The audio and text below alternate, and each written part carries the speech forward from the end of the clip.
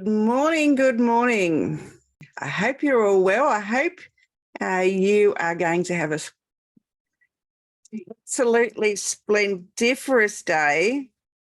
Good morning, Rose. Morning. How are you, Cathy? I'm doing great. How are you doing? Goodness me. I don't know what I'm doing this morning at all. Uh-oh. I don't know what I'm doing this morning at all. There we go. I'm back. There we go. I've worked it out. Are you there? Hey, I'm here. Yes. All good. Good. I'm yes, just a little bit challenged. I didn't wake up the best this morning, and now I'm trying to get things organized, and it is not being very happy with me. So there we go, and we're all good. Facebook was having a bit of a conniption this morning. So yeah, I wasn't overly happy, wouldn't let me in, and yes, so oh, good though. We'll learn about laughter, and you can make me laugh because I love it when you do that. And how was day one? Absolutely, really good, thanks. Yeah, it went almost without a hitch. I had a few hitches in the morning. I think that's just par for the course. To have these little things happen. So yes, life wasn't meant to be easy or squeezy. So Are you sure? Come on. I sent somebody your way yesterday. Did A you? gentleman.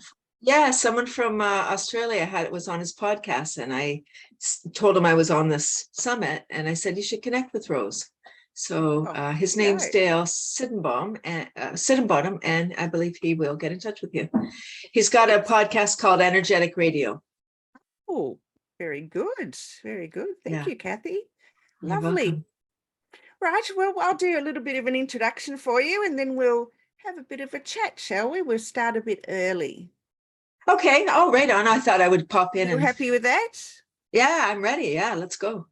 Good. I just put the chat open and the participants open because then I can see who's here and who's not and who's wanting to come in. So now it's not just me talking then. We're gonna be going back and forth. You can do both. It depends on what you want to do. All right, I'm open to either. Okay. Well, my guest, as you've seen, is the lovely Cathy Nesbitt. And Cathy she's got Sprouters and Cathy's Laughter Club, and she is a multi-award-winning environmental innovator who uses workshops and inspirational speaking to motivate people to live a more sustainable life. Cathy is a certified laughter yoga teacher. She's an appointed laughter ambassador, and this was happening in 2017 by Dr. Madan Kataria, founder of Laughter Yoga. Cathy is an avid cyclist and gardener, and she has a worm farm, and I love that. That's unless you don't have the worm farm anymore, Cathy, welcome. Thank you, Rose. Oh, I'm excited. Of course, it's the 20th anniversary of my worm business. Wow, yeah, that's how we got together. Oh, geez, when I first started the podcast, and you had your worm farm going, and your laughter yoga. Yeah, so I'd love to learn a little bit more about what laughter yoga is. Yeah, thank you. We need it more than ever today, Rose. Oh my gosh. Whenever we get into a stressful situation, laughter helps. It doesn't make it go away. It doesn't make the situation vanish, but it certainly helps us cope better. So laughter yoga was started in 1995 by a medical doctor, Dr. Madan Kataria, and his goal is world peace through laughter. There are clubs around the world, everybody laughing, how fun. And when you're laughing together, you don't want to hurt each other. You're connected. And when you feel good, you want to do good. So a laughter club. So laughter yoga is not about fancy pants or poses. It's intentional laughter exercises designed to make us feel good. And so when we're laughing, we do feel good. Yes. Yeah, now that's certainly true. And I lost my train of thought then. And if you're not laughing, then, you're crying, and there's no point in crying, because to be honest, it just makes all the bad endorphins come to the surface, and laughter brings about all those good endorphins, and it makes your life much more pleasant. It makes it easier to cope with life when you kind of coast up. I don't mean coast along. I make it seem like my life is so easy. It wasn't always. This is a choice, deciding to laugh and deciding to raise my vibration rather than get mired down in the muck. Things happen. I know we have tech issues. You're having a 3-day summit. Things could happen. And we got to be at the ready. And so laughter really just helps us become more resilient. And I have an example from today, how laughter helped me, how I realized how much I've grown since I've started laughing. And it's not like I just learned to laugh. I was always laughing, but, intentionally. So I had, now laughter is taking off. I do have a worm business that's paying bills. And now laughter, I'm getting these laughter gigs, paid laughter gigs, because we need it more than ever, right? We're having this mental health tsunami. So I really want people to care about the planet, but when we're in a crisis, that's all we can care about. So today I had a corporate gig. I was all set. I had my laughter club this morning. All was fine. So I was like, good, my Zoom room's working. Hallelujah. 5 minutes before my Zoom, my corporate gig, my paid laughter gig, hello, no internet. Yikes. And before I would have freaked out, I really would have freaked out, thinking about the people waiting, the client that I'm letting down, all these people. However, and yes, that's all true, I did let all those people down, and it was out of my control. So either I can freak out about it and it's still out of my control, or I was incredibly calm, and so I spoke with the client after everything came back on, and to apologize, we'll just reschedule. What can you do? That's how it goes.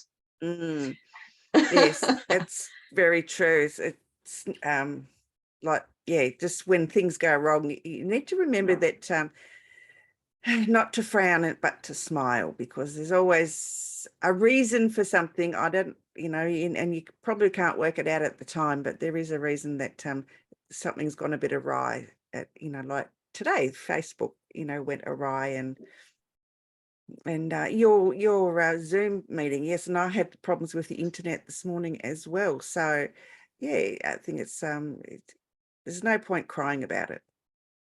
Right. And, so laughter seems so light and fluffy. All of the things that I offer seem to be these simple solutions that are waiting. They're right here. I mean, laughter is waiting in all of us to burst out, right? We just have to do it. Everybody's heard laughter's the best medicine. My next expression or question is, have you had your daily dose? Dopamine, oxytocin, serotonin, and endorphins, the love drugs. When we're laughing, all those beautiful drugs are careening, or chemicals are careening through our body, versus cortisol when we're stressed. We're not breathing properly when we're stressed, and we're secreting cortisol.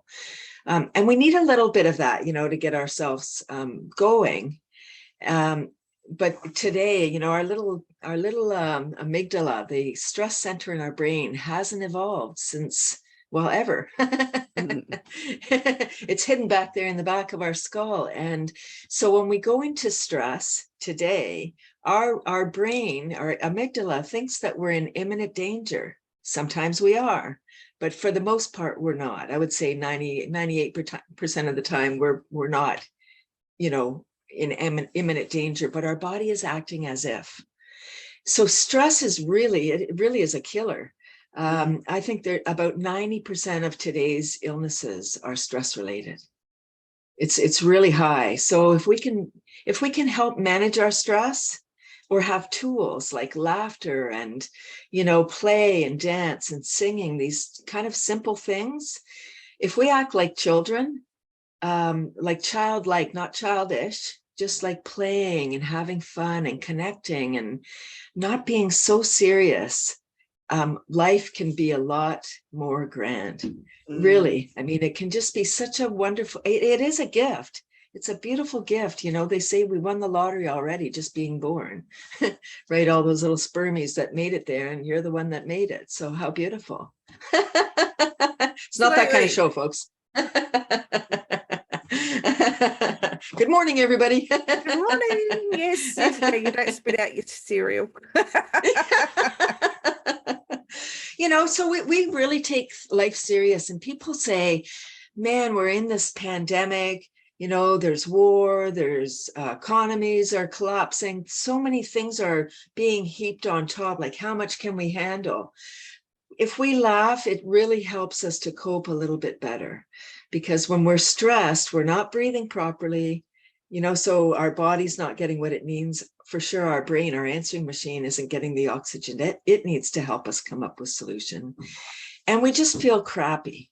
You know, when we're stressed, you know, our shoulders are hunched over, we're worried. All of these low vibration activities are not helping us come up with better solutions and live just more joyfully. And talking about, you know, at work, it's a summit for talking to the experts about work. Imagine corporations if they had a laughter club once a week or once a month or just once. Just try it, you know, and people get connected. It breaks down barriers. Imagine the boss, the CEO, and the people in the mailroom, you know, all laughing together. It's not jokes or comedy. It's intentional laughter exercises. So there's, you know, clapping and chanting, little games, rhythm, and it really is, it just helps us feel good. So it helps open up our brain so that we can be more creative, come up with better solutions, you know, to increase the bottom line. That's what corporations want. You can have it. If you have happy employees, they're not skipping work that day. They're not calling in sick because they're like, oh, it's laughter day, I better go. You know, because you get connected. You it's like missing out on the golf game, right? Everything happens on the golf course. What about if it happens right in the corporate setting and everybody's playing together? There's no hierarchy during the laughter club. Everyone's just playing together. It's magic. Everyone feeling good. And like I said, when we feel good, we do good. Yes, absolutely. Yes, when you feel not stressed and you're right, shoulders back, and yes, and breathing's really helpful for you know, bringing about calm, and laughter is you know, part of that. So how do you do laughter yoga, Cathy? Thank you. Yeah. So there's a few pieces, components to a laughter club. So it's a cardiovascular workout. We start with gentle warm up. So it's not doing yoga and laughing. The yoga part is the deep diaphragmatic breathing and the practice of the laughter. So there are, you know, gentle movements, but it's not, you know, doing downward dog or the specific yoga movements. I guess you could do that, though. That would be funny, too. So during a laughter club, and, you know, if anyone hasn't been to a laughter club, I would say if you plan to go at least twice. Like anything, when we try something new, sometimes it's awkward and it might feel weird. And I remember the first time, that I will get to how it works, but I remember my first laughter club back in 2012. I was about to doff my worm mission. It took me 10 years to realize people didn't want worms in the house. I didn't know. And one more person said to me, ew, worms in the house. And I heard it, it hit my heart. And I was like, oh my gosh, this is so hard. Why do I care so much? And I really started to question everything. And I went to a business meeting and was introduced to laughter yoga. There was a speaker, 5-minute introduction to laughter yoga, a few activities. And I thought, wow, I don't even do yoga, but laughter yoga, that sounds like something I could do. I love laughing, fun. And then that same week, I was at a networking event, hundreds of people, of course, BC, although now we're coming back again. Yeah. And the very first woman that I met was a laughter yoga teacher. And I said, wow, twice in 1 week. Laughter yoga is mainstream. And she said, no, it isn't. And it isn't. It still is not. You know, that night we traveled around together and I asked everybody, have you heard of laughter yoga? Have you? Nobody had. And I was amazed. I was like, wow, what is happening here? So I attended her club. I love that so much. I got trained as a leader, and I got trained because she was operating in a very congested part of Toronto. Tens of thousands of people live in that corner, on that corner, like in high-rise buildings. And she couldn't keep her club open because there wasn't enough participation. And so I was sad. I was just looking up, wow, look at all these people. They don't know that this wonderful magic medicine, this gift is right here. Like we just need 10 people, that's it, out of 10,000 or however many are at that corner. So they don't know. So then I said, this is too important really to leave to chance. So I'm going to get trained. And I loved being a leader. So I got trained as a teacher. So now I teach leaders. And as you mentioned, I'm a laughter ambassador from 2017. And I love it. I mean, before COVID, I was bringing laughter yoga into long-term care for cancer patients, hospice, schools.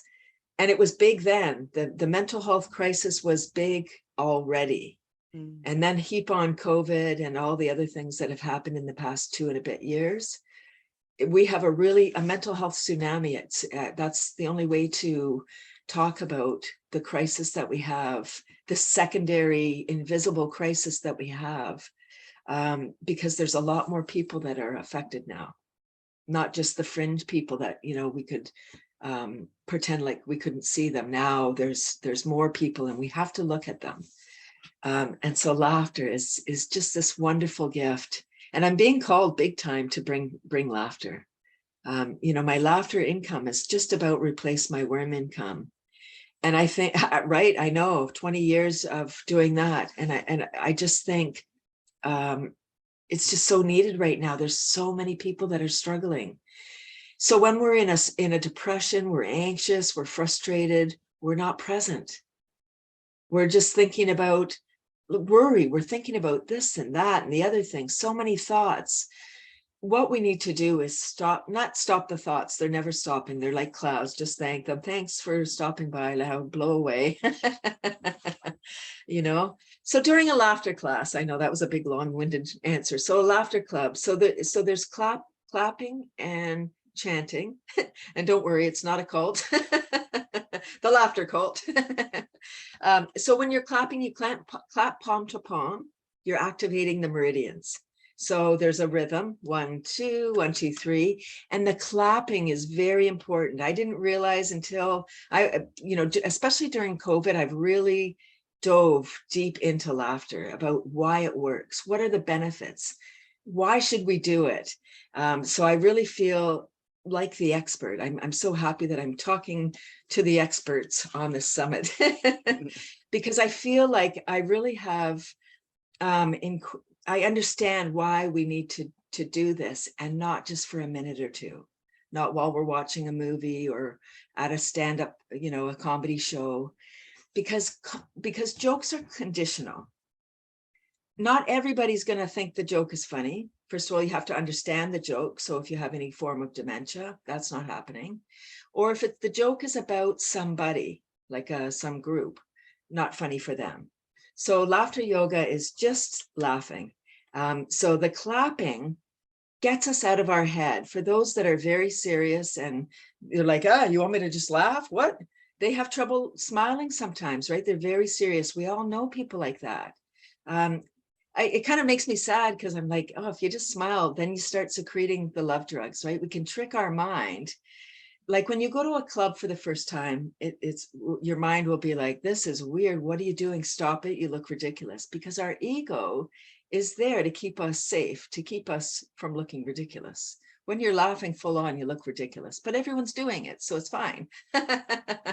Right? So as soon as we smile, we start sending those love drugs to our brain. So our brain says, wow, I must be happy because I'm smiling. So then we add a little giggle, ha ha ha. Then we start secreting more of those love drugs. Then we add some movement. You know, it's just, it's one thing after another, and it's just, it really is contagious. And we start a laughter club in person. On Zoom, we don't do this. I think it's too challenging because the squares are all in different spots in the Zoom room. So it's a little bit more challenging. And on Zoom, it really does work beautifully. It really is wonderful technology that we can all connect. In person is kind of another level of awesome. When you're laughing, like anything, like when we do anything in person, it's much better. Except meeting you, Rose. Bounce off. I haven't met you yet. People. Yeah, you can bounce off people. You know, it's like laughter is contagious. If one person's laughing and you don't even really know what they're laughing about, but it's contagious because you feel like you need to laugh too. Right? Yeah, we're primed for laughter. It's really interesting. When we hear people laughing, we wonder, hey, what are they laughing at? And I recently heard actually that our brains are wired for negative. So it's really not surprising that the news is so negative, that, you know, when somebody's telling a story and they're like, oh, you think that's bad, you should hear what happened to me. You know, instead of saying, oh, you think that's good, wow, look at the good thing that happened to me, wow, let's just celebrate all of our wins, rather than talking about, you know, going down into hell, like let's just all march down into the black hole. No, because that's not helpful. That's not helping us feel better for the moment. It's not helping anything except us, you know, what do they say? Misery loves company or something, Yes, other that's than it. just being company. But I think rather than being miserable company, why not be happy company and help kind of raise the vibration? It really is a challenge, because when people are set and we get in that groove, and we're just in the groove of negative, and that's what we hear, that's what we know, but the world's falling apart, and climate change, and all these storms, and, you know, all these things. If you can't control those things, we cannot personally control all of that, all of those happenings in the world. And I don't mean let's not worry about it. We need to worry about it too, and keep our composure, like stay strong, because if we're not strong, our immune system is being chipped away at because we're under stress. Yes, yeah. And stress is no good. And yeah, I mean, the pandemic has brought unwanted challenges that, you know, we have no control of. Even now, after like 2.5 years, it's still challenging a lot of people, because, you know, I don't think it's ever going to go away. And we need to No, I don't find. think it's going to go away. No, it's here, and we need to find a way to manage. But not staying in the house, like not being afraid. Like we need to be exposed to people. We need to connect. We are social creatures. So staying on your own is not helpful. You're really just going to get further into a black hole if you stay on your own. You're going to just drive yourself cuckoo. You know, because you're just with that voice in your head who is never your friend. You would never pick a friend like the voice in your head. It's such a critic. And we need to just acknowledge that is the ego, again, trying to keep us safe. And we need to just dismiss that. Thank you for stopping by and sharing your thoughts. Now stop talking. Absolutely, yeah. I have one of those itty bitty shitty little devils on my shoulder that is, you know, not helpful to my good mood that I'm in, and, you know, something will happen, and you know, oh God, you're an idiot, or, you know, geez, you're stupid, or the F word comes out, and, you know, seems like it's a disaster at the time, when in actual fact it really isn't a disaster. And, you know, and we need to train our brains, I think, to be happier. It is just retraining our brains. You said it. That's it, Rose. We just need to change the needle. We just need to move to a different groove, so that now, oh, look, and it's going to take practice. So if you come to a laughter club once, or whatever you're going to do to get out of the funk that you're in, do it like as a habit. Decide that, oh, I'm going to go weekly, or I'm going to go daily, so that you can retrain your brain, and then it's automatic. You just automatically get into that. And there's a thing called power posing, that if people are, not confident, say if people have a business and maybe sales aren't so great because they're not making enough calls, because it's scary. It's like, oh, what if they say no? What if they say yes? Right? What, imagine they're going to say no for sure unless you ask them. That's one of my favorite expressions, by the way. It's no for sure unless you ask, right? Absolutely. Right. So, we can do, there's little tips that we can, tricks that we can do, again, to trick our mind. And one is power posing. It's a really great TED talk by Amy Cuddy. It was one of the top 10, but that was a few years ago. So it may have moved down the line. Amy Cuddy, power posing. She's a social psychologist and talks about, doing power posing. So taking up space, being big. You can't see, but I have my arms on my hips. Or you could do like, just big, even like this, like victory sign, just sitting like this. And that, it really does trick your mind. And then you become what you act. If you act happy, oh my goodness, all of a sudden, wow, I'm happy all of a sudden. And you don't even realize that now you seem to be smiling. And when I walk around, because I'm a laughter teacher and a laughter leader, and I really want people to get this, when I'm out walking around, my resting bitch face is smiling. I really want people to wonder, what is she up to? She's always smiling. And when I'm smiling, I'm secreting the love drugs.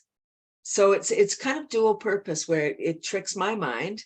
I get to act happy, and I am happy. And I, it really has affected how I operate my life. And I have so many opportunities, because I'm always looking up. I'm always looking for the opportunity. I think, I recently heard, I attend a lot of summits, and I think I'm addicted. And I recently heard that the opportunity of a lifetime comes every week. Okay. Right? Haven't you had more than one opportunity of a lifetime in your Yes. life? Yes. Yes. Every week sounds like a lot, but if we're like, I wonder, even I sort of do a little challenge with myself. I wonder what today's opportunity of a lifetime will be, and then you're just looking, oh my goodness. And things happen when you're looking for the opportunity of a lifetime. Yeah. When you set that as your guide for the day, it really is quite phenomenal what happens. Yes, I'm just putting the link to your website in the chat so that people can reach out to you and learn a bit more about laughter yoga and what you do and why it's so important, because it is important. I mean, it's not only just in your personal life that it's important, because it's important in business too, because if you can't laugh at yourself, which in Australia, that's what we were known for, is, taking the mickey out of ourselves and being able to laugh at ourselves. And we seem to have lost that ability because of the political correctness, because it used to be, well, it's deemed politically incorrect now to laugh at ourselves. And I can't see why that is. We have so many idiosyncrasies here in Australia that we've lost a lot of them. And it's such a shame, because I think the ability to laugh at yourself is makes the world go around. It makes it a happier place. Oh, it's a gift. Can you imagine? The comics would all be out of work if they couldn't laugh at themselves. Absolutely. Absolutely. But it really does lighten everything. If you can laugh at yourself rather than beating yourself up, it changes everything. About work, there is, thank goodness, laughter is the best medicine. It's scientifically proven. There are clubs around the world. I think we're over 120 countries now where there are laughter clubs. it's, you know, so different countries have done different pockets of research, some on cancer, some on, you know, heart attacks. And there was the Laughter Yoga University did some research in India with some IT professionals on stress. And when after they did what, you know, whatever their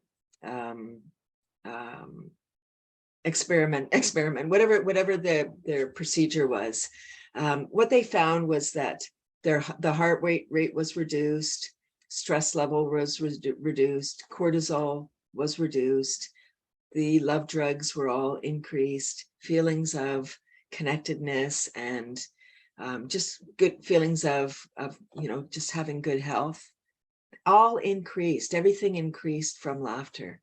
You know, again, it helps connect you. You can come up with solution better. It's such a magic thing. It just is so simple. And I believe it was squished out of us. Someone said, like, by the ancient Greeks. I haven't confirmed that, but it kind of makes sense, because when people are laughing full on in a crowd, you can't silence them. You can't even shush them. Like, there's no stopping people when they're laughing full on, because they're just, it's such a big release. I think that's what happens when we laugh. It's not even a very good survival mechanism. We can only laugh when we're safe, in a safe environment, because when we're laughing full on, our knees get weak. So if we were being chased by a predator, we wouldn't be able to escape if we were, you know, having a big old laugh.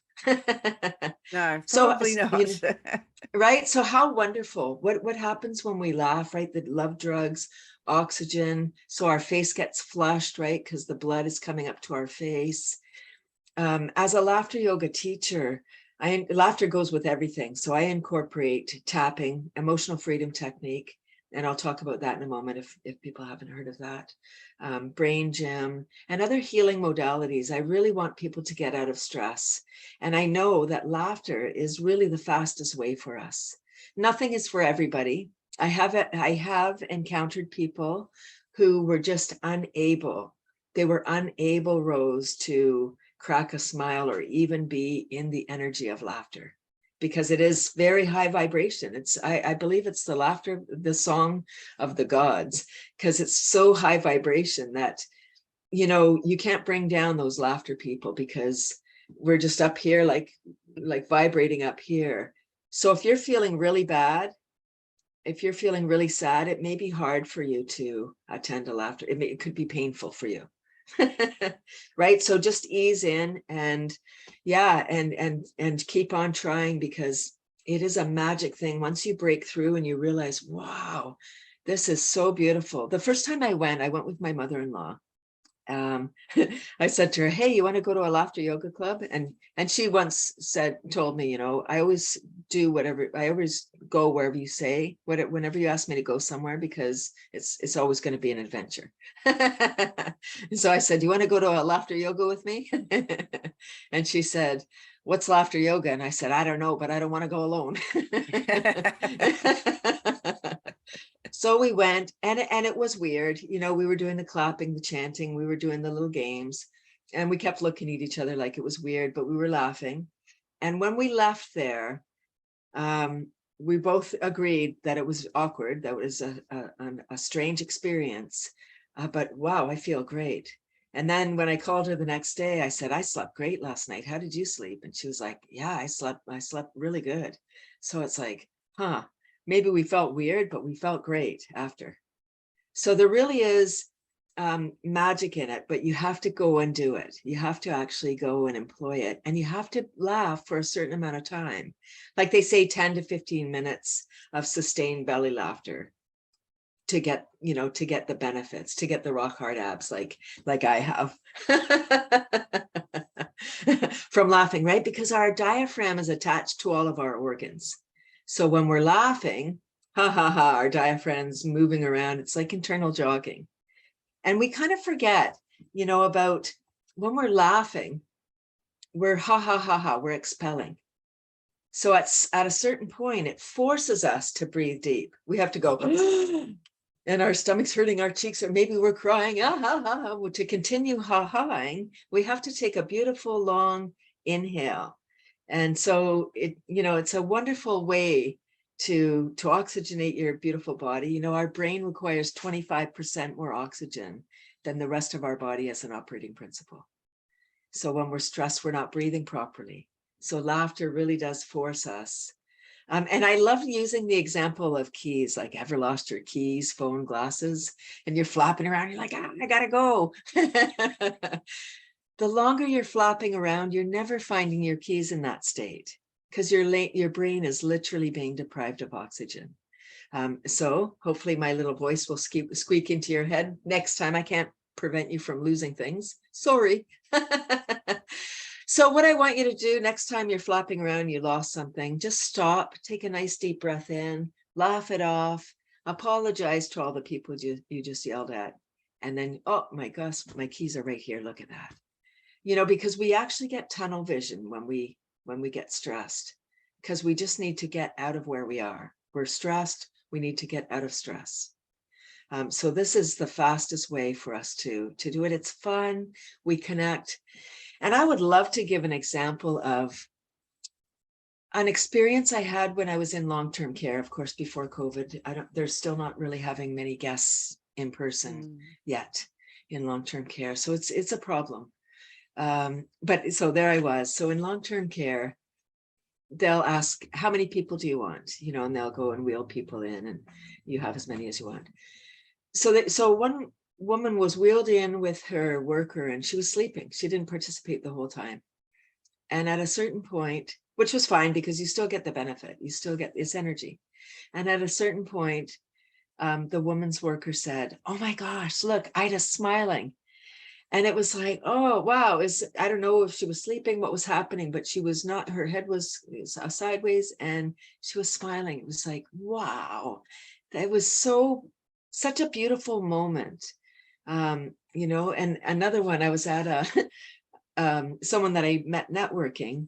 Her uncle was at a long-term care, and it was mostly Italian. It was a lot of Italian residents. And it was Italian home, actually. So Italian was the predominant language. So, but laughter is universal. So I didn't need to speak the language. It was just about, just do what I'm doing and laugh. At the end of the session, she came up to, she said, that was so great. My Uncle Joe said, I don't know why I'm laughing. I don't know why I'm laughing. Like in Italian, he was saying, I don't know why I'm laughing. I don't know why I'm laughing. But he was laughing so hard. And she said, he never laughs. So I was like, oh, I'll be back. I made Uncle Joe laugh, but then COVID. So everything changed, right? The whole world is topsy-turvy, and we need this more than ever. I do a lot of school workshops with my worm business, and I hadn't been in a school for 2 years. Everything was shut down. I think Canada and Australia were similar as far as lockdown. Australia may have been a little bit longer. I don't know. I lost track of the competition. Haha, not funny. So I went into a school for the first time just before our summer break, so in June. And man, I was just so shocked how damaged those children were. They just weren't responding the same as they had before the pandemic. It just seemed like they were missing a piece of I don't know, the connection. They were missing themselves, something. I think, because they were just in lockdown, and kids need more one-on-one or one-to-many action, interaction than adults do, I think, because that's where they learn and grow, when they interacting with other kids. Absolutely. And same with adults too. We need it. I mean, maybe less than children because we're developed and we know what we want and whatever. Well, most of us do. For the most part. Yeah. Maybe not.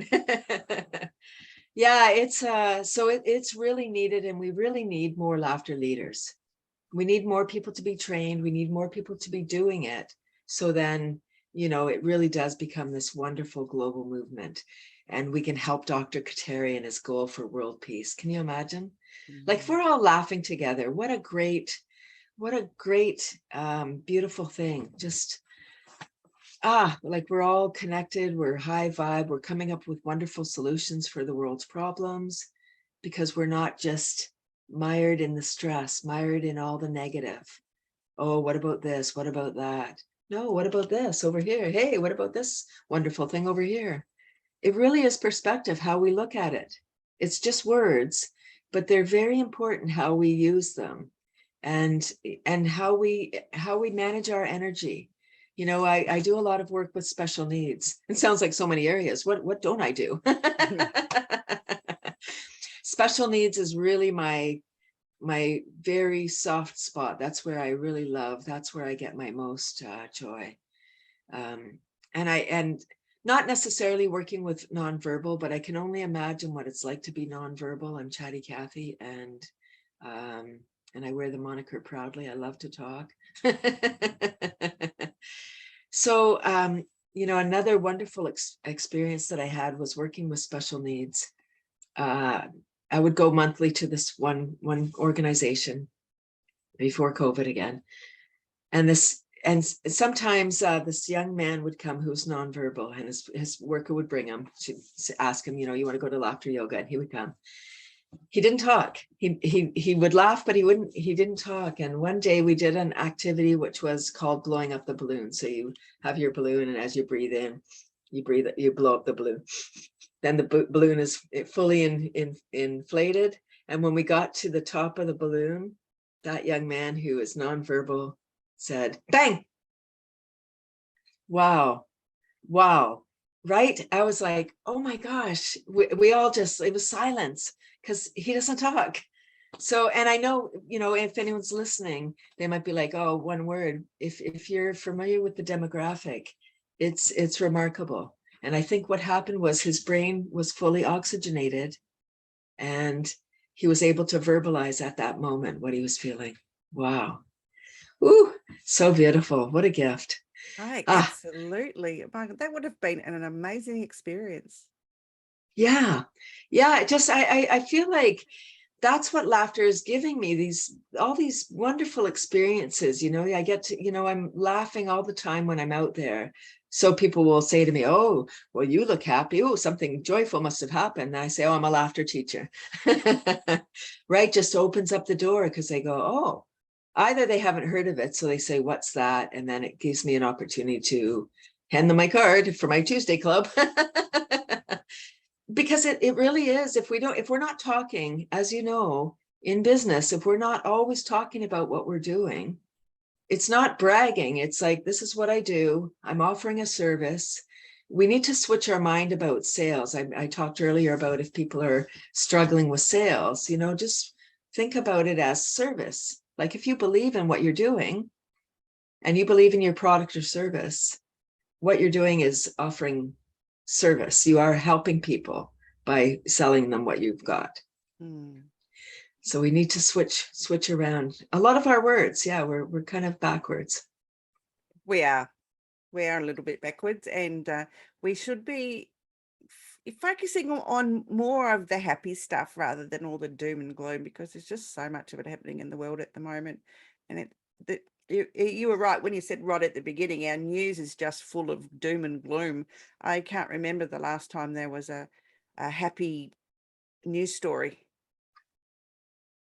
Yeah, well, I was on the 6 o'clock news, so there was a new happy news story here, and I didn't do a crime. Besides you, my darling.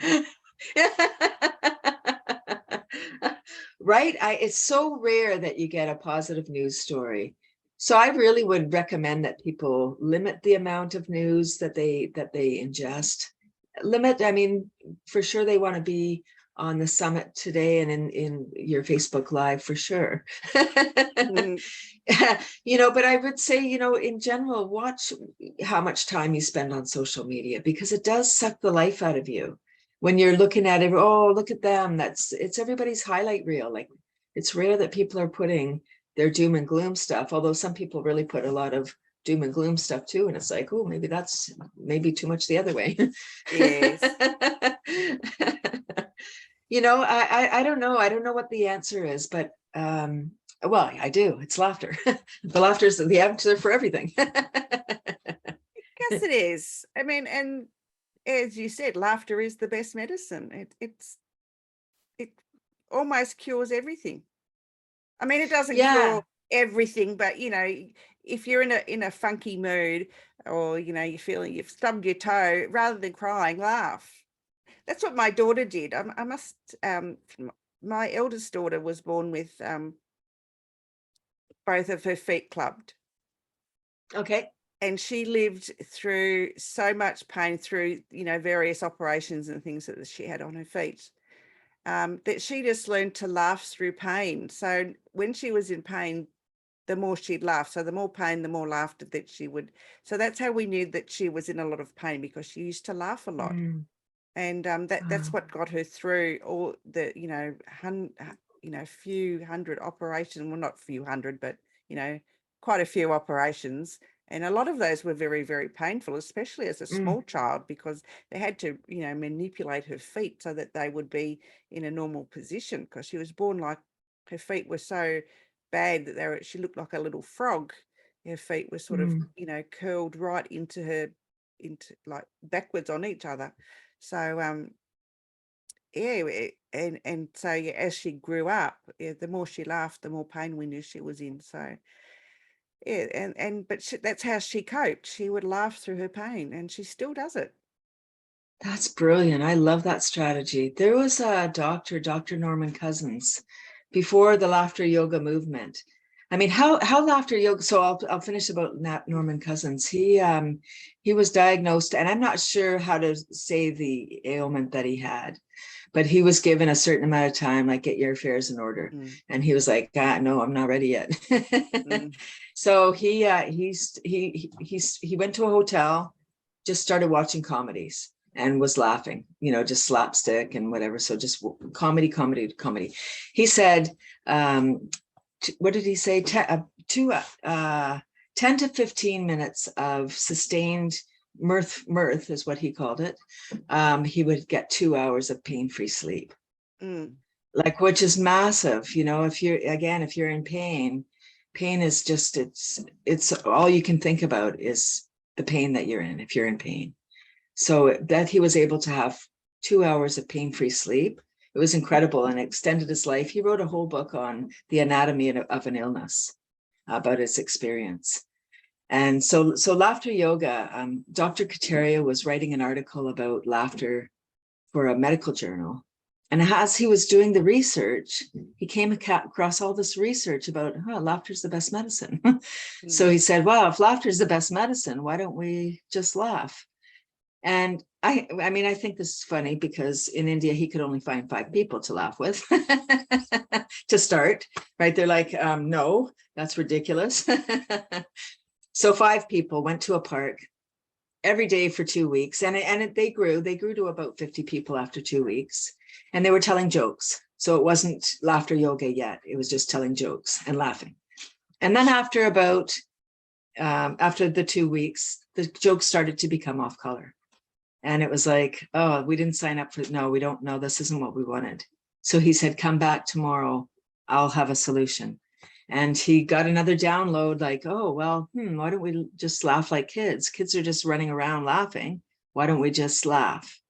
And so then they just came up with the little games, and it sort of evolved over there. And now there's 40 foundational exercises in laughter yoga. Like milkshake, you make a milkshake and then you drink it, ha ha ha. Laughter cream, just waving, handshake, like it's just silly. They're just silly games, again, just to get us out of our head, into our body, and just laughing. So laughter yoga started in a park in 1995, and now it's a global movement. He's the laughing guru. And he was ridiculed at the beginning, just like anybody is starting something new, that's different. They get ridiculed. Like, it's like, oh, come on, what are you doing? And even his family said, Madan, come on, you're making us the laughing stock. He's from a small town, a little village. And, but now it's like, oh, we knew, we knew you could do it. Yeah, of course. Yeah. Yeah. So I don't know. So perhaps maybe you'd like to go through the tapping, because you did touch on that tapping, and then Yeah, let me, you might explain what that is. yeah, absolutely. Thank you. Yeah. So tapping is emotional freedom technique, or EFT for short, and it's tapping on the meridians. And I'm so thrilled that tapping is becoming mainstream. I know it's not quite here yet because I'm still meeting people that haven't heard of it. I would really recommend, or really suggest, that people look into tapping if they have any sort of pain or any kind of discomfort, anything that, any ailment, do some tapping and you can help to feel better. So it's tapping on the meridians. And I can actually take us through, like in my laughter club, I tap on 4 spots. But I can take us through, I don't know how much time we have. Yeah, you've got about half hour left.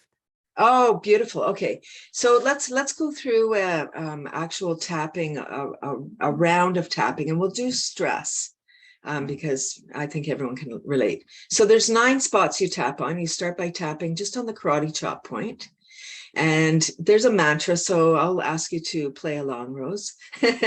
So I would ask you, you're the host of this summit, so I would just ask you to assign your stress, and anyone that's watching live or in the recording, before you do the tapping, just assign the number. So we're working on stress, but if you have a headache or if you have a pain that you want to work on, you can say that instead.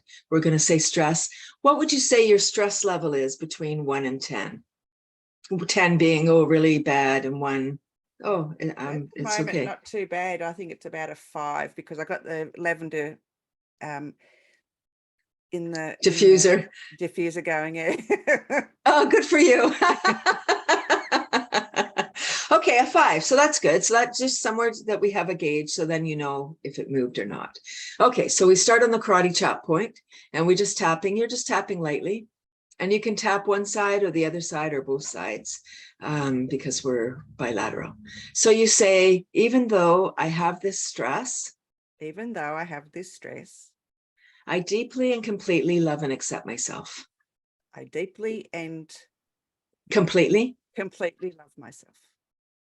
Good. And that, it's important to say it like you mean it. Even though I have this stress, Even though I have this stress, I deeply and completely love and accept myself. I deeply and completely, deeply love myself. Okay. One more time, even though I have this stress, I deeply and completely love and accept myself. Even though I have this stress, I deeply and completely Love. love myself. I can't remember. I've got a bad That's memory. good. That's perfect. That's beautiful. That's beautiful. It's perfect. All right. So that's the first point. The next point. So we're just going to take 2 fingers and just tap where I'm tapping, just on the edge of your eyebrow. You might want to move your glasses, or here we go. Yeah, there we go. So then you just say this stress. The stress. And then now we're going to tap on the side of the eyebrow. This is the rage point if you ever have road rage or you're really mad at someone. This stress. This stress. Under your eye, right under your pupil, this is stomach meridian. This stress. This stress. Under your nose, this stress. This stress. Under your mouth, this stress. This stress. And your collarbone, just like kind of where there's a little dip. Yeah, this stress. This stress. I know it seems so random. And then kind of where your bra is on your ribs. This stress. This stress. And then just the top of your head, this stress. This stress. So that's one round. That's the 9 tapping points. Now just stop tapping and I want you to take a nice deep breath in and release. And now assess, where is your stress number between 1 and 10? Oh, like down the bottom too. Yeah, beautiful. Yay. So it's really magic. You can stop smoking. It's really hard to stop smoking with tapping because smoking is attached to so many behaviors. So that one's a challenge, but I watched them on a video. I watched them help somebody get over fear of water. They grew up on a river and the mother said, don't go near the river, you'll drown. And they were petrified. They couldn't even face a swimming pool. They couldn't even face the swimming pool at the beginning. And then after a few rounds of tapping, it took like, I think it was 30 rounds of tapping, they were able to put their feet in the water. Wow, You know, that's it just, amazing. yeah, it's a really amazing. It's like so it's tapping on the meridians, you know, when the picture of the lines on the body, those are the meridians. And there's 14 meridians. It's really it's one continuous one, but kind of 14 Spots. yeah, let's say spots, sure. And it travels only in one direction. And yeah, so it's really fascinating with the lymph. Again, all these summits that I'm attending, healing summits, and you know, how to feel better. And it's amazing learning about the meridians, you know, the one between the spleen and the heart, I think it is, there's no pump. And it's in that time, each one is in 2-hour time chunks around the clock. And I know that's not 14, that's 12, but okay, never mind. So it's not a mistake that people often have heart attacks Monday morning, because that's when that meridian it's not working, like it's not activated. And yeah, so it's really fascinating. So tapping on these meridians are really key.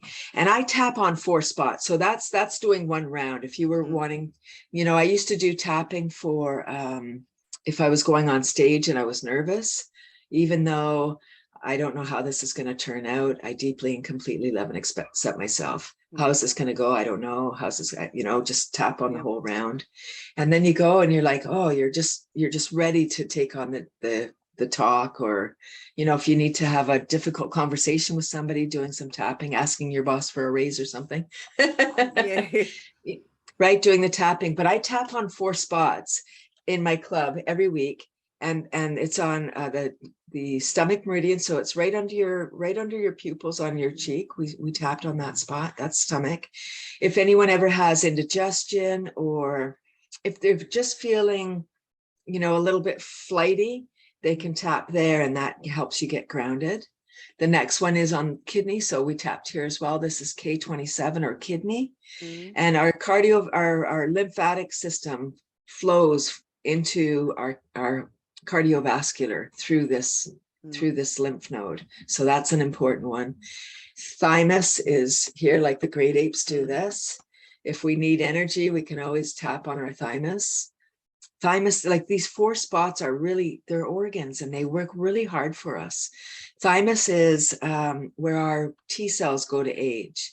So they're born somewhere else in the body, and then they migrate to the thymus. Our thymus starts to shrink as we age. At puberty, it starts shrinking already. So by tapping on our thymus helps to give us energy and helps to build those T cells. Really important if you have cancer, if anyone's watching.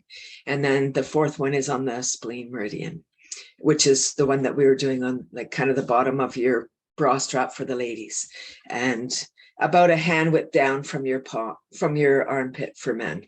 Like it's the same place, but it's just an easy marker for women.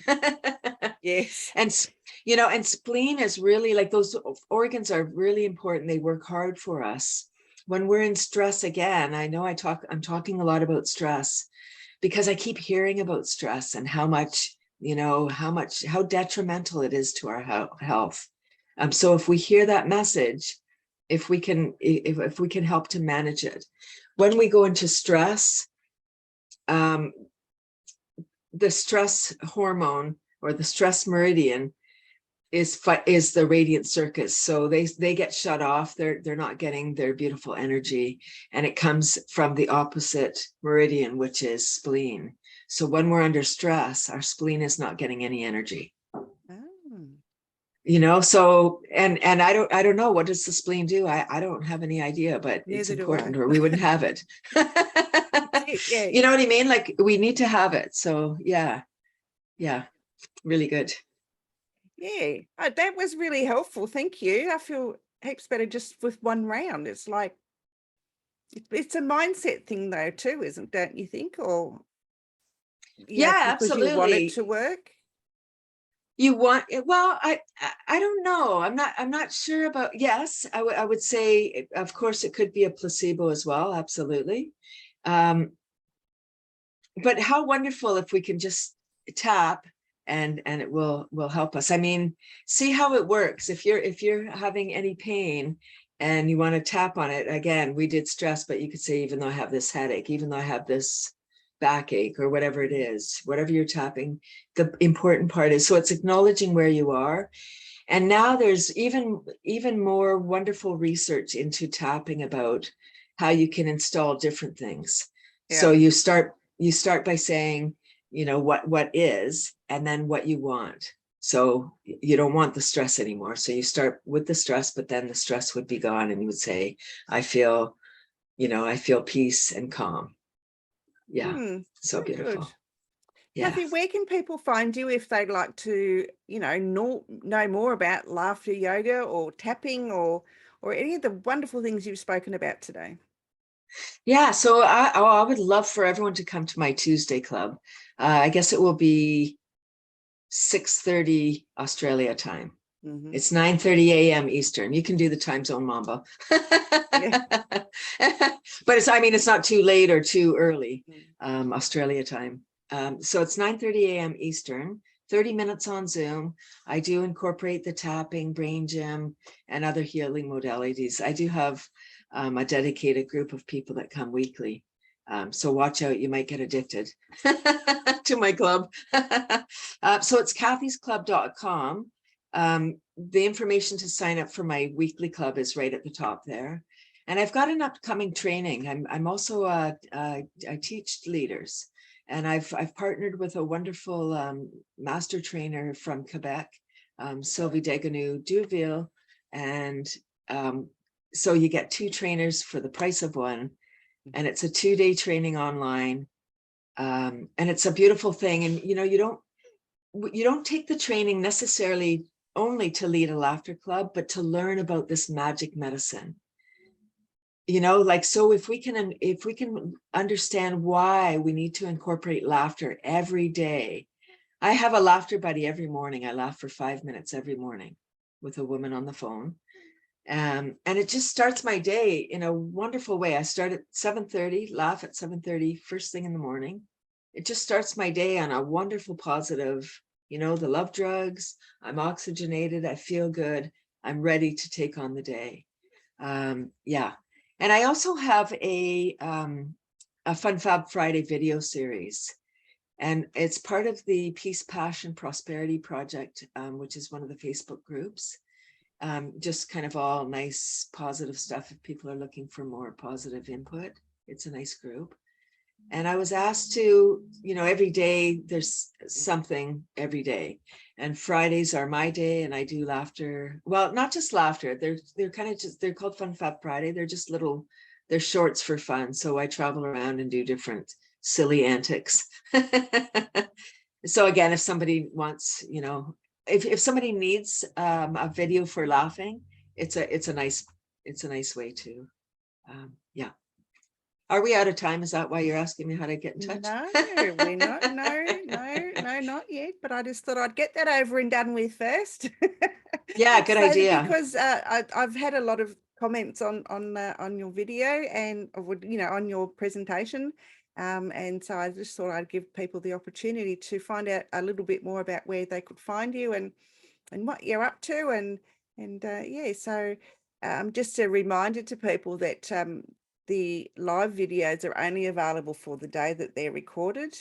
If you want to see more of Cathy and have that on demand, then you need to upgrade your ticket to a VIP, and you can do that through Eventbrite by going to Talking with the Experts online summit, and yeah, upgrade your ticket to VIP, and you can watch Cathy's presentation for the rest of your life.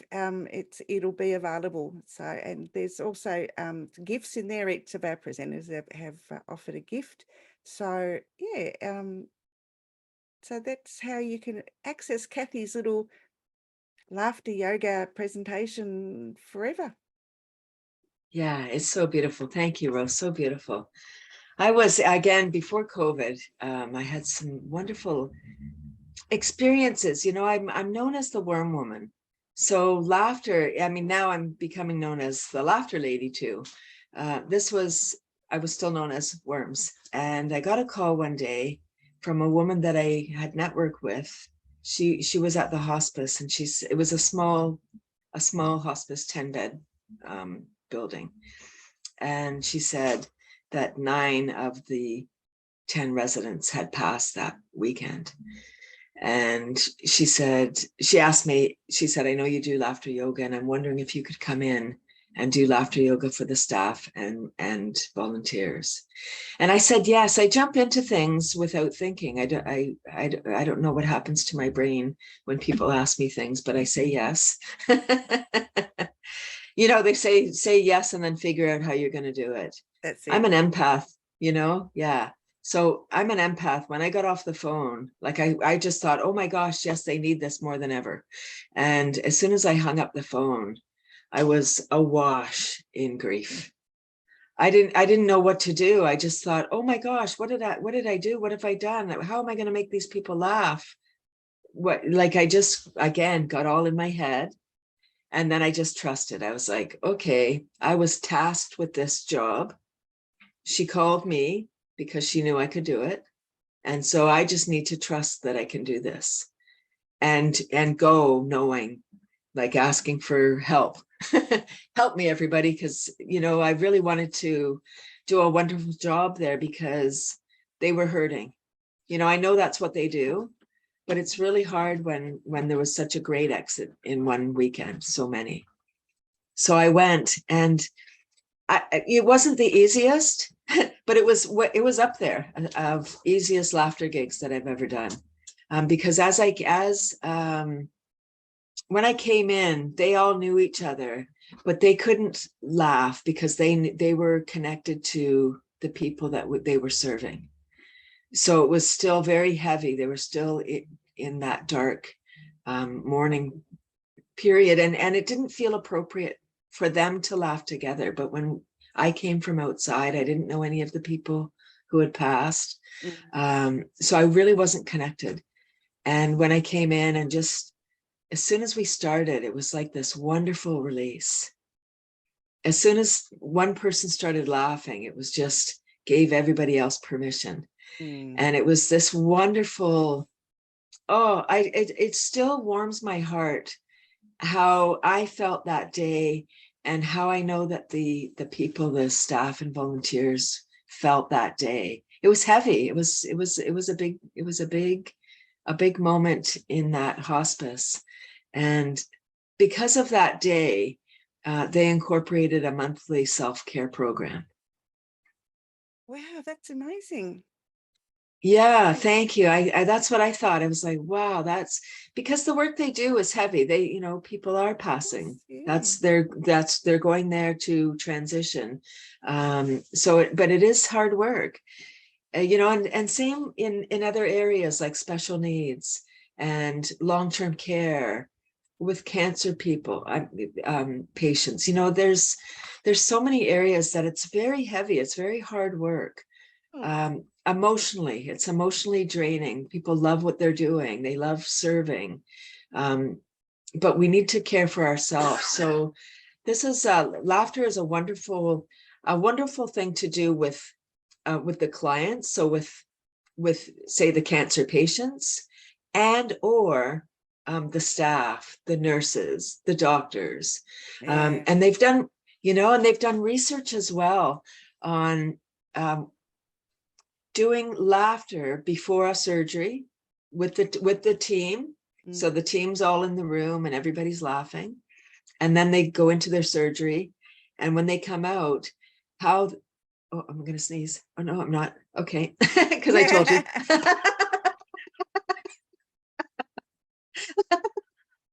Oh my gosh, that's so funny. You can't help what happens in the Zoom room.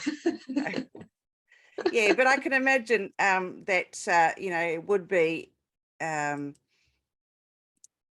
very trying for people in in hospice, especially. There we go. Sorry, yeah, No, that someone all just good. came in the room, and it always defaults to the bottom, and it's clicking. Oh, no worries. Anyway, yeah, so I can imagine that in hospice it would be really, really hard to be able to laugh, or even in surgery, because I know when I go to have surgery done, I'm always laughing before I go in, and the recovery time seems to be a lot less. Absolutely. Recovery time is way less when you've got, so our body is oxygenated, all those love drugs careening around, again, versus cortisol. When we get stressed, the cortisol needs to be managed. Absolutely. Yeah. We've come to the end of our time, Cathy. I'm so sorry that you have to leave me. Oh, thank you, Rose. I enjoyed this very much. I hope it was beneficial, and I hope the people watching enjoyed it as well. Absolutely. Thank you so much for joining me, and I will talk to you again really, really soon. I look forward. Thank you, Rose. I hope your summit Perfect. goes really wonderfully. Thank you so much. Okay. Bye for now.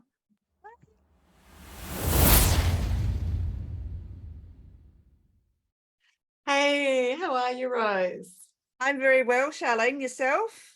Magnificently magnificent. It's so good to be here today on your summit. I'm so excited. I've been following it. It's been brilliant. I'm loving it. And I'm looking forward to connecting with many of your speakers. Lovely. It's such a pleasure to have you on here. We've been friends for a long time, but just for you to be here, I love your proximity, and I love the energy that you bring to everything that you do. Thanks, Rose. It's a little infectious, isn't it? It is a little. I just want to tell people a little bit about you, Sharlene, if that's okay. Love to, Rose. Yeah, Sharlene is the Vice President of Healing Through Love, a not-for-profit organisation that provides pamper days for women impacted by family and domestic violence. After losing her only child to suicide and almost being swallowed up by alcoholism and hoarding, Sharlene found powerful transformation in the face of adversity. She is the living embodiment of her SHIFT program. Sharlene is an international speaker, multi-passionate entrepreneur, and veteran workshop facilitator with 13 years of experience in business coaching and a background in accounting and holistic psychology. Sharlene is a thought leader in Mindshift, the future of mindset, a program that delivers tools and techniques to create lives that thrive. In her spare time, Sharlene is a belly dancer. I love it. I love it. I love it. I love it. I love it. I love it. Now you can find Sharlene at sharlenelynch.com. She is absolutely amazing. She's also a facilitator at Speakers Institute here in Australia, and she has travelled to Singapore recently to present a workshop over there. But today Charlene's going to be talking about become an expert authority and work less and earn more. Away Yeah. with you, Sharlene. I love it. I love it. Thank you for this opportunity to share. Look, we have some challenges in and around the amount of information that we are delivered on a daily basis. Did you know now we are bombarded with more than 74 gigabytes of information? That's the equivalent, just to give you a comparison, that's the equivalent to 16 movies. That's a lot of stuff. So if you're an entrepreneur out here and you are aiming to get that cut through and get people's attention, you need to have something that's going to be different than everyone else. And what that needs to be is it needs to be visuals. Even if you're not a visual learner, and even if your clients aren't visual learners, 50% of their brains are there for the process of visual learning. It's how we're wired. So we need to use the systems that already exist. And there's also the effect that if someone hears or sees some text, they'll only remember 10% of that after 3 days, but they will remember 65% of it if it is an image. And if that image is branded to your brand, then that actually really impresses that information to your clients. So in this very, very busy environment, having infographics explaining what it is that you do for your clients, the journey that you take your clients on, the outcomes they receive, and the process is really, really important. What I see, though, when people put their infographics together is they try and shove everything in the same graphic. It doesn't work that way. It needs to be a journey. It needs to be a conversation. I see people do them on Canva, and although they're okay, they're not in line with their brand image, and they lose some level of credibility with these infographics. So imagine having a slide deck that you can pitch to. I recently did a keynote here in McLaren Vale, and we used 4 slides for an hour-long keynote. And you know, the information that landed, I got a beautiful email in response to feedback from them, how much they really enjoyed the process and how easy it was for them to really understand and go with the process, because it was really only 4 slides and very easy to follow. So if you're in a position where you offer complicated services, so specifically those who are wellness practitioners, and you've got many different things you bring to the table, imagine trying to explain that to a client. Yeah, so that's where the infographics really come into their own, where you offer complicated services, so to make it easy for it to land for the clients. I love it, my clients love it. And just to give you an outcome base so that you understand the income difference, we've got clients who previously were only selling their products for, you know, a couple of $100 that are now selling them for $7,000. What's the difference? Well, the product's not changed, but the way that they can explain it means that they can get the right people in front of them, the ones that are prepared to actually hand over the money, because they can see that it's going to make a difference for them. So if you're not the world's best communicator, but you are the best at what you do, then this is the piece that's missing for you. This is the communication piece that can get out to the public and make all of that difference. I'm passionate, you can tell, about the subject. It's made a huge difference in my life. When I started speaking, I had a story, a beautiful story, and a story that I felt was going to change the world. But I was in the space of being a mindset coach, and there's literally 1 billion of us on the planet, because, you know, everyone's a mindset coach. People who are PT instructors, you know, physical trainer instructors, they're a mindset coach. People that are financial planners, they're a mindset coach. People that teach manifestation, they're a mindset coach. So there's lots and lots of mindset coaches, but it wasn't until we created the graphics in and around the mind shift process that enabled me to level up my offering to my clients, but also as a speaker on stage as well. So these slides make it easier for you to present. They make it easier for you to pitch, make it easier for you to explain to your clients what it is that you do. It also enables you to up-level your package price as well. So yeah, if any of this is resonating with you, if you have a beautiful process that changes lives and you are challenged to communicate that with people, I'd love you to reach out to me. Rose, have you got my link for a discovery call? Yeah, I've got the website link in the chat. Oh, okay. Well, you're good. You're very good. And then also, Rose, this is like for a 20-minute chat as well. So that I'll put that in the chat as well. So I know they can't see the chat, but you can. And yeah, I'd love to just see if we're on the same page, and if you're at that part in your journey where you're ready to level up and earn the income that you deserve. So what I've been able to do is put together a program which allows us to level up your business. And then because of my background, my 30 years experience as a mindset coach, I can then help you also get on board with that expansion and earning the extra income. And I'm a bit of a manifestation queen as well. So if that's your bag, we throw that into their mix as well. I love it. It really has been life-changing for my clients. It's been life-changing for me. It's enabled me to work less and earn more. And that's a great place to be, because that means you can live the lifestyle that you want to live. That means you can, like, I went for a 24-kilometer bike ride the other day. I went to sit down this morning and I'm like, I can feel that still.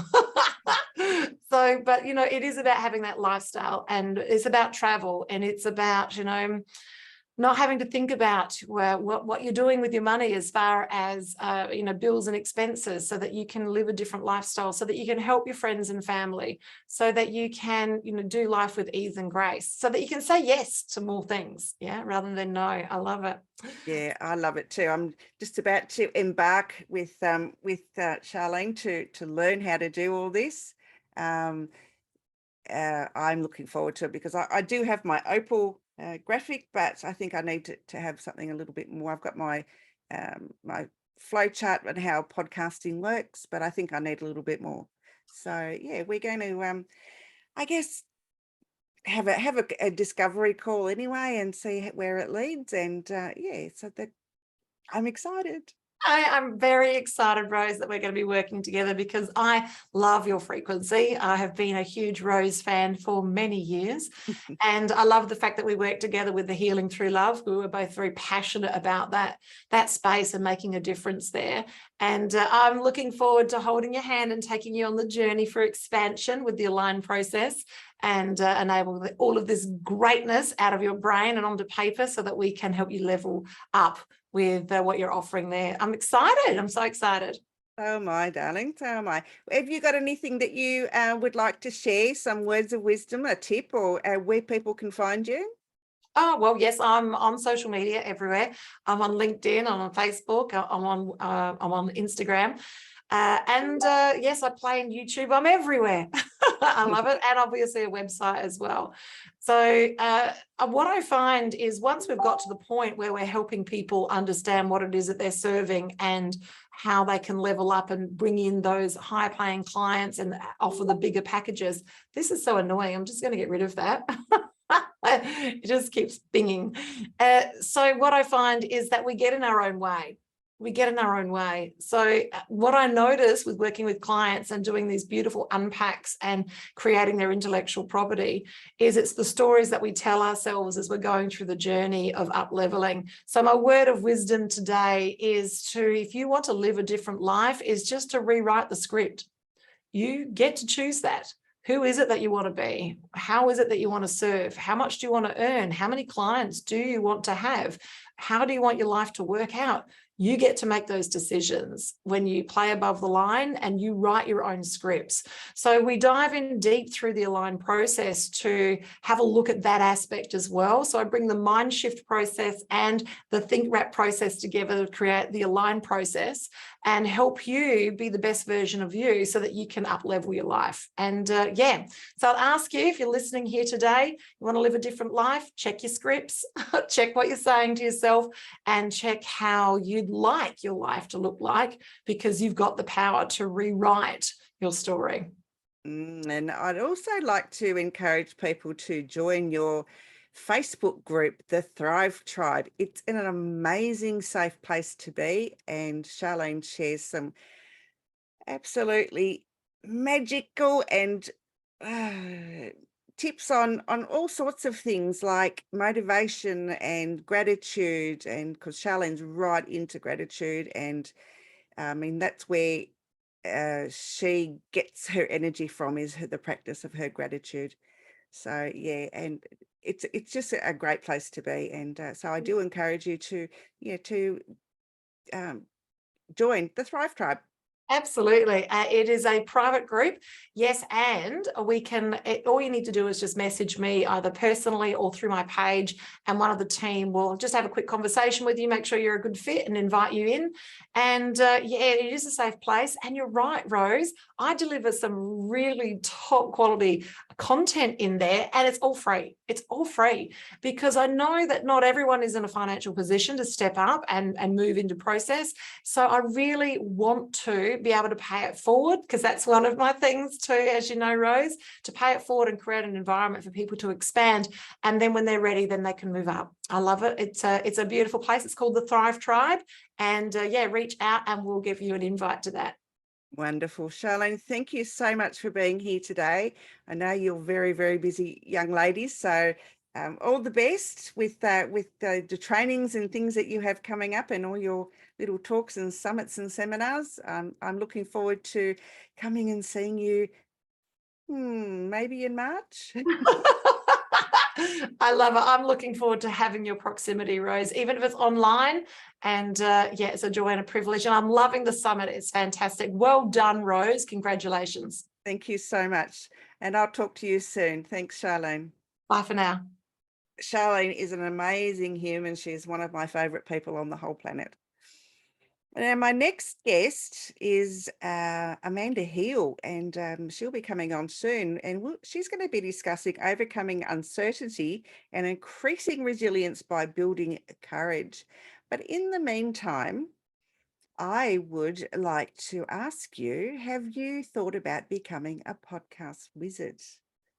That's not hard. It's easy. Podcasting is a way to get your message out to the world, to expand your business, especially to expand your business and build authority and credibility for your business. And I have a 4-step formula, which is called OPAL. And OPAL stands for O is to organize. So organization of your podcast is the very first step. And this is where you lay the foundations of your podcast and you learn the importance about the legal requirements. And, you know, you wouldn't think that there are legal requirements, but there are quite a few that you need to be mindful of when you have a podcast, and also choosing the right strategy on how to distribute and host your podcast. So, you know, it's things like, you know, your perfect cover art, you know, what's the name of your podcast? I mean, that's really important because, you know, there's 2.5 million podcasts out there. So you need to pick something that's a little bit unique. And you need to also be able to set your podcast up on the right channels for distribution, and you need to make sure that you've got the right equipment. I mean, you can start with with your smartphone. It's you know, it's a no-brainer really. Everyone carries their phone. You can start a podcast from there and then upload it to all of the streaming platforms that you are affiliated with.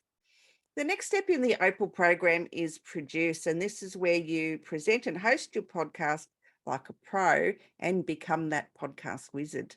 So, you know, you've got to have the ability to interview guests if that's the format that you want to do. And, you know, you need to be able to know how to make them feel at ease. It's not always easy to make someone feel at ease, especially if they're new to being interviewed. So that's a really important key step in being a podcast host. You also need to make sure that your content is engaging, because, you know, so you want people to come back to your podcast time and time and time again, and that really takes a lot of work. So it is worth the investment, as you know, time wise to get that content, you know, right for if you're going to have a host, if you're going to host your own, as in having a guest, or if you're going to go solo. So that's a decision that you need to make in the organized part, of course. So the biggest reason to focus on producing a compelling podcast is its ability to help you build a loyal following. And, you know, these listeners will tune in time and time again, as I said before. And if you do, you know, a weekly podcast or a monthly podcast, you know, they will need to know when you are, you know, live streaming or have a pre-recorded uploaded to whatever platform you decide on. But it helps you to being consistent with your podcasting helps you to receive positive reviews, and, you know, and it helps you to create that know, like, and trust factor so that people will buy from you when you are promoting through your podcast. The third part of the OPAL system is A, and A is for assemble. So having an engaging intro it'll keep your audience, you know, there because I want to find out more about what the podcast has to offer. Your outro should have a call to action in it, so that listeners know what the next step is. And if you edit your podcast correctly or properly, everything will become so much easier because, you know, you'll have a system in place for that. And having a really great edited podcast, you know, will bring you more downloads. It will get you better guests because you get referrals. And I've been using Matchmaker.fm for finding my guests, but just lately I have been receiving referrals from A, other guests, and B, podcast booking platforms have been seeking me out to get their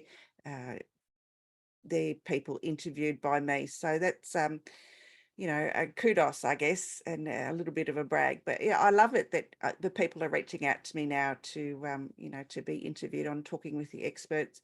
And, you know, you can also grow your revenue through podcasting, whether you have guests or whether you are a solo podcaster. You know, your call to action at the end will always, not always, will bring revenue to your business. And the final part of the Opal system is L, and L is for launch. And launching and distributing your podcast is one of the final steps, obviously, in the podcast journey. And podcast distribution is where you upload it to the listening platforms like Spotify and Google Podcasts and Apple Podcasts and iHeartRadio and all the others. If you choose the right distribution platform, they will automatically upload them to some podcast channels.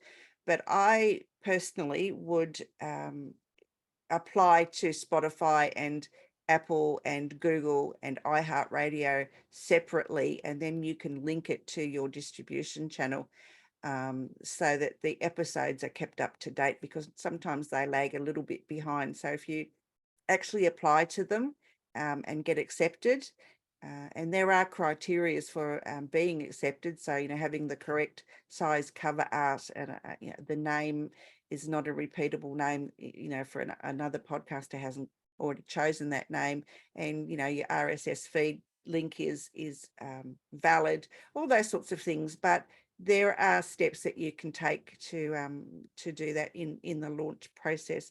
I also upload to YouTube, so I have a vodcast, not just a podcast, and a vodcast is a audio video element to it. So I have been going since the 13th of July 2020. I have just completed my 365th episode, and I've sitting at about 15% globally, the top 15% globally of podcasting so I'm pretty happy with that for just 2.5 years. I know some people can do it a lot quicker. Mine's been a slow process, but slow is good, and I'm getting my name around there, and talking with the experts is becoming the place to be for people who want to be interviewed and share their knowledge about all things business. So if you would like to learn more about how you too can become a podcast wizard, I will put a link in the chat directly, and you can reach out to me to have a 15-minute chat, and we can see if what you have to offer is a good fit for a podcast, and we can work together to help you become a podcast wizard.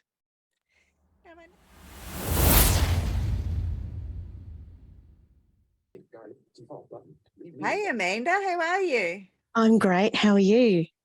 Very well. I thought we might start a little bit earlier today if it's all right with you. Sure. Great. And I'm looking forward to your discussion on what am I discussing? Overcoming uncertainty and increasing resilience for building courage. Yeah. Yeah, Is my video and everything on? Everything's on, my dear. Everything's on. I will. There we go. Excellent. Good, good, good, good. Yes, I'm looking forward to it too. Lovely. I just let the viewers know a little bit about you. And Amanda is a resilience expert with an extraordinary life story. In her keynote talk, she shares her 5 keys to increasing resilience by building courage. Amanda survived being born 14 weeks premature in the 1970s, when tiny babies weren't expected to live very long.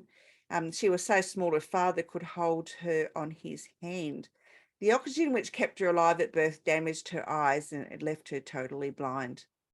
Despite this, Amanda has overcome many challenges, and to the surprise of people surprises people with her professional and personal achievements. After graduating with honours in law from the Australian National University, she embarked on a 17-year legal career. In her spare time, she climbed to the altitude of 10,000 feet in Nepal and conquered her phobia of getting lost while travelling independently within Australia and overseas. When not speaking, Amanda is a podcaster and author of multiple books. So I'd like to welcome now to our beautiful summit, the lovely Amanda Heal. Thank you very much. Did you know that an adult saltwater crocodile can slam its massive jaws shut with the bite strength of almost 15 times that of a human. That's enough to bite through steel and more than enough to shatter human bone. Of course, the Panqui family weren't thinking about this when they pitched their tent just off above the bank of a creek on the West Australian Northern Territory border. Lena had been sitting up late talking to her son, and she decides to lie down to rest when she hears a rustling in the bushes. Oh, it's probably just pigs coming down to drink, she thinks. But when she gets up on her elbow to see, she sees the huge saltwater crocodile coming rapidly towards them. "Look out," she calls, "look what's coming." But it's too late, and the huge beast crashes through the screen of the tent and grabs Lena around the chest with such force that it fractures many of her ribs and very badly damages her liver. Peter, hearing the sound, sits up and sees the crocodile with his mother in its jaws. But then he remembers what his father told him about how to scare off a saltwater crocodile. And so he slides his hand up to where its eyes should be and pokes with all his might. Fortunately, that's enough. And the crocodile lets go of Lena and slides out of the tent back down into the water. I don't know about you, but I can't imagine how much courage that must have taken. I mean, heck, anything could have happened. The crocodile could have taken Lena away. It could have let go of Lena and bitten Peter instead. But thankfully, they both survived. And here is a photo taken sometime later of Peter and his mother, Lena. And I've had the pleasure of meeting Peter in Darwin a few years ago when he gave me permission to share this story. What I didn't tell you was that Lena also showed extraordinary courage because her husband, Peter Sr., was still recovering from a recent illness, and Lena put her body between him and the crocodile just before it took her. Life isn't always easy, is it? And you and I face more challenges today than most of us ever have in our lifetime. But the good news is, it is possible to overcome these challenges and uncertainty by building your courage. I'm not going to tell you how to fight off a saltwater crocodile because, well, I've sort of already done that. But what I will do is tell you some stories of how I and others have overcome almost insurmountable challenges, and so that you can do the same. What we'll cover: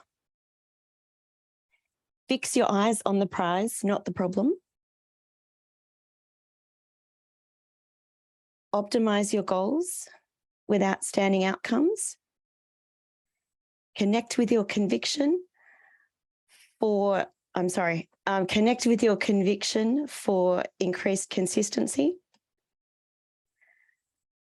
Upgrade your courage for unbelievable results.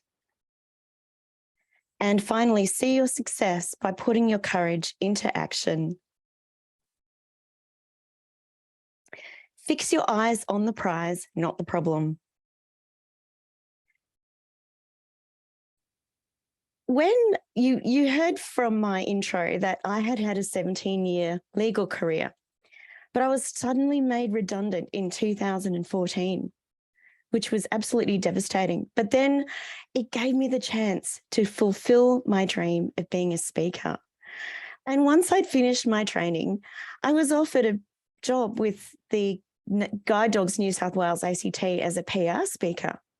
I jumped at the chance as this would enable me to improve my speaking skills and would also allow me to give back to the organisation which had given me 4 beautiful guide dogs. And just as a side note, it costs $50,000 to breed, raise and train a guide dog. So I'm sitting at the interview and the interviewer asks me how I'm going to get to speaking engagements. Well, by public transport, by taxi, of course, like any other self-respecting speaker who can't drive, I reply. Well, what would you say if I told you that you would need to get to as many engagements as possible by public transport, she says. It's then that the bottom falls out of my world, because I haven't caught a bus for about 20 years, and I'm completely convinced that if I do, I'll get lost, and that will be a disaster. So come with me, if you will, on the journey that I went on in my head just then. And if you'd like, you can even close your eyes to make it more realistic. So you're standing at the bus stop and you hear something coming. Is that a bus? I think it's a bus. It could be a truck. Should I hail it? Will it stop? Will it be my bus? But it is a bus and it stops. And you ask the driver the bus number and it is your bus. So you hop on and then you think, oh gosh, what happens if the bus takes off before I sit down? Can't remember the layout of the bus and I can't see, so I might fall. I can't grab the nearest rail or anything. So, but thankfully you get seated without sitting on anybody. You can open your eyes for a sec. I did this once and it was the most excruciating moment of my life. I get on the bus, I'm sliding along the seat, ready to sit down and, oh my gosh, I'm so sorry. I didn't mean to sit on you. I'm so sorry. He or she didn't speak to me for the whole journey. Anyway, you can shut your eyes again if they were shut before. So you're sitting comfortably on the bus and you start thinking, how will I know when to get off? Do I count the corners? Do I ask the bus driver? Will he tell me? Oh my gosh, what happens if I get off at the wrong stop? I won't know where I am. I'll be all alone. I'll be lost. And then the second interviewer comes into the room with coffees in hand, takes one look at me and says to the interviewer, what have you done to our speaker? Well, nothing, she says. I just mentioned bus travel and she went all sort of cold and sweaty like that. And you're not going to be sick on me, are you? No? Oh, that's good. Anyway, they told me they would give me the training that I required and it would be okay and they wouldn't make me go to the first gig on my own.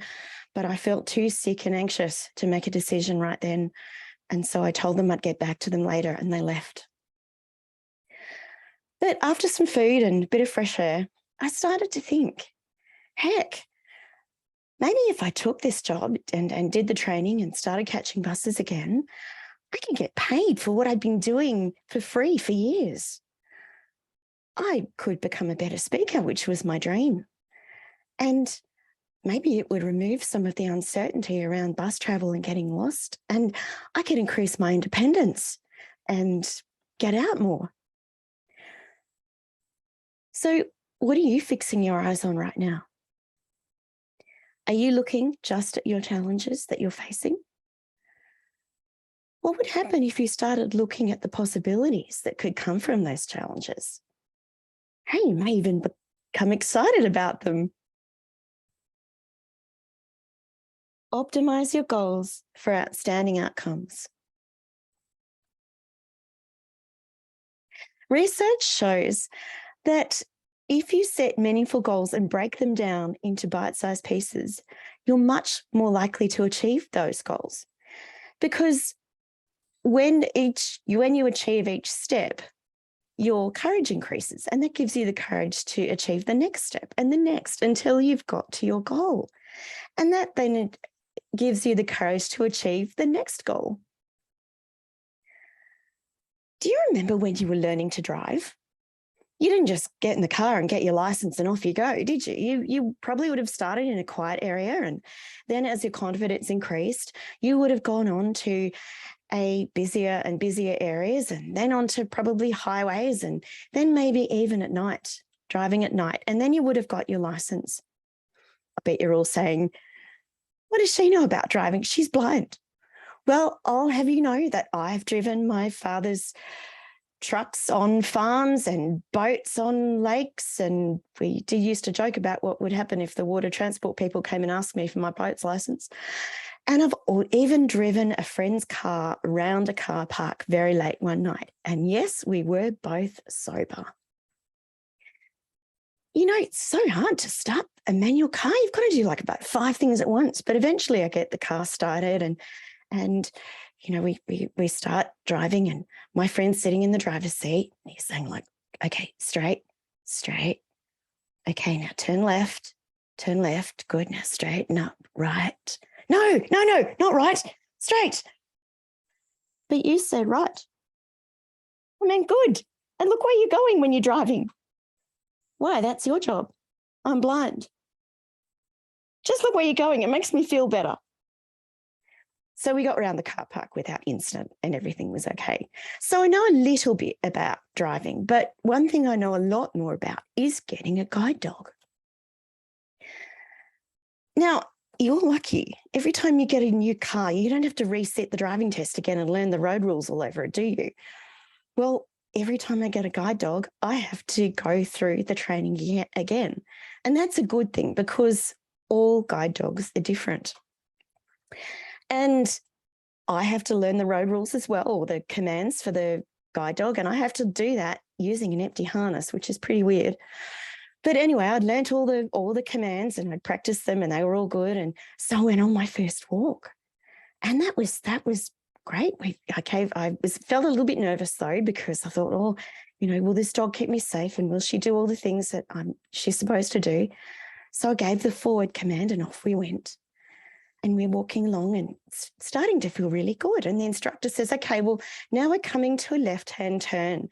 And so now you have to turn left. And so I gave the left-hand command and we turned left. And there's a picture of Sadie and I turning left. And we proceeded around the block and that was all good. And we had the left turns down. But as you know, you can't go through your whole life just by turning left. So the next day we had to turn right. And here we are turning right.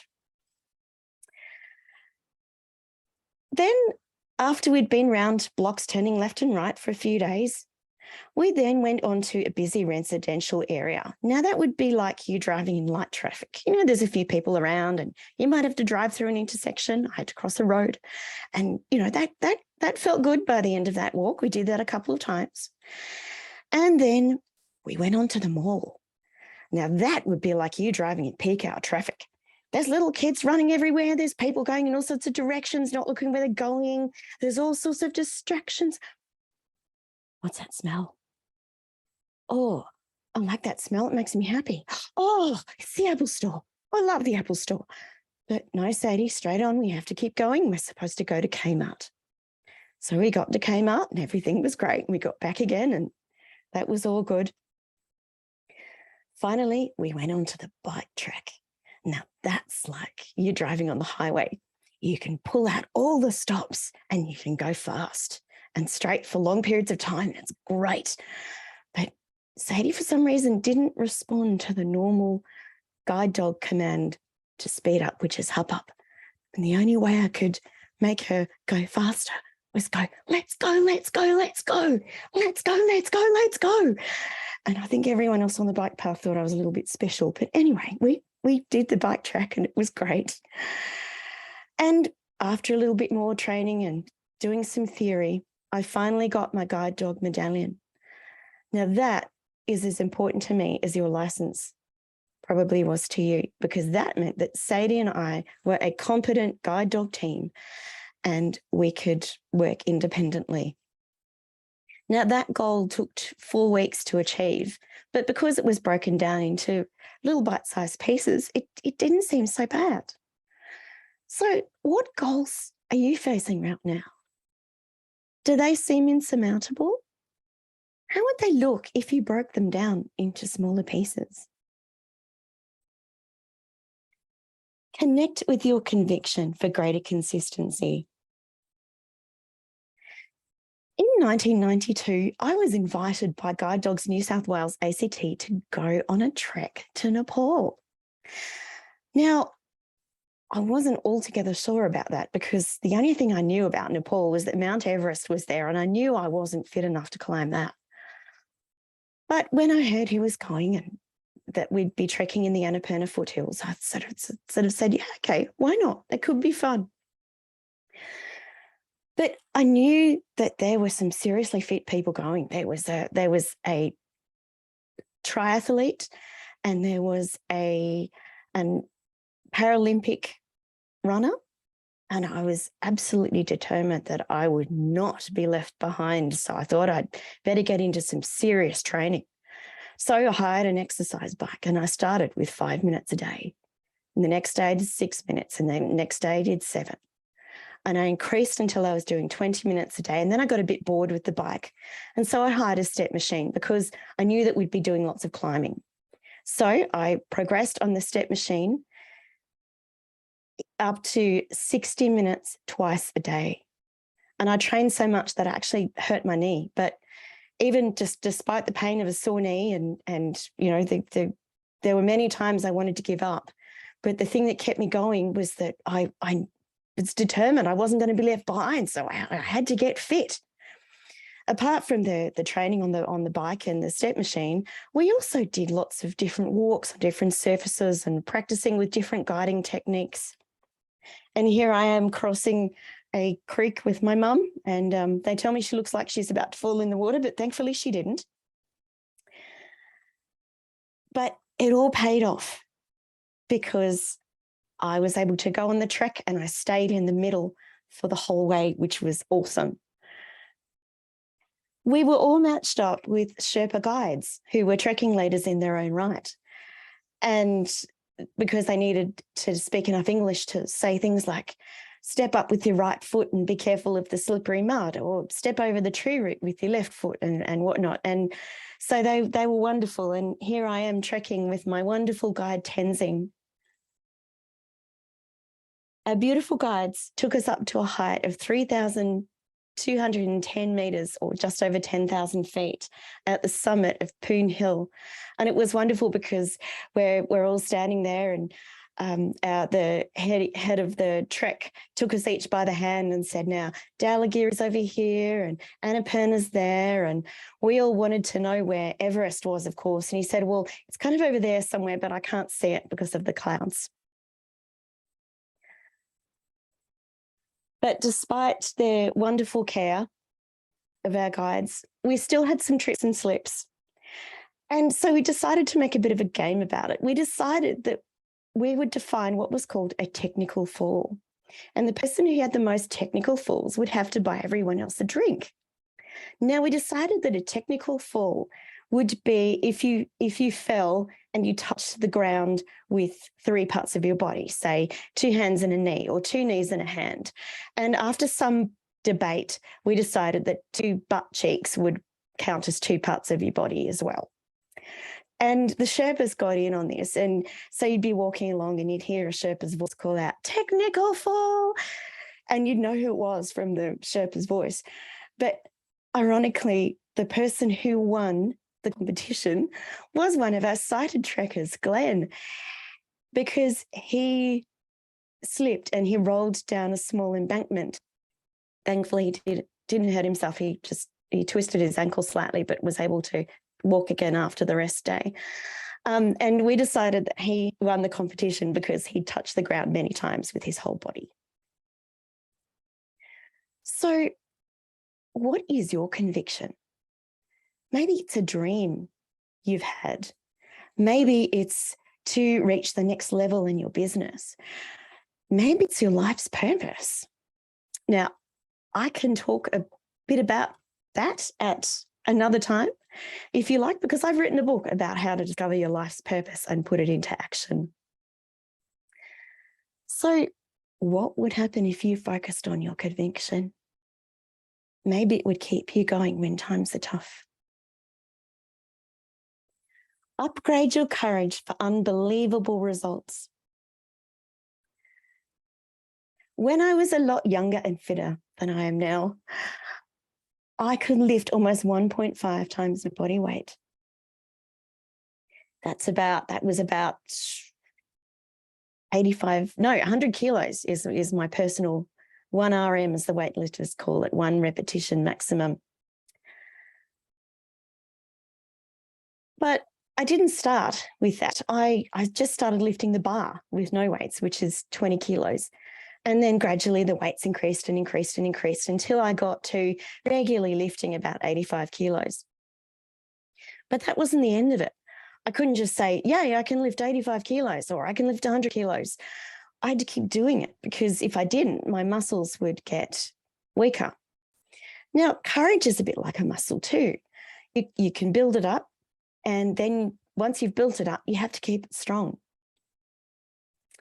Now, remember that story that I was telling you about catching buses?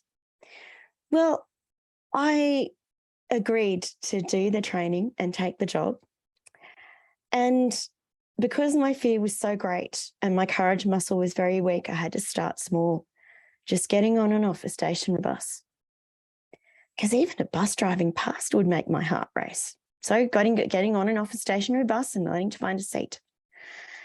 And then the next step, once I got that down, was driving round and round the block on the bus, practicing ringing the bell, getting off, getting back on, finding a seat, ringing the bell, and so on. Once I had that down, then I went on a short bus journey, a real bus journey, with the instructor beside me to keep me calm. Once I got that down, then I went on a longer bus journey with the instructor sitting somewhere up the back of the bus in case anything went wrong, which it didn't. Finally, I took a bus journey on my own and met the instructor at an agreed location. And now I catch buses all over Canberra to speak. That goal took a lot of reaching, but that wasn't the end of it once I was used to catching buses, because when we went into COVID lockdown and I didn't catch a bus for a few months, I was really quite anxious about catching the bus again. But that's okay. I took it in my stride and I got on the bus and I got to where I had to go. And so now I know that that's just one of those things that I just have to keep doing to keep my courage muscle strong. Now, the good news is you don't have to do huge acts of courage to build up your courage muscle and keep it strong. You know, maybe you could drive to your office every day if you don't work from home a different way. Maybe you could talk to someone different at or say hello to someone you don't know at one of these summits. So what can you do to build your courage and keep it strong? Finally, see your success by putting your courage into practice. After I was made redundant and before I retrained as a speaker, I used to sell Arbonne skincare. And I soon learnt that people won't buy stuff from you, even if you think they should. But then the Global Training Conference came up in Vegas, and I thought, surely I'll learn something there. So I decided I wanted to go to the conference, and that was being held at the MGM Grand. Now, that took quite a bit of planning because I'd travelled overseas before on my own, but I was met at the other end by a friend. But this time I had to catch 2 flights in Australia, and then I had to change flights in LA to fly to Vegas. And so that took a lot of planning, and my parents loudly voiced their concerns about my safety, which didn't help. But, you know, I was determined that was what I was going to do, and got in touch with a good travel agent who told everyone that I was coming and organised everything. And I got there safely, and that was great. And went through the conference and I learned a lot, but not what you'd think. So got to the end of the conference, and I was meant to meet up with my mentor and sit by the pool because I had like 6 hours to kill. But then she messaged me and said, oh, look, I've been invited to a party and I don't think it's the sort of party that you'll like. It'll be very loud and very crowded and blah, blah. And so I thought, okay, fair enough. So she went off to her party. And I was thinking, gosh, what should I do? I thought, I could ask for a late checkout, but and just stay in my room, but that's pretty boring. So I'll go downstairs and see if I can sit somewhere more comfortable and maybe even talk to someone. So I went down and they said to me at reception, oh, look, you can sit in the VIP lounge. So, which was all very nice. And so I'm sitting in the VIP lounge at the MGM Grand. And apparently only like long-term members, people who stay there all the time, can sit there. So I'm sitting there and I was beginning to feel a bit cross because there was some Japanese gentlemen, I think they were speaking to each other and I couldn't understand what they were saying and they weren't talking to me. And I thought, 6 hours of this, it's not going to be good. Anyway, I remembered what my mentor had said about gratitude. And I thought, gosh, what can I be grateful for? Well, I've got like 6 hours of Wi-Fi, free Wi-Fi that I wasn't expecting to have. And I'm sitting somewhere comfortable. I'm not in my room. There's a counter behind me with someone there that can get food if I need it. And actually, this isn't too bad. And the Japanese gentleman left and I started watching videos on my phone. Someone taps me on the shoulder. It's the CEO of Arbonne. Oh my gosh, she'd seen my bag and she came over to see who I was. And so I chatted to her and that I was absolutely thrilled because I didn't think I'd ever met her, and told her that made the 6 hours that I'd have to spend here worth it. And she said, oh, look, have you eaten? I said, no. She said, oh, look, I'll get you some food. I'll put it on the Arbonne account. And, oh, thanks. And so she left. And about half an hour later, I get another tap on the shoulder. And this voice says, oh, hello, I'm Mike. I'm the head butler of the MGM Grand, and I hear you're hungry. Well, I can be, I said. And so remembering the room service menu, I said that I wanted a club sandwich with a bowl of chips or crisps, because we don't have sandwiches and crisps together in Australia. And I thought, well, why not? And he said, oh, look, I won't bring your food down here. I'll take you up to the Sky Lounge. And I said, what's the Sky Lounge? I asked as we were going up in the elevator. He said, oh, that's the penthouse of the MGM Grand. So I spent the whole afternoon eating my club sandwich and a bowl of crisps, which was big enough for an entire meal on its own, being regaled by Mike of all the stories of all the famous people who'd also sat up at the very table that I was eating at.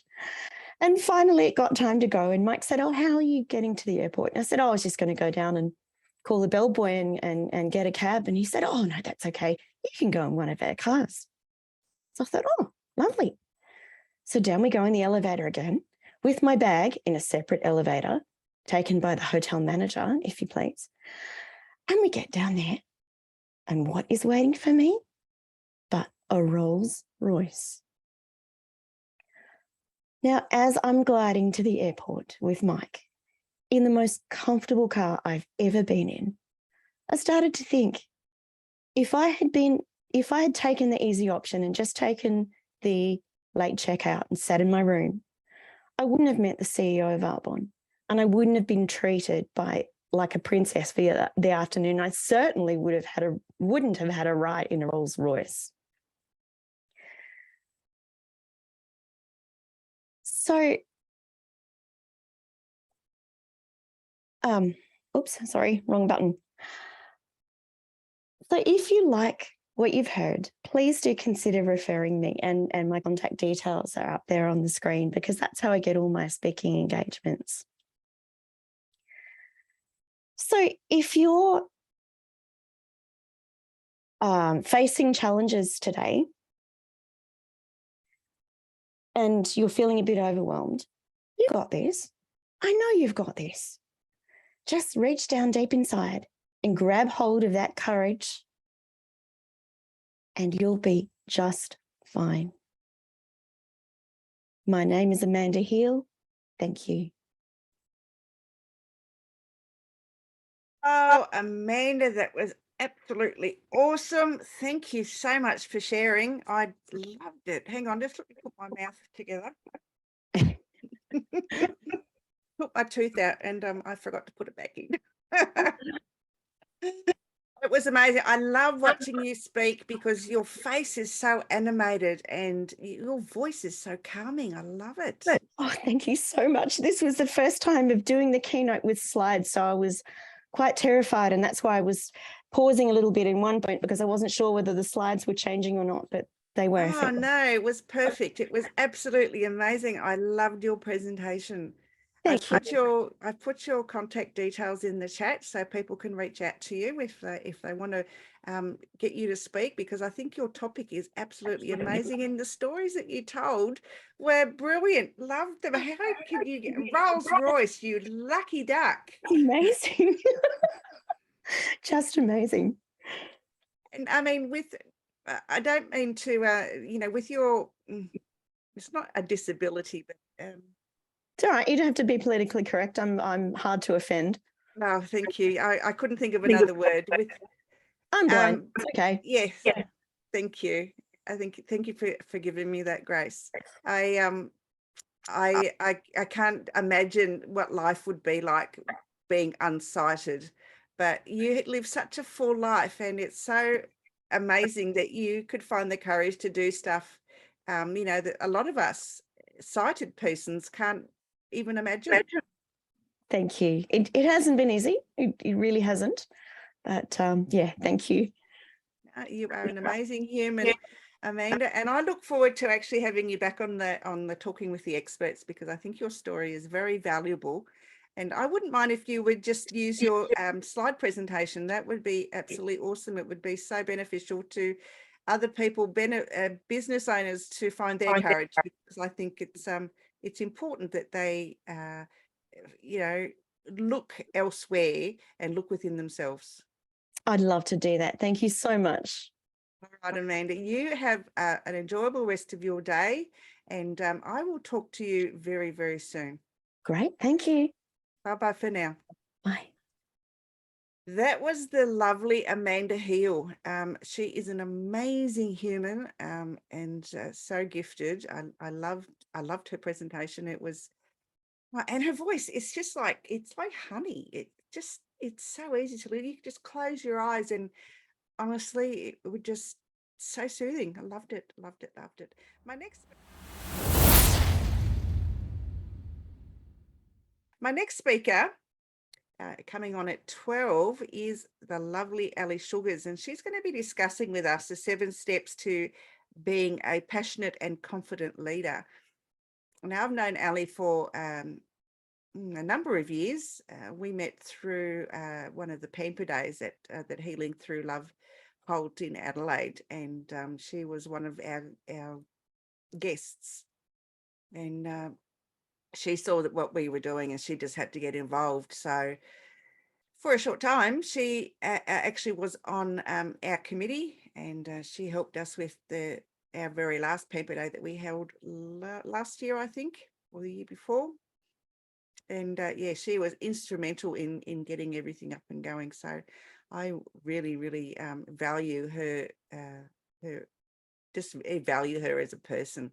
She's amazing. She's got such a story to tell of her life.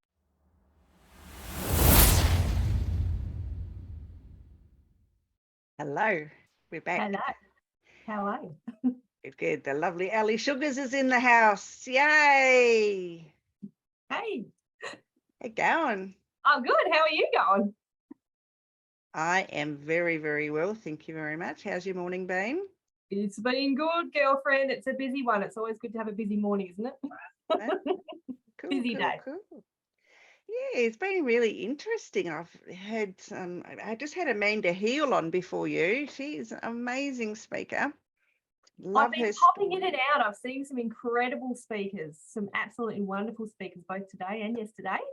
Yeah, no, I'm really loving what's happening, and I'm loving the space. It's I don't know. I've just got. It's just great. Love it. Anyway, what are we going to be talking about today, Miss Ali? 7 steps to being a passionate and confident leader. Yes, girlfriend, yes. Yeah, So how would you like to do it? Do you want me to get going or? just do a bit of an intro and then we'll All get right, so that girlfriend. people know all about you, because you have an amazing story, and you're just an amazing human. Oh, right back at you. Anyway, a little bit about Ali. I did give some information about her before and how we actually became into each other's proximity. So she is amazing and very heart-centered is our Ali. But if you're ready to be the confident leader of your business, then Ali is the lady for you. Do you have that passion that drives you to whatever it takes? You know, that feeling of shoulders back, boobs out, and says, "Here I am, world. I'm here. I'm doing something amazing. I'm passionate about what I do and who I serve." That passion that just stirs you, and every time you step back and think about what you've created from literally an idea or a dream. Ali has been through her fair share of troubles and tribulations. She's survived domestic violence, sexual abuse, workplace bullying, and sexual harassment. She has recovered from anxiety, depression, PTSD, and suicidal tendencies to now be able to confidently share her story with the vision that it will inspire and motivate other women in the knowledge that they too can empower themselves to overcome anything standing in their way of success. After leaving a successful, high-paying 10-year corporate career, Ali decided to follow her dream of helping other women who feel they need to rebuild themselves and their own confidence, to rediscover their incredible strengths and voice, and to start, build, and scale their own business. Ali now helps transform her clients to accelerate their confidence and go from the fear of stepping out and making sales to feeling totally empowered and fierce, successful business owners. Ali, it is such a pleasure to to have you here. And I'm so looking forward to what you have to share with us. Rose, it is a pleasure to be here because you know how much I love you, Rose. We've known each other for a little while. And I saw a little bit of the intro you did before. You were telling you we have worked together, you know, in the past. It's been wonderful. So I'm really grateful to be here and a part of your amazing summit too. Thank you. Well, the floor, my darling, is yours. Thank you so much. Okay, now am I able to share my screen? Because Yes. Together a lovely presentation for you all, because you know I love to make things pretty. All right, so as Rose has just said, we are going to talk today about the 7 steps to being a passionate, confident leader.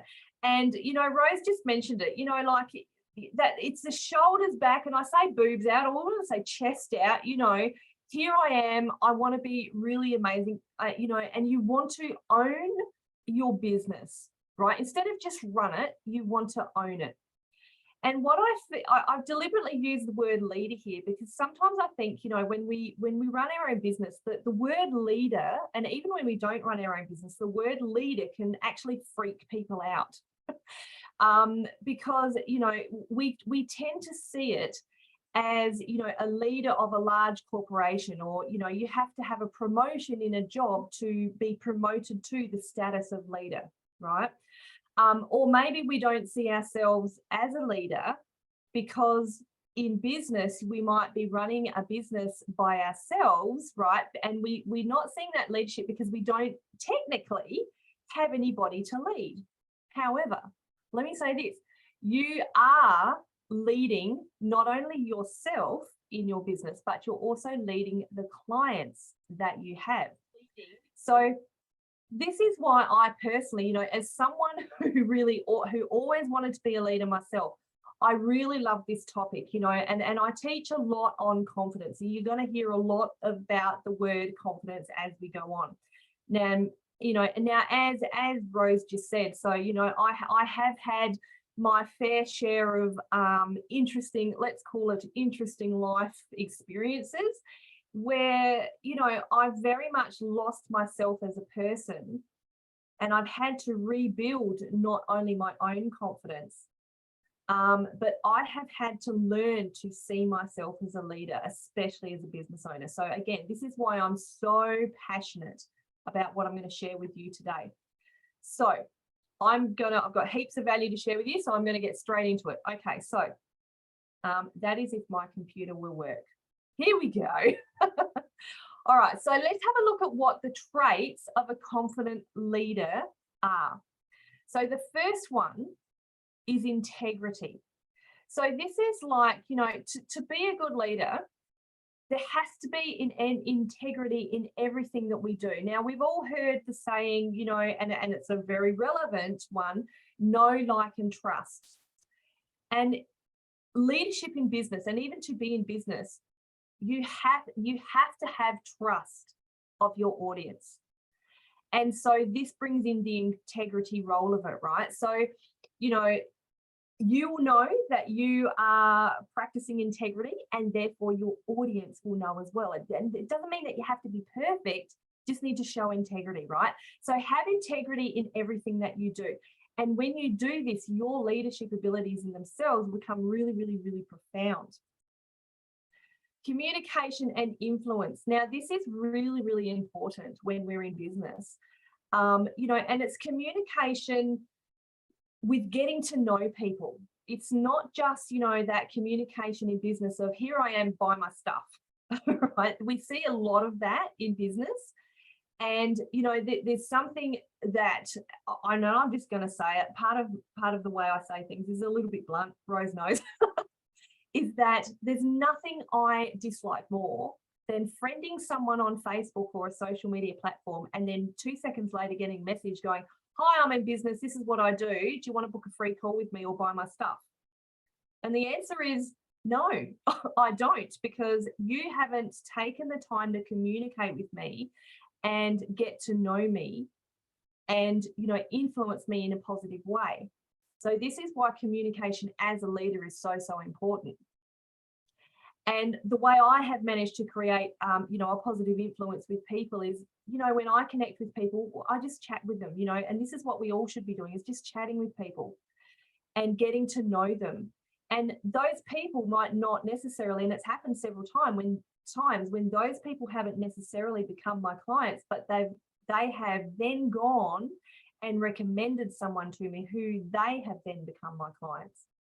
So communication and influence is a real big part of a trait of a leader. Another one is having self-awareness. So self-awareness that, you know, we have to be willing to go within ourselves as a leader to dive deep, right? And, you know, awareness of when we may have made a mistake, because we all make them. Maybe when things might need to improve. Sometimes we might need to have awareness when we, you know, if you're a coach like me, or if you're in a sales call, you might need to push a little harder, or sometimes have that self-awareness when you just need to back off a little bit. And it's a bit of a fine line, but the more that you open yourself up to having self-awareness as a leader, the more comfortable you're going to be in your leadership once you continue to practice it. A desire to learn. Life is a constant learning journey, right? It's constant learning. So my question to you is, are you prepared to continue on a learning journey? Or are you happy with your current knowledge to do, you know, what you truly, you know, or do you really truly desire to know more? Do you honestly desire to know more? With my Heart and Soul Business Academy, so I run, you know, a 4-month training course called the Heart and Soul Business Academy.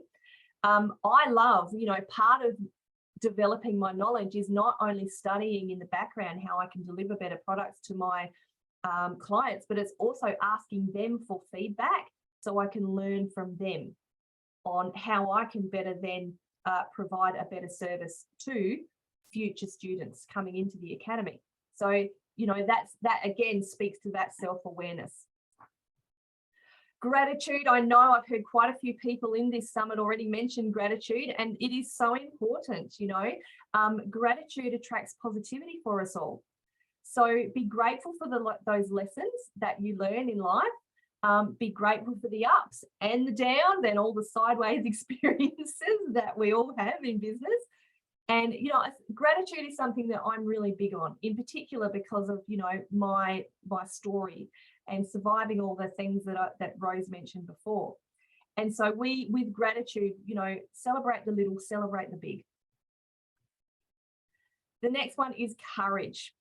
So it takes courage to be in business, right? It really does. It takes a certain type of person to go into business and do it each and every day, run it by ourselves. Most of us, or a lot of us, do it by ourselves. And sometimes it feels like you're walking a bit of a tightrope. But once you practice all the things that I've mentioned before and you get to the other side of that tightrope, that's when you can really start to sit, you know, your leadership and sit in that leadership and allow it to really shine. So these are the main traits of a leader. Okay, now I'm going to go through 7 tips on what you can now practice to be a confident leader in your business. So number 1 is decide what type of leader that you want to be. Who are you influenced by? So generally, you know, we're naturally influenced by the people that, you know, we will then go and model ourselves on. So, and this doesn't mean you want to be them, right? It's just that you've been drawn to them for a reason, because you resonate with them. And so you will kind of, you know, will kind of like automatically just model ourselves on them. Someone for me, like, you know, I love to follow people like, you know, like Mel Robbins, like a beautiful lady who's into manifesting, like Sarah Prout, Marissa Peer. So there's a bunch of beautiful people that I love to follow. And someone that, you know, I am strongly influenced by is the first one I mentioned, Mel Robbins. And the reason for that is because she's, you know, she's got a really upfront manner. She's got a no BS attitude. And, you know, but it's all with love and care. And so I model my leadership on her. I don't want to be her, but I'm influenced by her. So think about who are you influenced by as a leader. And also then think about your own leadership strengths. Are you a communicator, a motivator, or an executor? So a communicator is someone who's maybe a natural networker. Do you get your energy from being around people?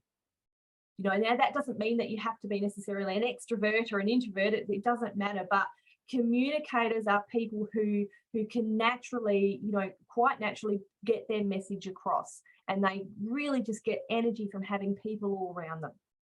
A motivator is maybe someone who loves to give advice, but not only give advice, but encourage people and motivate people. Like it's what it says, right? It's a motivator.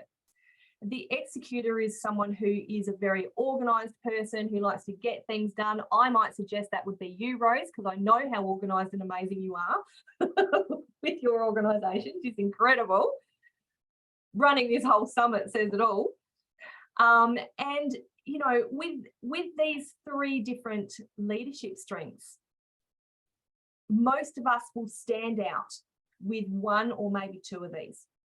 So for me, I know that, you know, I would say that I'm naturally a motivator. I have a heart for encouraging people and motivating people, just getting them to kind of see how amazing that they are.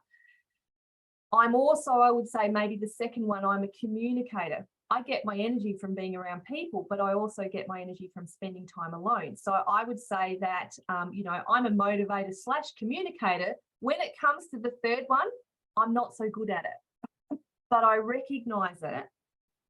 And so I know that's something that I need to improve on. And so within our leadership strength, we can maybe work towards incorporating all 3 into our leadership.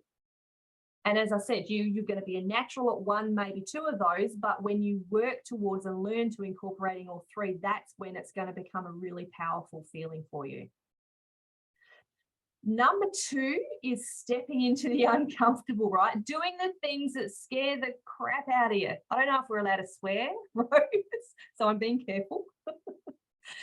But, you know, this is things that might scare you, because you know, even though you know you have to do them, like there are things we have to do to succeed in business, right?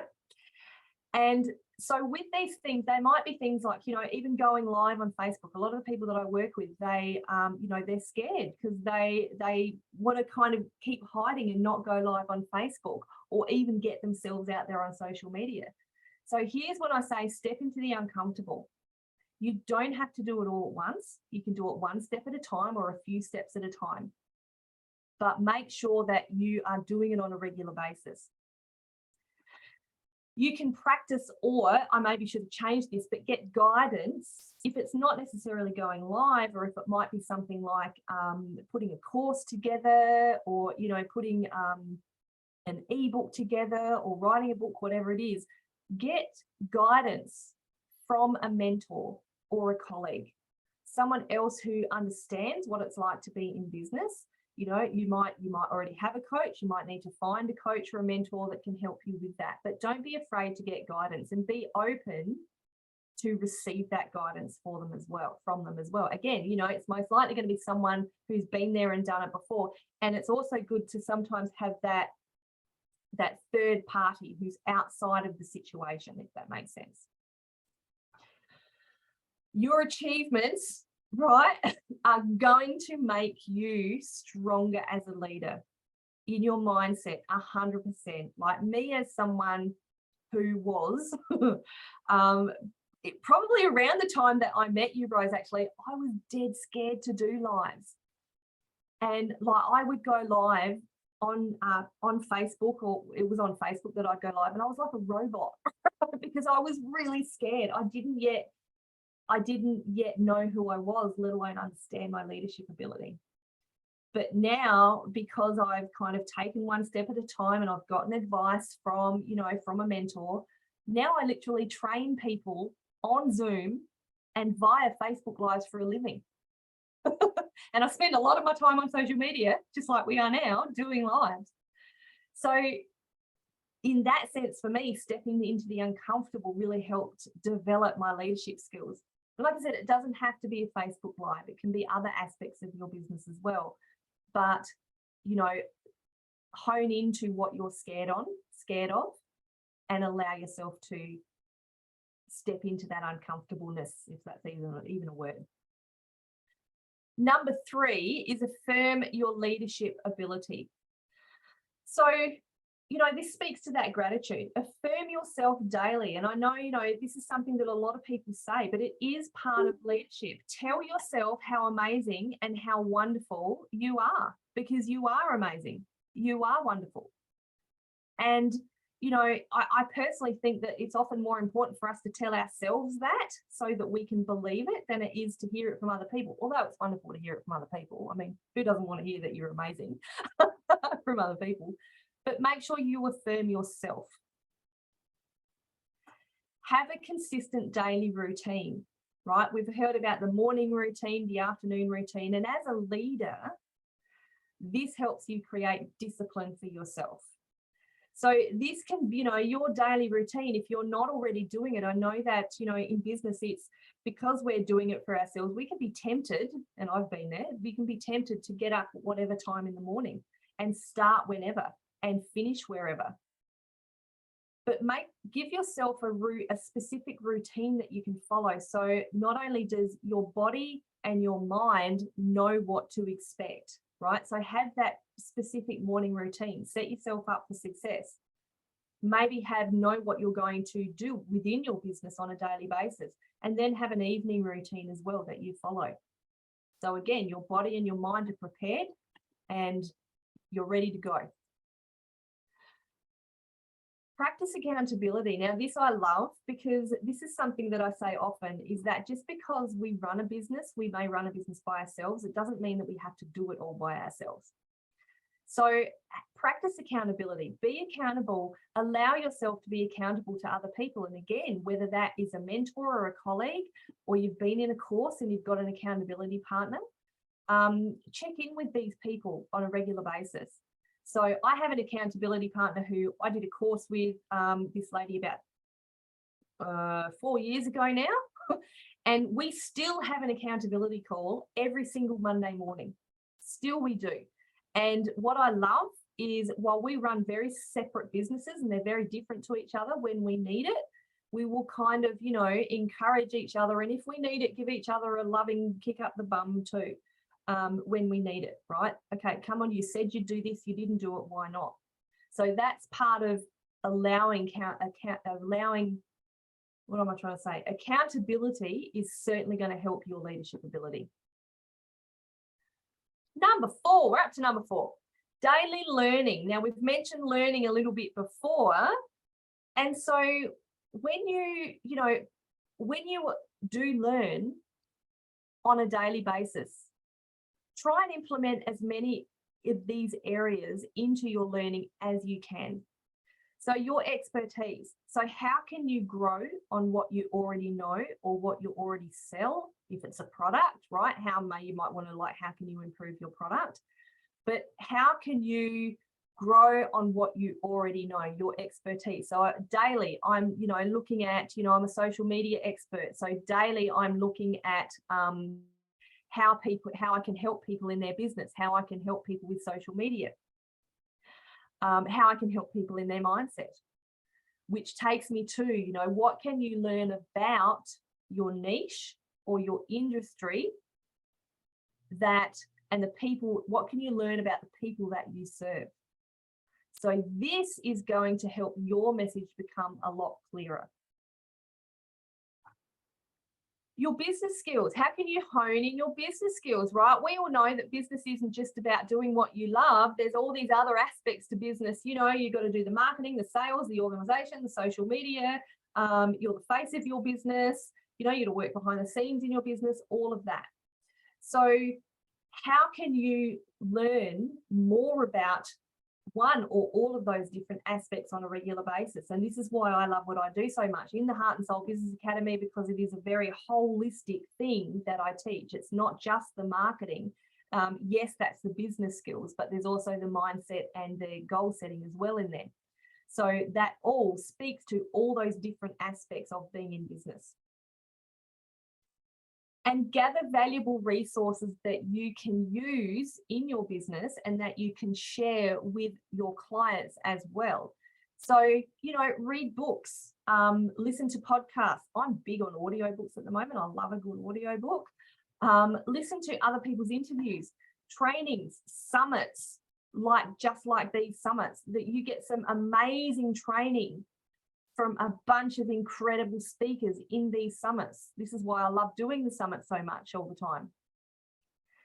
And so you can come back and you can revisit these resources, but you can also share them with your audience. It's extra value that you're providing to your audience by sharing these resources with them. So daily learning is number 4. Number 5 is building and developing relationships. And we've touched on this a little bit already. In creating genuine connections. People want to buy from real people. So this is, like I said before, it's not just, connecting with them on socials and then, dumping in their inbox and going, here, buy my stuff. It's like create a genuine connection with them first. It's so important, network, go to networking events, enjoy these networking events. And then nurture the connections. People these days are a lot less inclined to buy from large corporations. And I mean, don't get me wrong, people will, but a lot of people in the circle that I'm in, a lot of people now will specifically search out small businesses because they want to support small businesses, right? So as leaders, we need to nurture our audience, these people that are looking to support those small businesses. They want us to nurture them. They want us to romance them, if you like, right? So that then they will decide that, yeah, we're the people, or you're the person that they want to buy from. Whoops. So collaborate with like-minded leaders. There's nothing that I love more than a good collaboration, right? And I say this all the time, you've probably heard it, but collaboration over competition all the way. So, I think I heard, Rose, you mentioned before, you were talking about healing through love, how we used to collaborate, with you, me, and Sharlene, our dear friend Sharlene. So that was a collaboration of love, because something that we all had in common. We're all business leaders and we collaborated in this amazing way. And another collaboration that I have at the moment, you know, is with, I think, a speaker who's coming up a little bit later, Susie Manley. You know, we are very similar in our businesses, but we have collaborated together.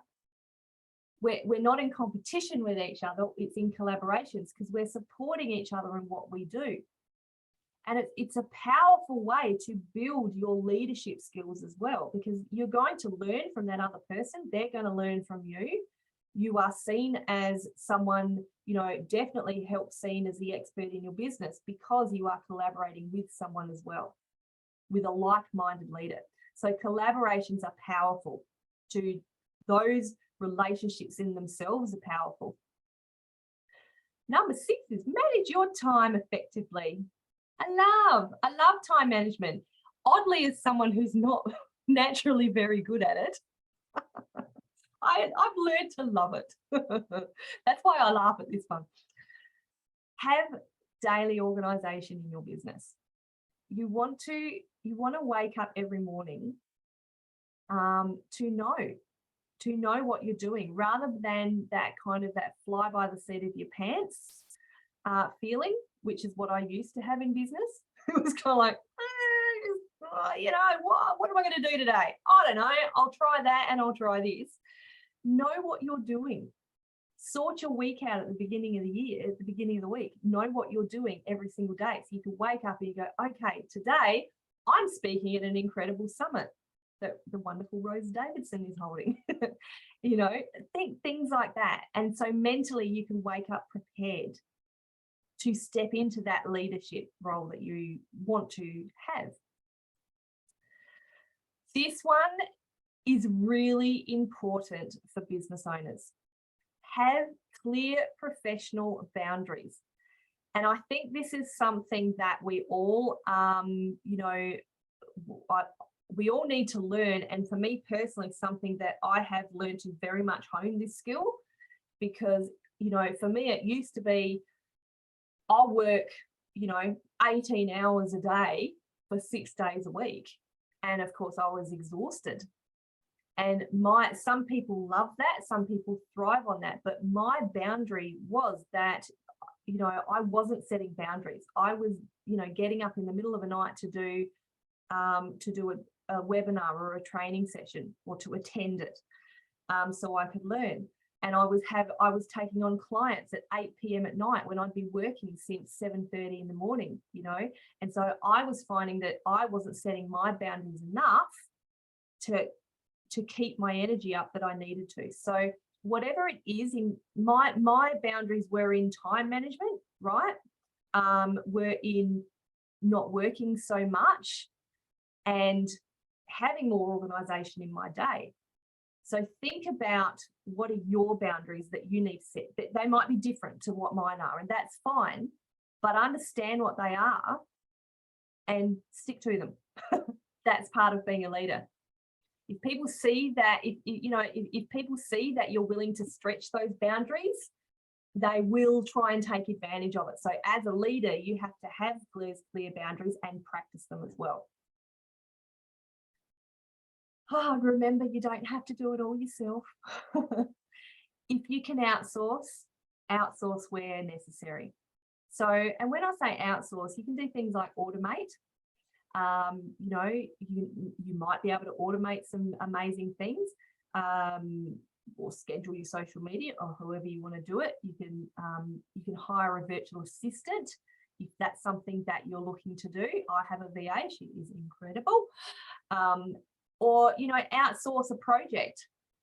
If you have a specific project you're working on, like developing a website, can you outsource that and get someone to build it for you, rather than try and fart ass around in the back like I tried to do once, and do it yourself?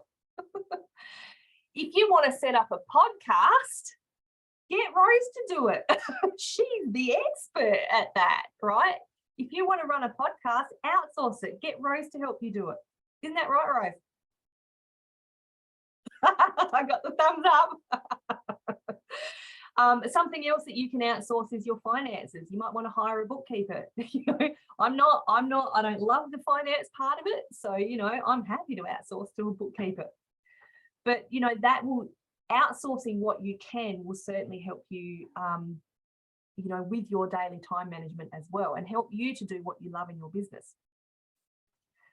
Number 7, lucky last, is remember that you are your business. You are the face of your business. You are the leader of your business. So practice your leadership. Everything we've just spoken about, practice it on a daily basis. And as you practice it more and more, your leadership muscles will build. Like I said, you know, when I started my business, I was, and Rose so accurately described me in an interview we did recently. She described me as when we first met, a little mouse, a timid mouse hiding in the corner. And I was not the leader of my business at all. I had no idea what I was doing. But, you know, in the 5 years that I've been in business, you know, I've practiced everything, and I continue to practice everything we've spoken about today. And every single day that leadership ability or that leadership muscle grows. And so this can happen for you as well. Oh, I love this one. Don't allow yourself with excuses. Drop the excuses. We give ourselves a lot of excuses for whatever reason it is. For me, there was an excuse of, you know, well, you know, there has been an excuse of, well, I had no money. So I couldn't do any courses, or I couldn't afford any help. Another excuse I was saying was, well, I've already run businesses before. I already know how it works, and I can do it all by myself. These were literally things I was saying to myself. A third excuse I was giving myself was, I don't need social media. I have a website. These are things I was saying to myself. And here's the irony of all that now. Right, is that I dropped eventually, and it took me a while, I dropped all those excuses. And even though it was an investment, I hired a coach, and I've worked with some incredible coaches, and realized that I knew nothing. The excuse of I've already run a business, I can do it by myself, was totally incorrect, because I knew nothing, right? And so now I'm relieved that not only have I been able to grow my knowledge, I'm relieved that I didn't do it all myself, because I did go and get that help and that support and learn lots. And now the biggest irony of all is, instead of avoiding social media, I teach it. What the heck? Who thought that was going to happen? I never did. But here I am, you know, so don't allow yourself these excuses, and think about, like, you know, like I said, be open, have that self-awareness, be open to the excuses that, whatever they are, that you might be giving yourself.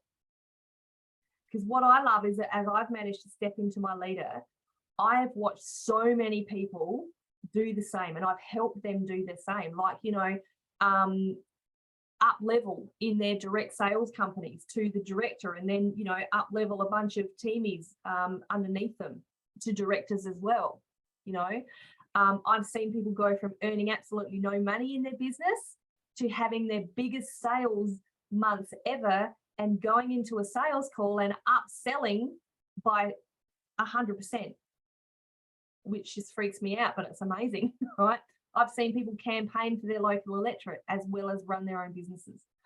You know, and these people, what they're doing is they're stepping into their true leadership, because they're not allowing those excuses anymore. So it's definitely this feeling of feel the fear and do it anyway. Powerful, powerful stuff. And you know what? Be you. Be amazing. Be authentic. Remember authenticity. Be you. Don't try and be anyone that you're not. Be your brand. You are your business. You are your brand. Get visible on social media, because it does work. And show people how incredible you are, because you're in business for a reason. And so this I think is the most powerful thing that you can do as a leader, is just be you, be your authentic true self. So I would love to, you know, if you've loved this, you know, I work as a business empowerment coach. And if you're interested, you'd like to know more about working with me, or more about the Heart and Soul Business Academy, I'd love to invite you to book a call. I see Rose has put my link tree in there. You can book a call through that link. It's a no obligation 30-minute chat. We'll find out where you are in business.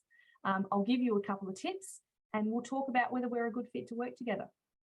And so as I saw Rose, beautiful Rose, has already put the link tree on there, and I'll just pop this up so you can do, because we've got to have the good old QR code as well, don't we?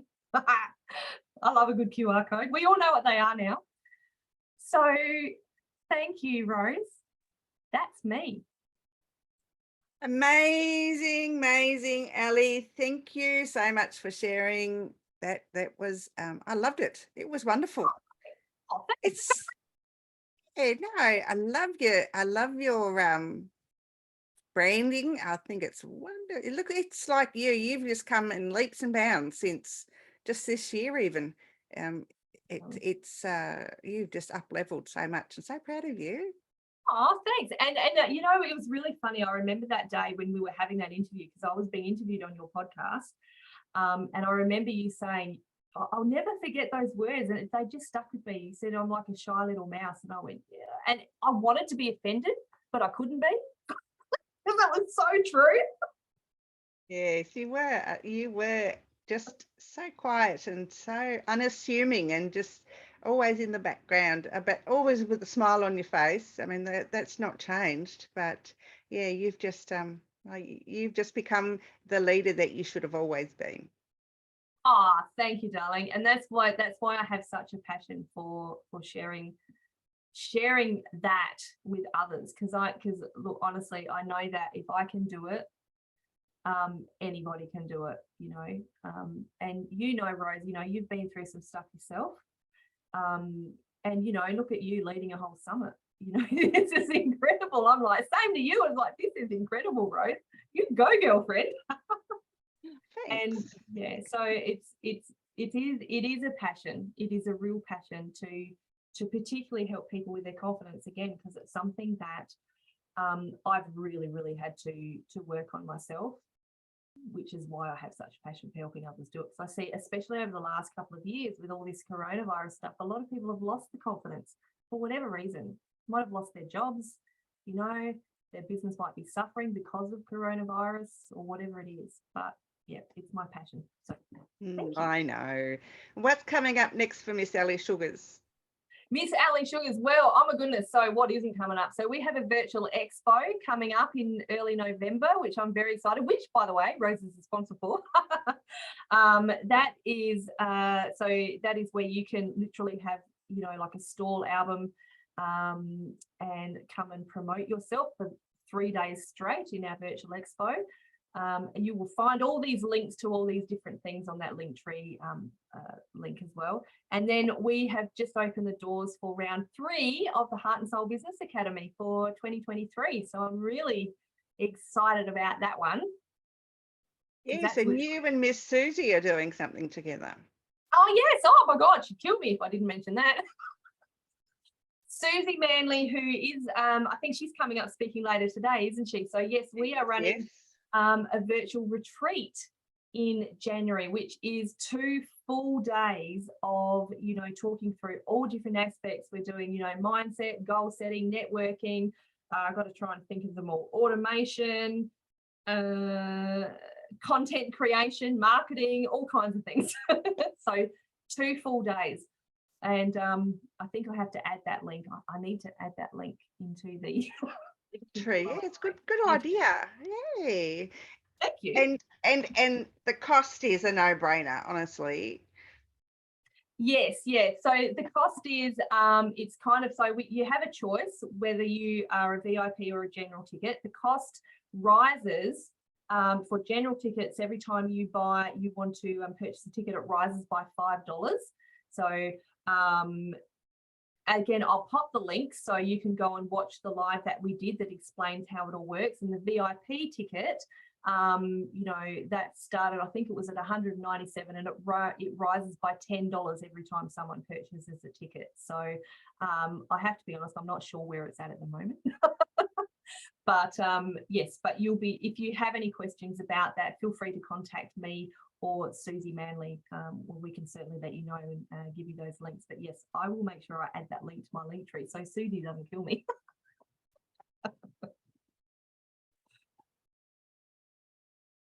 Hi, Ali, it's been an absolute pleasure. Thank you so much for sharing your leadership tips with us. It's something that we all, I think, sometimes take for granted, and we don't really think about the steps that we need to take to actually be good leaders.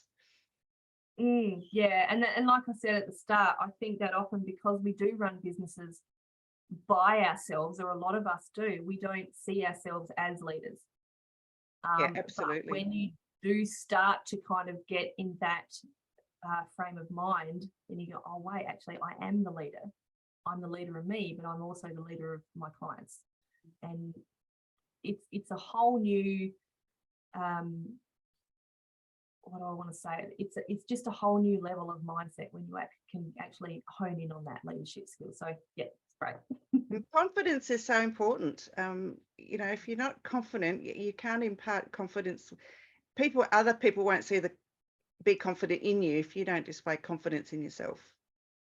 Exactly. And you know what? And this is what I have learned myself is having confidence doesn't mean you have to be perfect.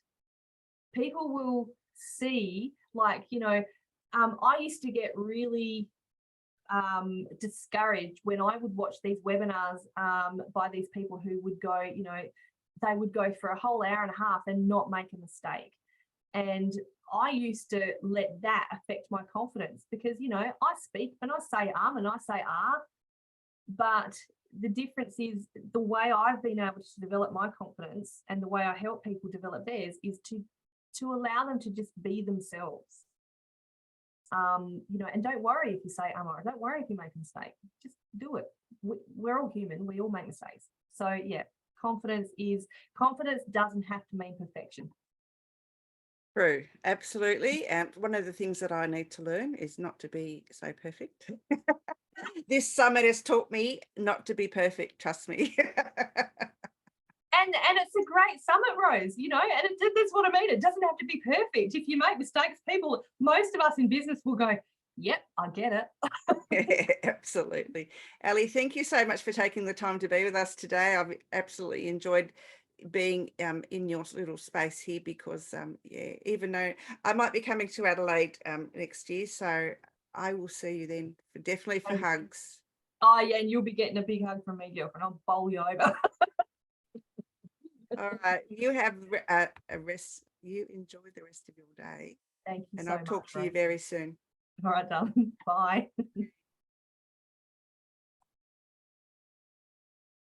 Was the lovely Ali Sugars. I absolutely adore that woman. She's an absolutely amazing person. Our next guest is Zarina Robertson, and she will be discussing the power of your magnetic brain.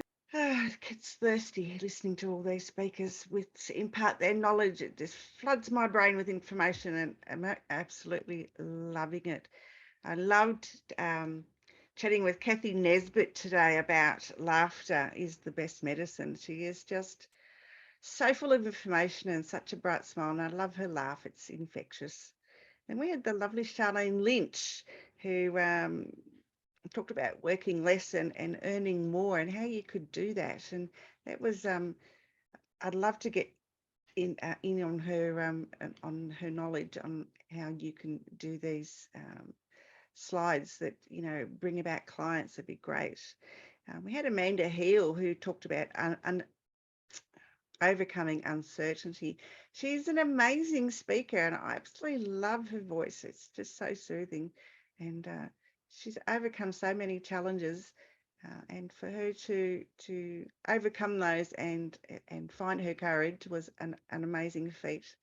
And then we've just had the lovely Ali Sugars on, and Ali talked to us about the 7 steps, being passionate and to be a confident leader. And her information was great. Loved her slides, very colourful and really on point. So I think she did an excellent job. Our next guest coming on very shortly is Zarina Robertson, and she's going to be talking about magnetic brains and how you can have one. And I'm looking forward to that. Zarina has such a wealth of knowledge around photography and branding, and she's an amazing entrepreneur who's well known around the world. And for her to give up her time today is quite a privilege for me. I was wondering if anyone got any comments in the chat. I would really love to find out what you're all thinking and what's all going on, who's here and who's not.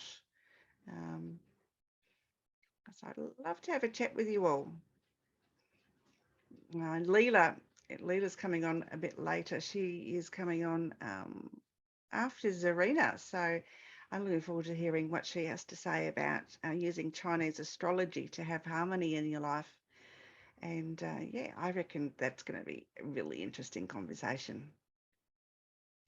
And day 3 tomorrow starts at 9:30 a.m. Australian Eastern Daylight Time, and my first speaker will be Paul Glover, and he's going to be talking about the 10 essential traits of the post-pandemic leaders. And then there's Sharon and Hank Ulof, and they're going to be discussing the most effective ways to get your marketing ready for 2023, and that'll be very insightful. Those two have been nominated and have won awards for their marketing initiatives. And I'll have Natasha Basilevich, who's going to be speaking to us about power. And I'm interested to find out what that acronym means. It'll be well, I'm interested to find out what it means. I have no idea. So yeah, I'm looking forward to that conversation. Then I have the lovely Linda Reed Eneva tomorrow. She's going to be talking about monetize your expertise, and you have the power to access your knowledge. Linda Reed Eneva is one of the top PR specialists in Australia, and her insights will be very valuable to all of us tomorrow. Ruth Stutgen is going to be talking to us about how to ditch undervaluing yourself and charge what you really want, what you're really worth. And Ruth is an amazing speaker. I love listening to her. She's got a wealth of knowledge, and you'll really enjoy her conversation with you. I've got Cass Bell. She's coming on in the just around lunchtime. And she's going to be discussing the art of self-belief and mindset transformation, and something that us as solo entrepreneurs really are challenged with is our self-belief and our mindsets. Because we work independently, we don't often have people to bounce ideas off, so that will be a really great discussion. Angela Cedrin's coming on, and she's going to be discussing what if anything is possible. Now, Angela was supposed to be on yesterday, but she was unwell, so I'm really looking forward to having a conversation with her. And then I've got Dr. Raman K. Attry. I love him. He's absolutely so full of knowledge. He was on the Talking with the Experts podcast, and yeah, I loved what he had to share. And he's going to be discussing how to learn faster in your professional or business in the era of speed. And then Tony Dimitriadis is going to be discussing the 5 secrets to a financially rewarding, tax-efficient lifestyle business. And then I have Fur Whale. She's going to be discussing fearless leadership. So all of tomorrow centers around marketing and leadership, and so I'm really looking forward to those conversations. I'm just waiting for Zarina to pop into the room, and yeah, and we'll discuss about magnetic branding.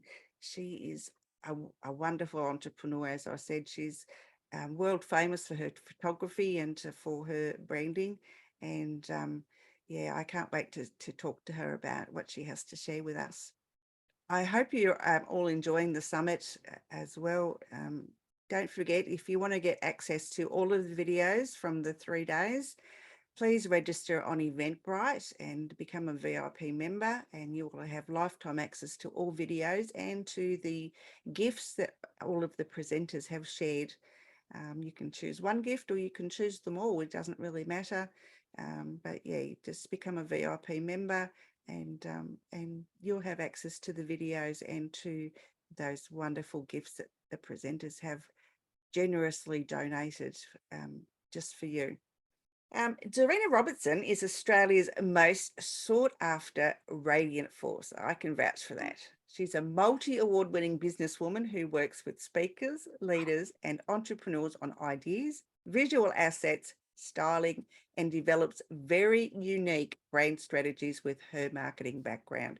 Her visual storytelling outcomes are a mix of intuitive and an extremely creative process that produces world-class visual assets in no time at all for quality results every time. She's recently been awarded a Stevie Gold, Silver and Bronze Award. She is an amazing entrepreneur. I did say that she was, you know, very well known globally. She's an amazing woman, and you're going to learn a lot about magnetic branding from the lovely Zarina Robertson. That's all right. Look, thank you very much for that fantastic introduction and your patience, everybody. You are just so wonderful, because I'm not joking. Tech can be the biggest stress for a number of people. But at the end of the day, it's all about patience and brand building. So anyway, I am really happy to have you here, and really excited to share how I can ignite your online brand presence. So let's talk about that and being a lot more magnetic to your audience, you know, everybody. So what we're going to do today is I'm going to talk about elevating your confidence and building compelling visual story with your brand online. And it's really important that I guess through what we've been through in the last couple of years, there's been so much change and so much upheaval that so many people just went rushed online. And what happened is that at the same time, it collided with people's presence and what they were not doing and what they were doing. And so what was interesting in the whole shebang of this whole industry of being online during COVID is that a lot of people missed the beat about what their messages was, how are they turning up online, you know, like what's happening with their, you know, their visual assets, what was their messaging and things like that. So, you know, let's talk about that. I'll just move on to the next slide. Ooh, there we go. There we go. So who's this for? So I help, and I love talking to speakers, leaders, and entrepreneurs about, you know, your visual assets and being known for who you are and what you do dynamically, and as well as definitely talking to a lot of people in this industry, so being a speaker, leader, an entrepreneur, and an author. There's so many people that are introverts and extroverts, so I talk to these people as well, and I love helping people in those type of personalities, particularly those personalities, because a lot of people in business don't know how to harness that brand messaging, matching it with the visuals as well, and also what they need to hone in on as their brand on video. So if you want to be known as an influencer in your market, well, you're in the right spot, because I'm all about authenticity and making sure that your authenticity shows up and absolutely nails your promise to your marketplace. So my promise to you in the next couple of minutes, the next 20 minutes odd, is that I want to build your brand very confidently and help you, give you some stepping stones on how to do that, where to start, or, you know, you might be in the middle of your journey and actually maybe you need to know how to, you know, like really, you know, hone it in better and things like that. So the next 30 minutes, I'm going to show you how to position your purpose with your, you know, your personality vibe, you know, personalize your message and your visibility and promote you online in the roadmap.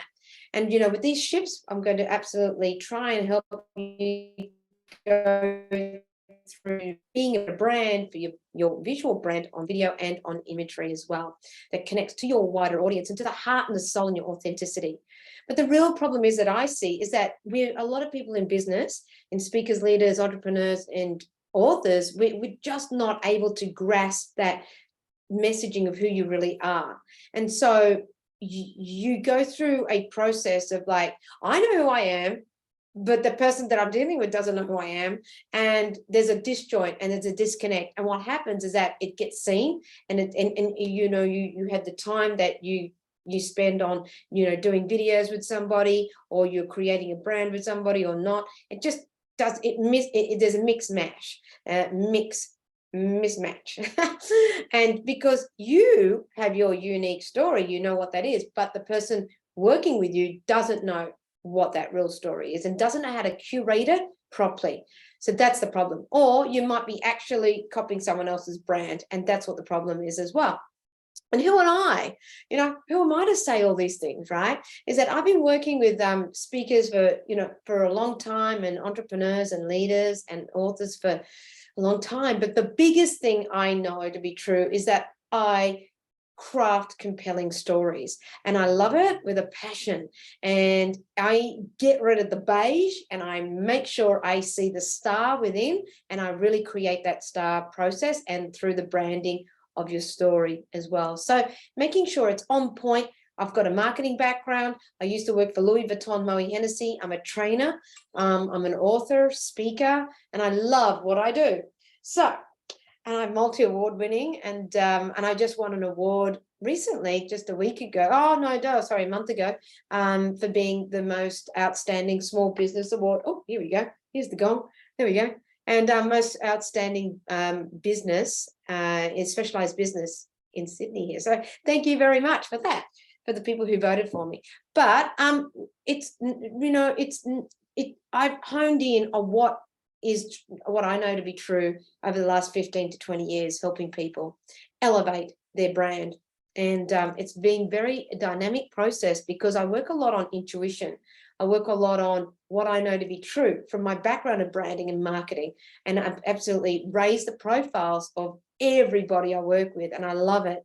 And I see how people come from, you know, like the hero's journey with me. And it's quite a compelling story and journey that I take people through. So I'm a mum. I'm also a mum to a beautiful toy poodle, Moodle, called Charlie, and wife and sister, and I love food and red wine.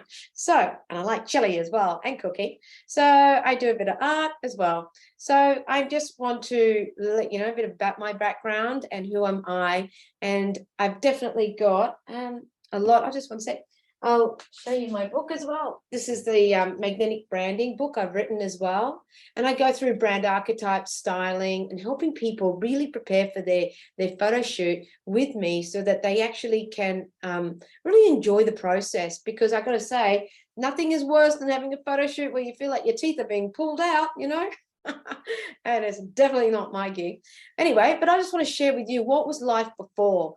What happened to me as well is that I'll take you on a journey, because about just around 10 years ago, when Facebook was launched, I decided I'd put up a book, I put up a photograph, and I go, yeah, you know what, I know what I'm doing. I you know, work with business chicks for a number of years, and I love what I do. And I put up on a photo to represent me and what I do online, and it was all of a sudden, this is it. That green line photo, the Kermit photo had an appearance, and it, you know, and I went, this is it. This is all me. It just speaks volumes about me. I'm nice, I'm kind, I'm colorful. And yeah, so I'm just going to put that up and represent me for what I do.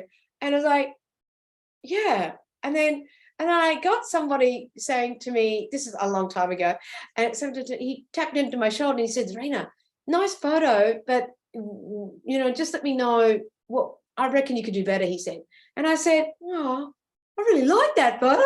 I like the color. I like what I'm wearing. I like my hair. And it was all these sort of peripheral things that I was saying what I liked. But what he was saying and what I cottoned on was like, I'm not seeing in you who you are and what you do and what I know to be true about you, right? So then I had a big gold nugget, you know, epiphany. And that epiphany brought me to the middle photo, the life now. And that life now is owning my space and living in and kind of having an image that really showed up who I am, and confidence and the credibility and the congruency of what I know to be true, me, and then it shows up in the, you know, the branding images of me. So it's so interesting that, you know, that sometimes we can go through life and we're choosing imagery about ourselves that is all maybe external things, but your inside, your essence needs to be showing up as well. So what does it mean now? I'm in obligation now, and I am living my life to its fullest. And what does that mean? I am really being able to develop a brand, a really reputable brand that brings on the confidence of people as well as myself. And I'm showing up for my ideal client. So I want you to show up for your ideal client. And that's the whole purpose of this presentation today, is for you to show up as for your ideal client, to tap into you faster, so that you are absolutely doing the cut through and getting to the heart and the soul of your ideal client faster. And it is so important to do that. So what my ideal client is one of them is you know, international speakers, and that's, you know, that's Richard Branson. I photographed him too. It is Arnold Schwarzenegger. So I was the only photographer in Australia to be asked to photograph Arnold Schwarzenegger, and so I took that opportunity. But the key to happiness, guys, is important, because what happens is that when you're living an obligation, you have a lot more time, you have more income, and you have a lot more contribution to absolutely share to your community and share back to more meaningful projects that you want to work with. And that's why I live my mantra, I live my life like this. And what happens is that the key to happiness is that you get all three. And that becomes in droves when you have a personal brand that really smashes you out of the water. So how do I do this? I help my clients by positioning them with their, you know, by creating their compelling and crafting their compelling stories. Crafting their compelling stories in visually and in a messaging type of way as well, and their angles of them. And I take people through a branding and a marketing angle as well when they work with me. But positioning you, what is it, that positioning of you, and where do you stand in the marketplace? How are you standing out? Personalizing your message. How are you going to, what are you going to say on videos? What are you going to feel like you're saying in imagery? And then also promoting you online. What are you and where are you going to be promoting yourself online? That really is going to make you a standout, world-class, you know, video standard, as well as video story, as well as your visuals, as well, your photography as well. So that's my 3 steps, and it's a lot more in detail, but it's a lot more in depth when I work one-on-one with clients, and I love it. Gosh, I love it. It is really reaps the benefits. It's amazing. So my gig today is helping you position your purpose. And what does it mean? It's about your vibes. Now, a lot of people that come and call me every day or work with me every day, you know, I know what's to be true is that we need to move beyond our turtle branding. And what does it mean? It means something very funny, because I am a little bit funny and quirky. So what does it mean? You're not yet the expert, but you wish to be known, right? Instead, you're an elusive turtle leader. Why I say turtle branding is because I know humans are popping their head in and out of that shell. They you know, they want to be known, but they don't want to be known, but they want to be known, but they don't. It's because we need to know and stand in conviction as a person in business that we have value to share. And when that light bulb goes off as value to share, that's when you really start getting momentum. But until then, and this is what holds people back, is that nobody really knows who you are because your lights are out. And what does that mean? It's like you are in your turtle shell. And what does it mean? It means that you're not getting opportunities to grow your business, for you to absolutely shine on purpose, and for you to really stand beyond what you know to be true. And you love hiding in your shell. Well, we've got to get rid of that, right? So I want everybody to think about, how are you turning up on video? You know, as a brand, are you the oldie, the weekender, the shadow, you know, the bachelorette, the silhouette, you know, the selfie on video, the pet lover, the frowner on video? Now, video is a big thing about my business, and I help people get through this as well with confidence and fast track their video message online. But, you know, it starts where you are turning up. How are you turning up on video, right? That's important. but you got to show up authentically. You know, are you showing up in your truth, or are you showing up not in your truth? How many times have you pressed that play button and it's gone, oh, 50 times later, I'm just getting tired of the energy I wanted, showing up on your message on video. How many times does this take? You're saying, well, it takes a long time, right? But what happens is that once you start understanding what your message is and really getting it honed in with guidance, then you've come down of literally you've cut down all what you think you need to say to coming down to what you need to say. And that's where you need help. And that really will help you get to the guts and glory of who you are and your true essence. It's really important. So you understand about your personal brand assets and also your messaging as well. So your personal brand assets are important. Your photography, your website, your assets are really important. I treat all what I do as an asset building exercise. That's how I think you need to actually look at what you're doing in your business and your career as well, allowing you to be seen and heard. Are you absolutely showing up authentically?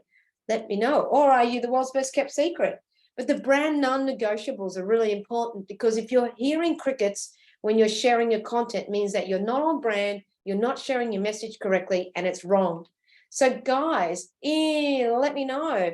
In this black and white photo, what do you think this lady does? Well, well, what do you think she does? You can write it in the chat. You can just share that online, because what I know to be true is that, and I've done this before, I've heard some people say that this lady's like a clairvoyant, in the black and white photo, she's a waitress and things like that. And in the right side, the colorful photo, I'm showing you this because we're going to go back to that turtle.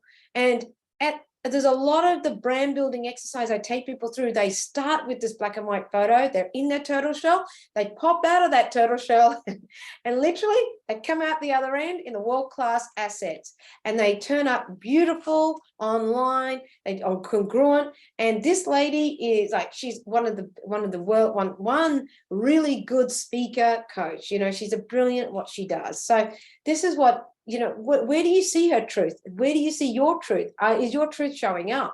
And that's important, because this is Rebecca. And so I took her through a journey about what does a brand look like, what's she going to wear, what's she not going to wear, what's a brand archetype. And it was just all this process really helps her shine online in her truth. And that's where you've got to start thinking about, where's your truth? Okay, so let's look at this guy. Let's look at this guy. It's going to move this around. There we go. And which energy gives you the confidence to buy, guys? The left one or the right one? So the left one or the right one with the white background? Interesting. Just start thinking about this. Start thinking about yourself. What images are you putting out there? What videos are you putting out there that gives the confidence of people to buy into you? So the left photo, people said, oh my gosh, this man, he's looks like a great barista at the beach. And yeah, at Manly Beach, at Bondi Beach, which beach? Well, anyway, the guy in the white, with the white background, the after photo, well, I took this man through a big journey and loved the journey he did. And now he's like the world's best, one of the world's best coaches for coaches. And his name is Taki Moore. So Taki Moore, there we go. I created his brand for all sorts of imagery, gave him an image library that really sung his praises. And he used it in social media, all over the place for social media advertisements and on the website. And he asked me for my input and my guidance on which images, where to use on his, where to use his visual assets that I produced for him online on his website. So I guided him there, and I've done that for every single client since as well. So this is just an example. He's the coach of coaches, and he went he's gone to a lot of money, incredible amount of money, absolutely honing in on his brand, his messaging, and utilizing his visual messaging, which is amazing.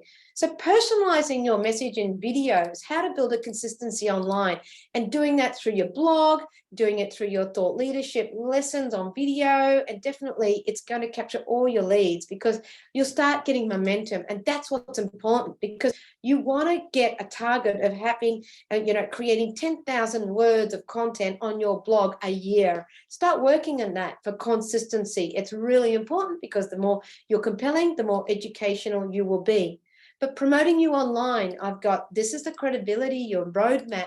It's important to capture you and your credibility online. Facebook, LinkedIn, Instagram, Twitter, YouTube, emails.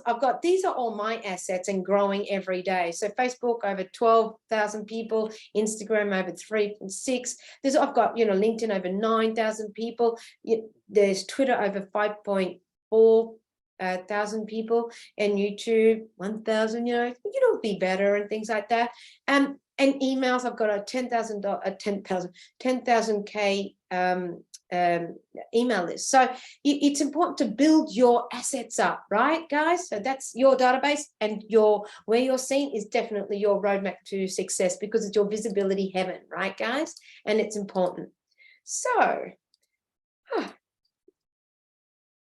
I don't know why this is happening. So your brand is less present if people are not drawn to you and you're not seen as the go-to person. So we need to start somewhere, but start looking at your visual assets, what you're messaging in, and what you're going to be saying on video, because you need to be the top of mind. Because if you're not top of mind, you're definitely brandless in the marketplace, and your competition is top of mind. But you've got lifestyle dreams that are not being achieved, and we don't want that, right? But let's think about that. You don't want to be that secret anymore, right? But what would it write down, what would it look like if you had the perfect brand? Like, what would your life look like? So write down some wish list. Write down 3 things about what would be the perfect brand, you turning up, and what would it look like? Write a couple of those things down as well. And, are you who are you on video? Start writing down who you want to be on video. How do you want to be seen on video? Start answering these sort of questions. And why should we listen to you? Write down, why should we listen to you? Because it's important to understand how you want to change the world, how you want to change the hearts and authenticity of people. So the common beliefs and fears about people not turning up on video and on imagery, doing this right, is because they have no brand story, but they want the truth to be seen and told. But your brand story is adequate, but your brand story will open new doors now. But you're thinking your age is holding you back.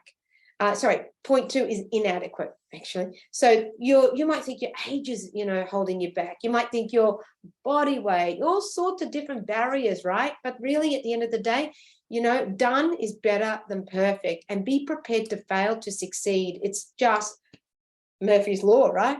But be known, because you've got to be, the upside of being known on video is really being seen, so you can tap into a lot of the opportunities that are missing, because people will see you talking on video. They'll go, oh gosh, I wonder what they're going to say.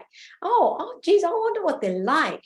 Oh gee, they're part of this webinar or a podcast. I've heard the voice of this person, but I've never seen them in action.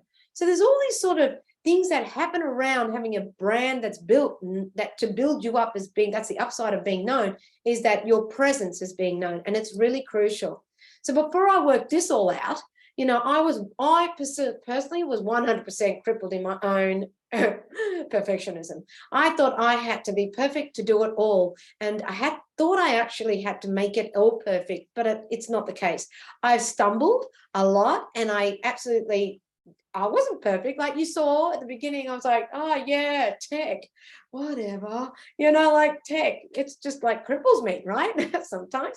And, but at the end of the day, it's what counts is caring and authenticity and delivering.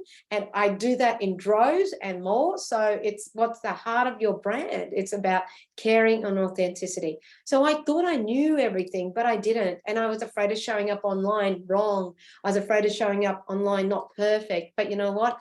How much fun can it be these days during COVID to actually, past COVID, to actually stumble, make mistakes, laugh at yourself, because we're now in an age of authenticity where it's like, yeah, I've done that. I've done that. Don't worry about it. It's okay. So you know what? It's all part of the journey. It's all about people and connection. And, you know, I struggled with a lack of confidence. And I did for a long time, because I felt it was a boys' world out there, and in regards to what I knew to be true, and that and then what did I have to deliver, you know, and what did I know, and but I until I bottled it up and I started speaking about what I know to be true, as well as writing a book. And so it's all about profile and building your profile, and it's important to do that with your personal brand, and you start sharing your story. And that story is remarkable when you start sharing it, because I was definitely crippled by my lack of confidence. But once I followed my dreams and followed my process of helping, how I help people nowadays, it is really, really powerful. So you're going to have a lot more clients. You're going to be a lot more engaged with your audience when you start showing up online with the right visual assets, and your brand credibility stands out from your competitors, and you start really, really honing in on your message. But your brand will finally start matching your personality. And that's what's crucial, right? And that's what you want. You want to feel like you go online and people get you, understand you, and they go, yeah, I know you, Zarina. And I'm like, yeah, thanks. You know, it's like a great conversation starter is having a great brand that's being seen and really, you know, really credible and full of content and confidence. So your content will start to be shared, and that's what you want, right? So showing up on video and doing it well, it's just like all part of your story. So high five you guys for making it, you know, because you're only one video away from success, you know, and you're one photo away from success as well. So as you can see from my Kermit photo to my iconic photo to being an obligation with opportunities that come my way all the time. So, you know what? I really appreciate you guys turning up. Thank you. And I'm Zarina Robertson from Zarina Photography and Video. And if you've got any questions, just tap my shoulder. Thank you. Wonderful presentation, Zarina. Thank you. I didn't realize there was so much into in brand, you know, branding yourself and branding your business. It's absolutely amazing. I loved it. Thank you for sharing. Thank you. Yeah, wonderful. If so, you've got your I put your link to your website in the chat so people can reach out to you.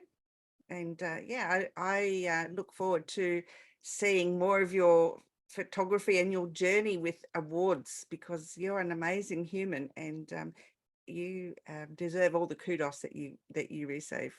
Thank you. I really appreciate it. Awards are not everything, but they are part of the journey, part of the profile of building a brand. I've won many awards, but at the end of the day, what makes me smile is changing someone's life when they work with me. And I love it, because I'm not changing their lives, just their lives. I'm changing their community's lives, like a wider audience. So my dream is for my clients to attract a wider audience and change their world.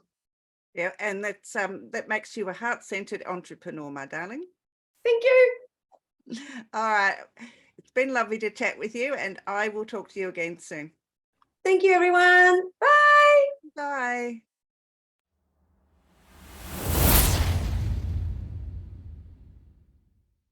My next guest is here. I'm just waiting for her to come on. Here she is. The lovely Lila Numovsky. Now, Lila and I know it's Lila or Leela, I'm not really sure. She'll tell me though, no doubt. She is she's another amazing human that is into all sorts of things. She's a mum to a beautiful 8-year-old daughter whose presence in Lila's life blessed her with opportunity to formally study Chinese astrology. And she's very passionate and devoted to feng shui and Chinese astrology, and has been for over 18 years. Her passion for feng shui began in 2003 when the idea of it piqued her interest, and so she had a consultant help her make positive changes to her environment and to her life. In 2008, she was at the Mind Body Festival in Melbourne when she was drawn to a feng shui stand. Feng shui stand. And this is where she met the man named Gary Hickey, who did a Chinese astrology mini reading on her date of birth. It resonated so deeply with her that she completely fell in love with the practice, and she just had to learn more. So she got her certificate in Chinese astrology, 4 pillars of destiny, and she hasn't looked back. And these days she devotes her life to mindful living based on Chinese philosophy. She loves to help and guide people to know more about themselves through their unique gifts, their strengths, their weaknesses, their personalities, and their direction in life. And from your date of birth, Leela can determine the elements that define and guide you on your journey, giving you insights into your past, your present, and to your future. She loves giving the people ability to forward plan and balance their daily lives. And so please welcome to the stage Leela, wherever she is. I'm here. Hello. Can you see me? Yes, I can see you. I can hear you. How are you? Good. Thank you for this opportunity. So Oh, my I'm happy to pleasure. be here. You have so much to share. So, you know, you've explained your journey on how you came into Chinese astrology. So explain, you know, we all know about the animals in there, but, you know, how can they be of benefit to us? Okay, so what I do, because a lot of people, you might just know that the year you're born and the animal that represents the year. And that's only 1/8 of information that you can find out about yourself. Because the 4 pillars, they are made up of the hour you're born, the day, the month, and the year. So I let you know all the animals that you have relating to those parts, which is whether it's the day you're born, there's an animal, the month you're born, you have another animal, the hour and the year. So then I somehow gather all that information and then work out the element you are, which is based on the day you're born. And then from that, you can find out what all the other elements mean. So you could be either yin or yang, wood or fire or earth or metal or wood. Hope I got them all in. And yeah, then from that you can tell so much, because then every day there's a new energy that comes in. So even like today, I did check, I'm just going to double check again. It's yin metal rabbit day. So just knowing that, it might mean something, whether it's about you today, could be about your money, could be about your skills and talents, using your voice. And for me, it is my voice and power or pressure could be today. So, yeah, so everyone might mean something different. Yeah, I know I'm a pig. I'm a pig, and I think I'm a fire sign. That's all I know. Okay, yep. I'll have to check yours because I've never done yours, have I? No, you haven't. No. Monday. Monday. Yeah. Yeah, it's an interesting practice, and I love feng shui, and I would love to have a practitioner come to my house and actually feng shui my house. I think to get the energy flowing properly, I you know, try and move 27 things around every day, but it doesn't always come to fruition. And we do get a little bit lazy because you need to move around all that stale energy that accumulates. Yep. That, and then because actually I'm going to complete that course. So I haven't done the feng shui, just more based on, I'm helping people feng shui themselves more than their homes at the moment. But it is like, then if you follow, you can just move bells and coins in different areas of your home every month, because the energy changes just outside, so let alone what you do inside your house. And then it's just, putting those two together, then the energy should flow. How can you feng shui yourself? I've never heard of that. Well, the way I'm doing that is by just telling people what element they are, and then them understanding what all the other elements mean. So whether, like I was saying, it's about your skills, or is it about your money today? Is it about your career? Is it about your resources? So then, and I share this calendar as well, like outlining all the different days that are coming up, and people can take advantage of that, just knowing what month it is, and then help yourself through this external energy or present energy, you want to call it as well. Yeah. I had a guest on some time ago who was a feng shui specialist, but she more specialized in businesses. So how can feng shui benefit businesses? Probably in the actual business they're in, maybe, like if it's you're talking about business as like business, like, you know, bricks and mortar. Bricks and mortar. So I guess it'll be the same. So they'll find out the directions. First, you got to find the center, and then is it facing north or west or east? And then just, it's all like, I'm not sure how many different sectors there is. And in those different sections, there might be like a good area where, because even my home, because I do have an area where it needs movement all the time, but I'm not there. So I've got a clock in that area, like a little, you know, those little clocks that just ticks. And so there is some sort of movement in that room. So that's how then you can feng shui a home or a business by finding out where's their money as well. There's a money area. There's a health area, just making sure those are clean. And because some area, like I know like one of my mentors would direct people, if their bedroom is not a good place to sleep, if they're finding that, you know, it's suffering their health, she'll move them to another area where they can sleep better. So the house can save us, even if we're in a bit of bad luck. If a house has got the good feng shui, it can help us. Yeah. How can we use Chinese astrology to have more harmony in our life? Back to just knowing who you are, what are the gifts that you were born with, like the element that you are, and then just knowing then what all the other elements mean. And like, for example, like if people are stuck, they don't know what to do, they can just go to, okay, this day is about my wealth today. So then they might put an offer out today.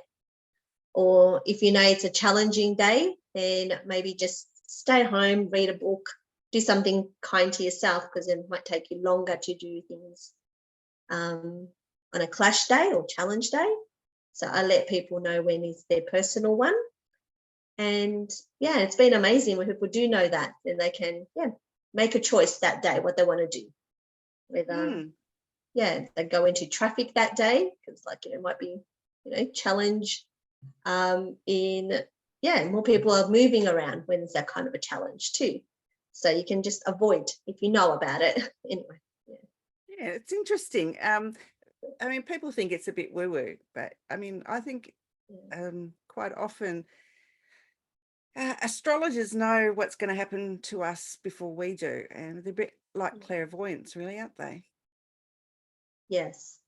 Yeah, and then like I forget sometimes to even look the next day, but it's like, to me, I use it more like, if you want to know what the weather's going to be like and you've got an event coming up, so you can prepare yourself. So whether, if you know it's going to be a wet day, you take your umbrella and but some people just go with the flow every day. They don't care like about anything. But some people do want to know that little bit extra, when to take advantage of certain days. So it's a bit like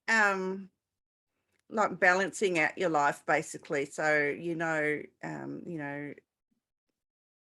when to take things more slowly than other days. Yes, and it's because everything just like even today, it's a brand new day. It's never happened before, but there'll be like similar things that might just come up for you to deal with that day.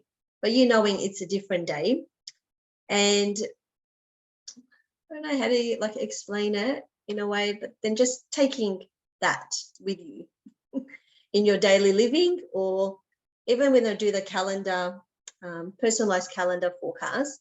So even from, haven't done next year's yet, but you can see all the different elements that will be each month. So then you can have a overlook and say, oh, it's going to be metal start of the year, then there'll be fire element will be in the middle. And then by knowing what they mean for you, you can plan that way, or just know it's going to be past. Like if it's pressure, January, February, then the next month it's going to be about your wealth. So it just flows. Just, yeah, I don't know how to explain it. Does that make sense? Okay, yeah, that makes perfect sense. Okay. Just let me bring this up, and I'll put your website in the chat, or would you prefer people reach out to you on Facebook? Wherever. I haven't checked my website lately, so I think it should be all. I'll put it on Facebook. Yes. So and I do like one-on-one. So when people, I think, yeah, one lady, like, yeah, you can order through my Facebook as well. So whether it's like just a one-off reading, Yeah, so that's available. Otherwise, like I've been doing one-on-one sessions as well. So taking people that want to learn more, because it's not, you can't tell everything in one session. Like I used to do written report. I used to take like, I don't know, sometimes I went to, I think 13 or 15 pages just of information, and it wouldn't be relevant to people that don't want to know about that in their life.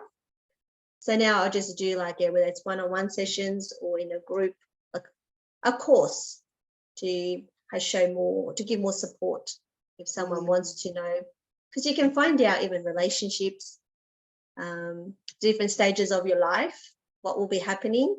So it's like a 10-year cycles we go through. Yeah, there's a lot of information. I can spend 1 year just on one person. Wow. Leila, where can people find you other than your Facebook page? Yep, I've got Facebook page, yeah, the website, Instagram. I'm on Instagram as well.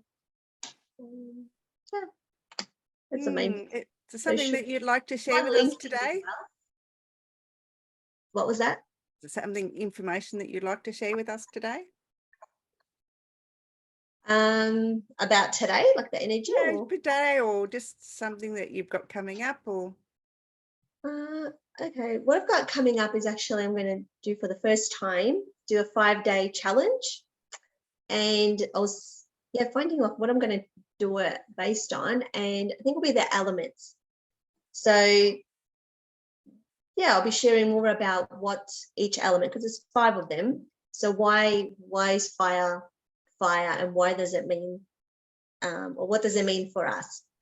And yeah, so if anyone's interested to join the 5-day challenge, I'll be sharing what element they are on there. And yeah, and that'll be like a good way to start to see if this is for you. Wonderful. Just based on your personality, because once you know what element you are, this is the reason why people are drawn to you. It's for that gift that you were born with. Because the Chinese believe first breath we took, we inhaled our destiny. And it's been amazing, even just watching my daughter's destiny, because obviously I've known her from birth, and seeing the different stages she goes through and what's happening in her life. It's just, amazing. Sounds intriguing. I think I'll have to get you to do my chart and see what's coming up for me. Yes, Leila, thank you so much for coming on today. I know was a bit of a challenge for you, but you did really well. I'm very proud of you. Thank you. And it is a challenging day today, actually. It's for everyone's a challenge day, and I picked to do this, so I'm doing well. You are doing very well. So I will talk to you again really, really soon. And thank you so much for joining me today. Thank you. And thank you everyone else that's watching. Bye. Bye. Bye.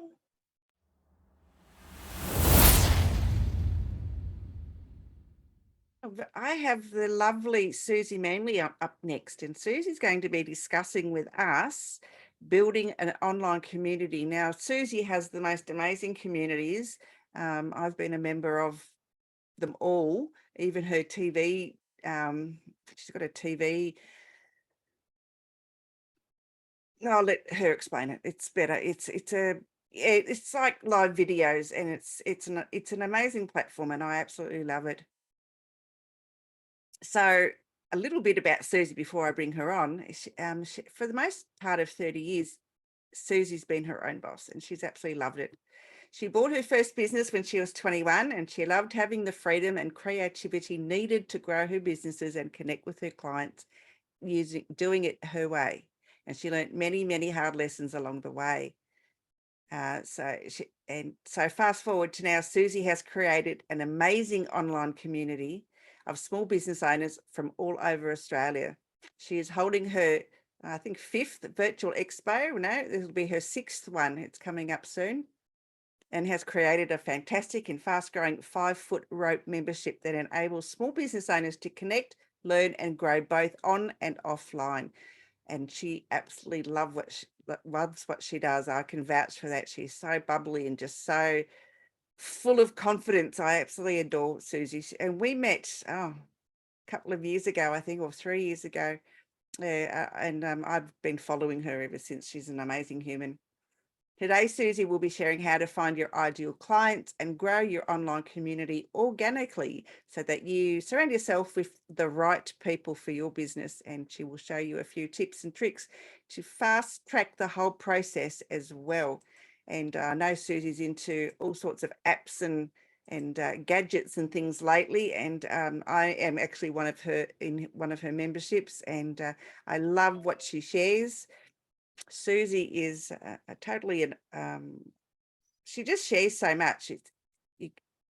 She shares, I can't even explain how much. She's just so heart-centered and so giving that, you'd be very blessed to have her in your life. Good morning or good afternoon, I should say. How are you, Rose? I'm very well, Susie. I've just been espousing your virtues. Thank you, my lovely. That's awesome. It's fantastic to be here. What an incredible event that you have put on. It is just awesome. Oh, thank you. Yeah, I was just trying to explain about your TV channel, and I couldn't, for the life of me, think about. It's called 5-Foot Rope TV. It is. Yeah, And? so how it works, well, the concept actually I came up with it, well, I did know it was actually some, with things evolving with Facebook and things like this, and speaking to different people about how lives worked, and this is back in 2019, I thought, okay, well, what if I get everyone to do their lives, because everyone was saying, well, I put a live out there, but no one watches it, no one sees it, I don't, and we didn't know as much. We didn't know how powerful they were sort of back then, and a lot of people were worried about doing them. So I thought, okay, well, what if we all do our lives in the same place?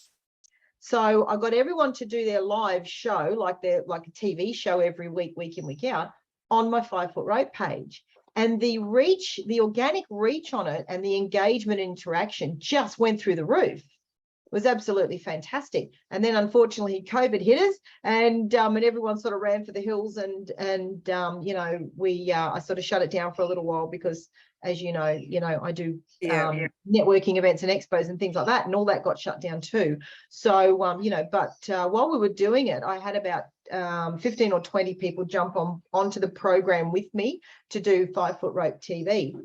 And because we were all doing our lives on the page, and we were setting the events up on the page and inviting people and all this activity on the page, obviously the algorithms, those dreaded algorithms we hear about, were kicking in and just putting us in front of more and more and more people. So the reach of these lives was absolutely brilliant, and a lot better than we were getting on our own, which was fantastic. So yeah, and I'm kicking that off again this year and hoping to get some, a few more people want to come and present every week and have their TV show on their page as well as on 5-Foot Rope.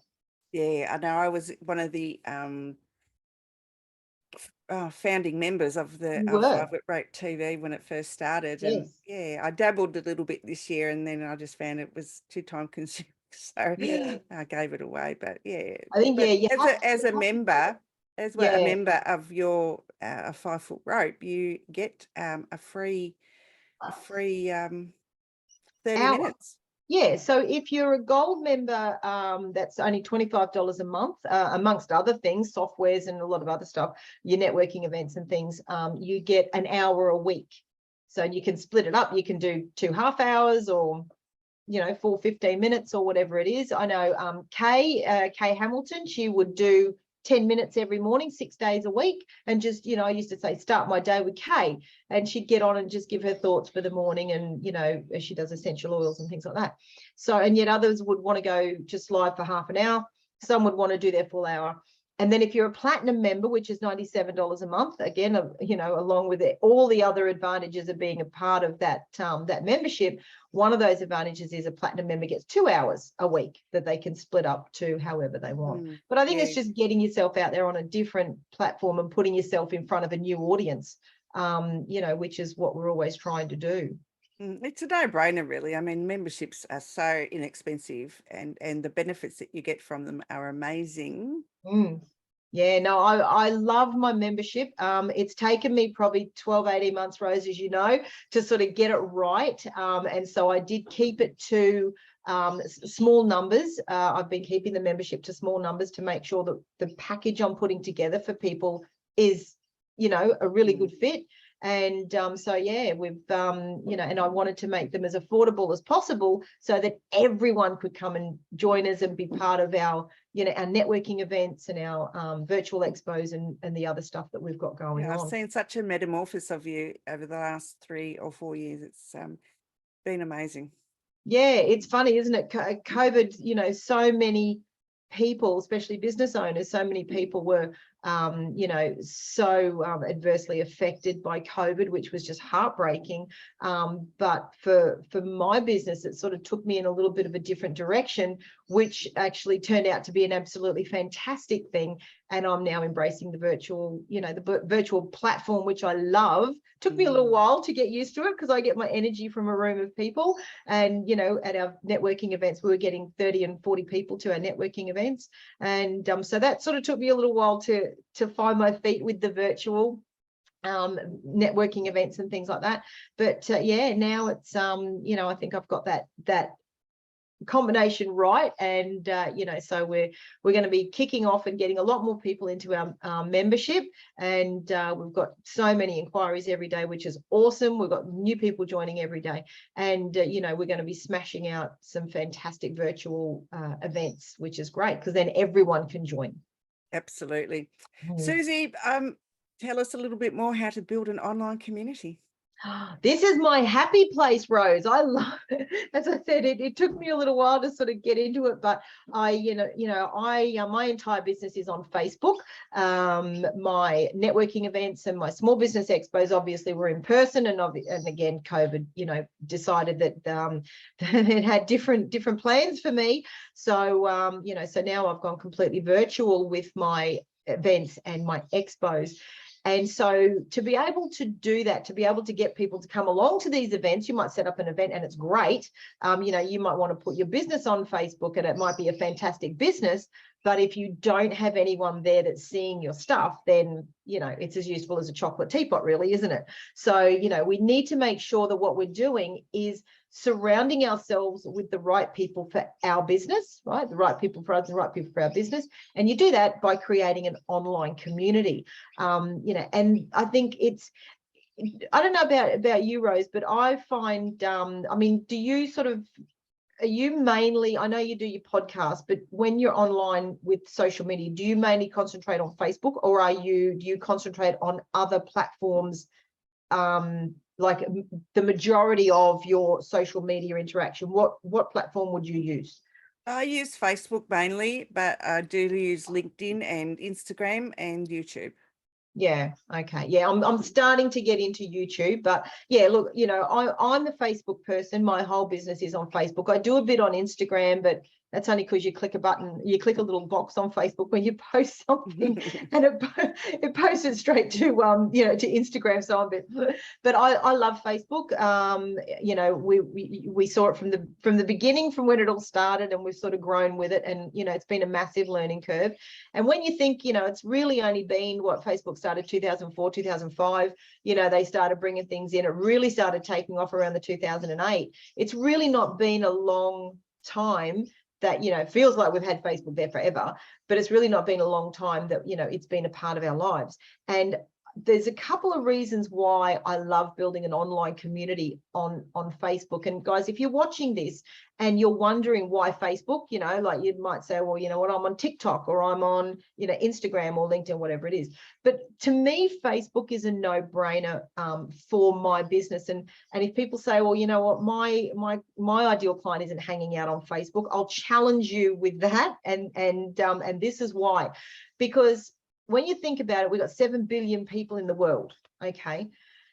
2.936 billion of them are active every month on Facebook, right? So that's 37% of the Earth's population, and 67% of those people log in every single day. Now, if those numbers don't blow you away, I'm going to take it a step further.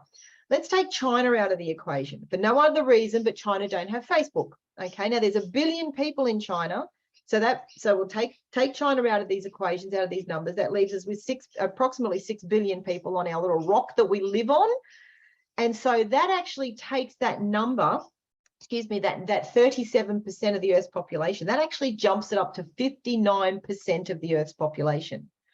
So you have to think about that. 59% of the people who are on our rock are on Facebook, and 67% of them are logging in every single day.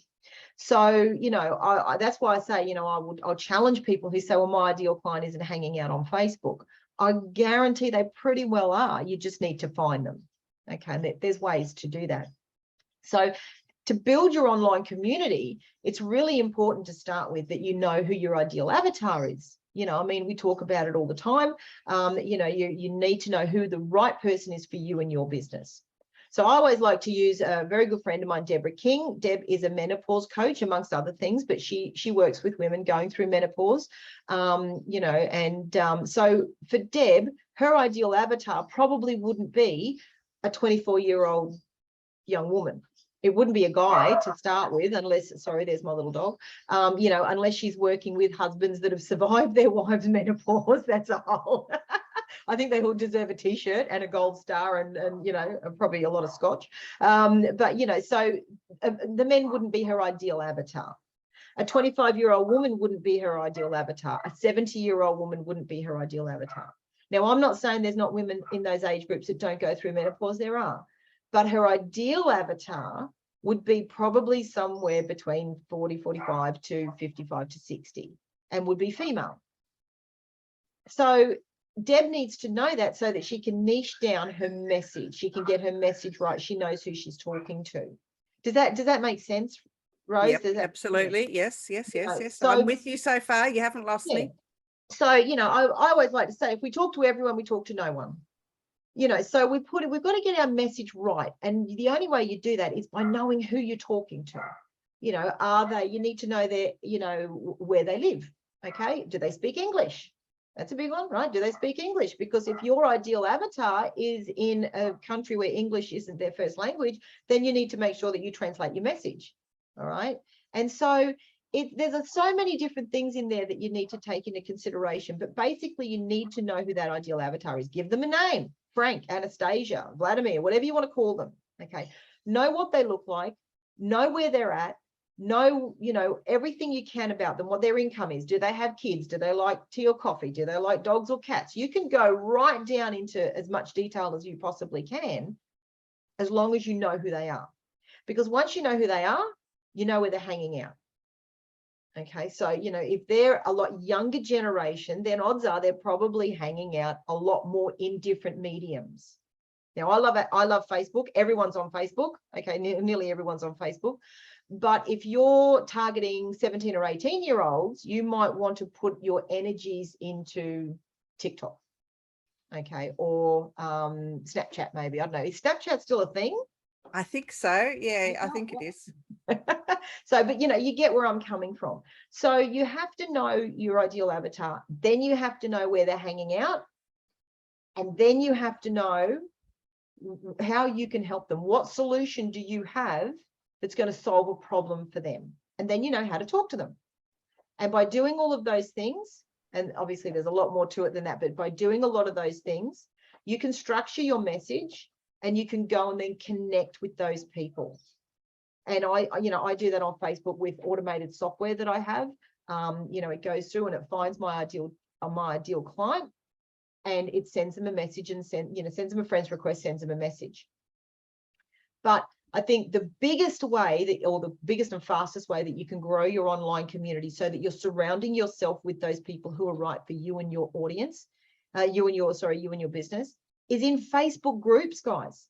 We're in a Facebook group right now, right, Rose? Yes, absolutely. Yes. And they are so powerful, Facebook groups. So if you find, like for me, my ideal client are business owners. Okay, I work with business owners. I help them connect. I help them learn. I help them grow in their business, through putting themselves out there, through networking events, virtual networking events, virtual expos, virtual retreats. And so I would go into business groups. Okay, if your ideal client are bird watchers, you would go into the bird watchers groups and you would join those groups. And you would create a presence in those groups. Don't go into the groups and start selling, okay, because you'll get kicked out the group to start with, but people won't connect with you. You need to connect with people. And the way you do that is this. When you go into the group and you've been in there a little while and you've, created a bit of a presence in there by adding value into the group, okay, go in, and at the top of the group, there's a little magnifying glass. Jump into that, it's a little search box, jump into there and put in how, what, why, when, where. What you're looking for in that group is you're looking for posts where people are asking questions, because you should be an expert in whatever your niche is, which is why you're in that particular group. So if you're an expert in birds and your ideal clients are bird watchers, then you want to let them know that you are an expert in the field of birds. So you go into that bird watching group and you go and look for those posts where people are asking a question, and you go and answer their question. You connect with them, add value. Don't go and put links in there to your website. Don't put links in there to your group or to your page, or number one, the admins will kick you out, okay? But you want to connect with that person and add value to that person. So for an example, I asked a question about, I think it was about solar. We've got solar panels on, and I was asking questions about, what do you call it? Energy providers, right? And I said, who do you guys recommend, or whatever it was? And some people just went in and put, whatever the name of the energy, ABC Energy and 123 Energy and da, da, da. There was 2 people that went in there and put in-depth answers to my questions, to my question. They're the ones I connected with.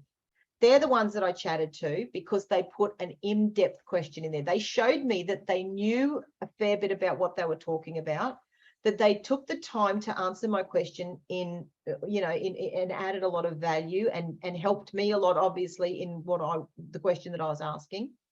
So if you are an expert in your field and you go into the group where all the people in the group are your ideal avatar, then let them know that you're an expert in that room too. And do that by giving in-depth answers to people's questions. And that's how you connect with people. And once you start doing that, then you can connect with them outside of that group. And like I said, I have the software that automates that for you, and we'll go into groups and find people with keywords, and then we'll send them a friend's request as well as a little personalized message. It's a great way to build up that 5,000 friends list that we have. You're allowed 5,000 friends on Facebook, but that you fill that friends list up with people who are in that ideal avatar.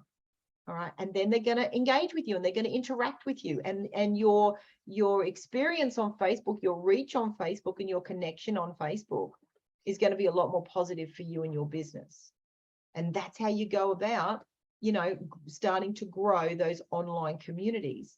And then you can go and start your own group and invite those people, because they're already your ideal avatar. Invite them into your group. Because out of those 3 billion people on that are active every month on Facebook, 2 billion of them are in groups. And Facebook love groups, and so they give you really good reach in. You reach inside a group, and a lot of times isn't very good, but that's how you run your group, is to lifting that. I think it's about 5 or 7% in a group is your organic reach.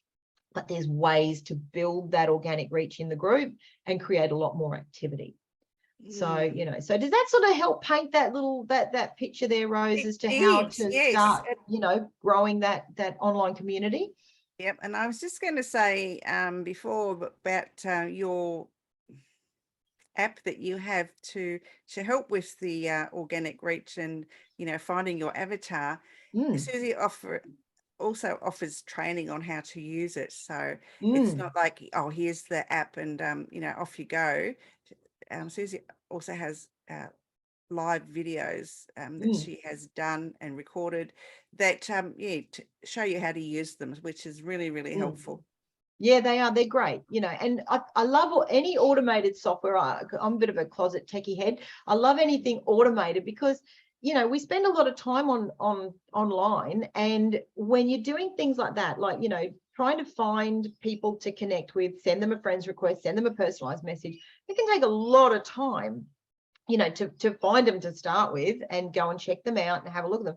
If you've got something doing that for you in the background, because you should be sending out, you know, 20 to 30 friends request every day, and, you know, if you've got something doing that for you in the background, you can go and spend time doing, you know, other things, whether it's spend time with your family and other aspects of your business, whatever it is. And, you know, and then we also have the software that removes people off your. Yeah, I've got that. I've used it. I had nearly 2,000 friends, and I did a big cleanup, and now I've only got 400, and so I did that. I had, I think, 3,500. I think I'm down to like 1,200. So now I've got to go and get my other software and start building it up. Yeah, again. me too. Yeah. But did you find that your reach, your organic reach, lifted dramatically once you sort of got rid of all those people that weren't interacting with you? No, not so much the reach, but the people that I wanted to reach out to were starting to come up in my feed. Yeah, great. Yeah. So people I hadn't seen for a while. Even though they'd maybe had a like or something, you know, some time ago, but they've had some interaction with a post. I kept all those ones that at least that, you know, had done one interaction. I didn't care how many interactions, as long as I'd done one, and kept all of those. But I noticed that other people, I could see their posts in my newsfeed now, which was a lot better. Yeah, it makes such a huge difference, doesn't it? And that's why, you know, I always say to people, it's so important with that 5,000 friends, because they go, I can have 5,000 friends, we'll just friend everyone, because that's what I did when I first got on Facebook. Yeah, me too. I loved everybody. I'm like, yeah, I'll be your friend. I don't care. I'll friend this one, I'll friend that one, I'll friend it all over the place. And, you know, but no one saw any of my stuff because I had no clue what I was doing. Yeah, same. Then. But, you know, and it was like, oh, I've got, you know, 4,000 friends. It's like, yeah, but I didn't know any of them. I didn't see any of their stuff. They didn't see mine. Whereas now I've gone through and culled that right down. I did the same in my 540 Business Connective group. I went from, I think, 14 or 1,500, and I think I'm down to about 650 members in that group. And people are seeing the stuff. People are engaging and interacting a lot more in, you know, in the posts that we do on our theme days.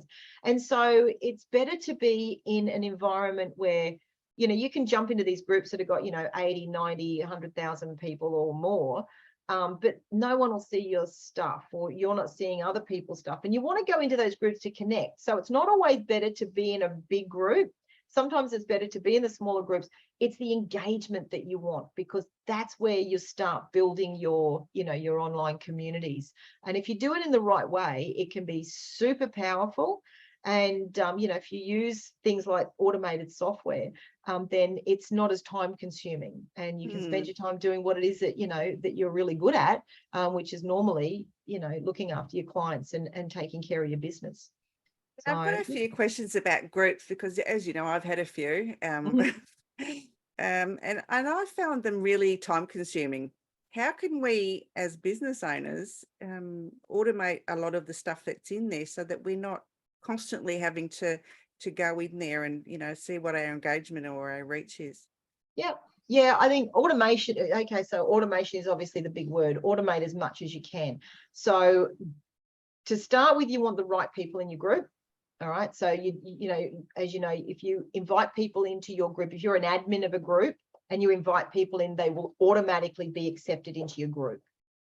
So what you want to do is set your group up with your page, your business page. You don't have to have a business page to set up a group, just saying, but you always want 2 or 3 admins. Okay. So my business page, 5 Foot Rope, is my admin, and I was an admin and I've got my partner Troy as an admin. I've now taken my personal one off the admin because that's who I want to invite. I'm using my personal one to invite people into the group, and I don't want them approved straight away because I want to make sure they're right for my group. And that's when you set up your 3 questions. I'm sure you've seen them, okay? And you capture that information. I use a software called Group Leads for that. I think it's like $127 US a year, which is nothing. And that gives you 4 groups. And so what it will do is it will go through, and when you go through and you click who you want to approve, that as long as they've answered the 3 questions, once you've approved them, it will tag them in a welcome post. It will send them a personalized message to say, hey, Rose, welcome to the group. You might want to point out a few things to them. So you're connecting with them off the bat with that Group Leads. It's a fantastic bit of software. I love it. It's brilliant. So I use that. But then once you're in the group, Facebook actually give you all the scheduling and planning tools, that you need to be able to go and schedule all your posts. And yeah,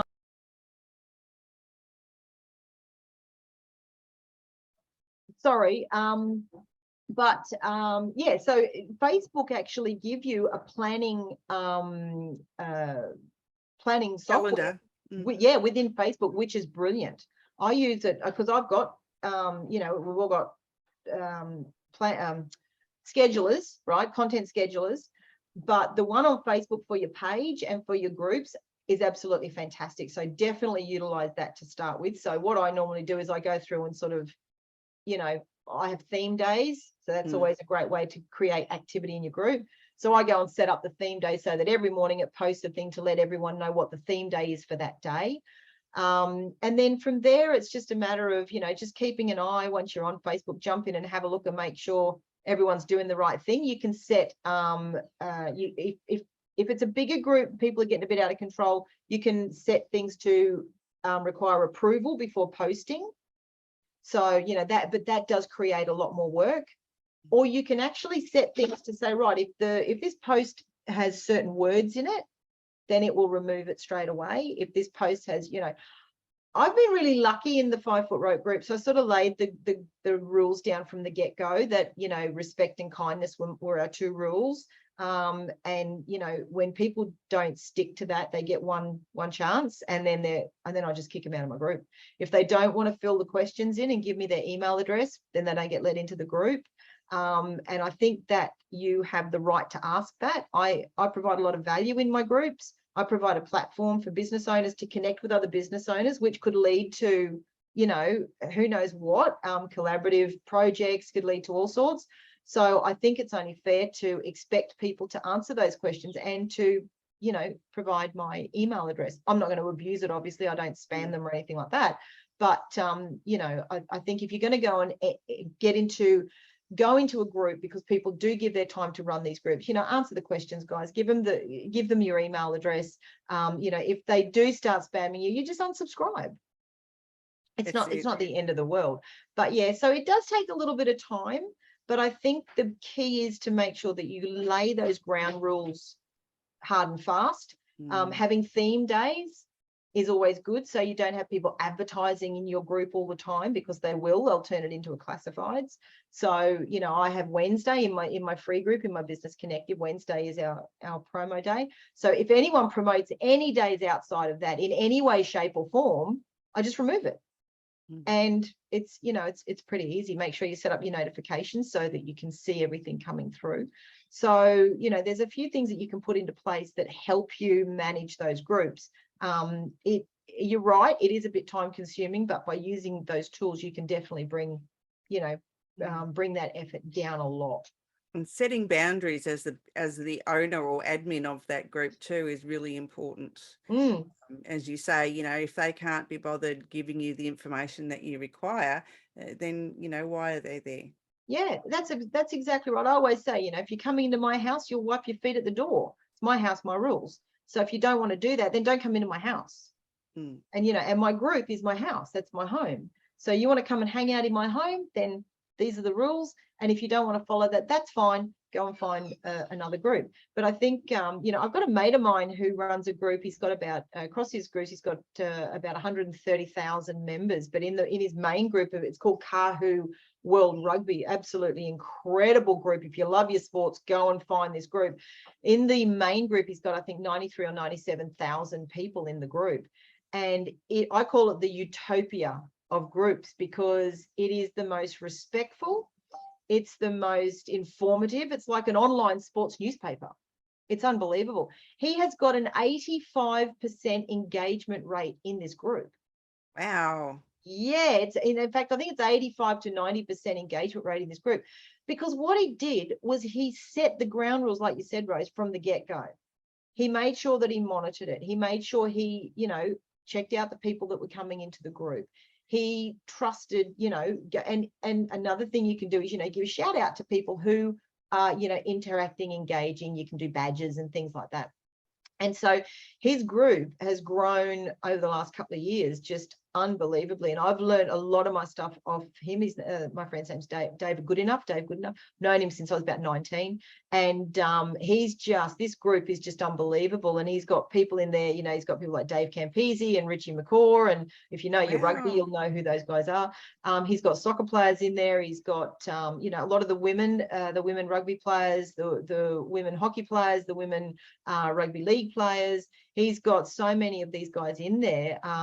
Yeah, it's become one of the I think it's probably the best sporting groups on Facebook.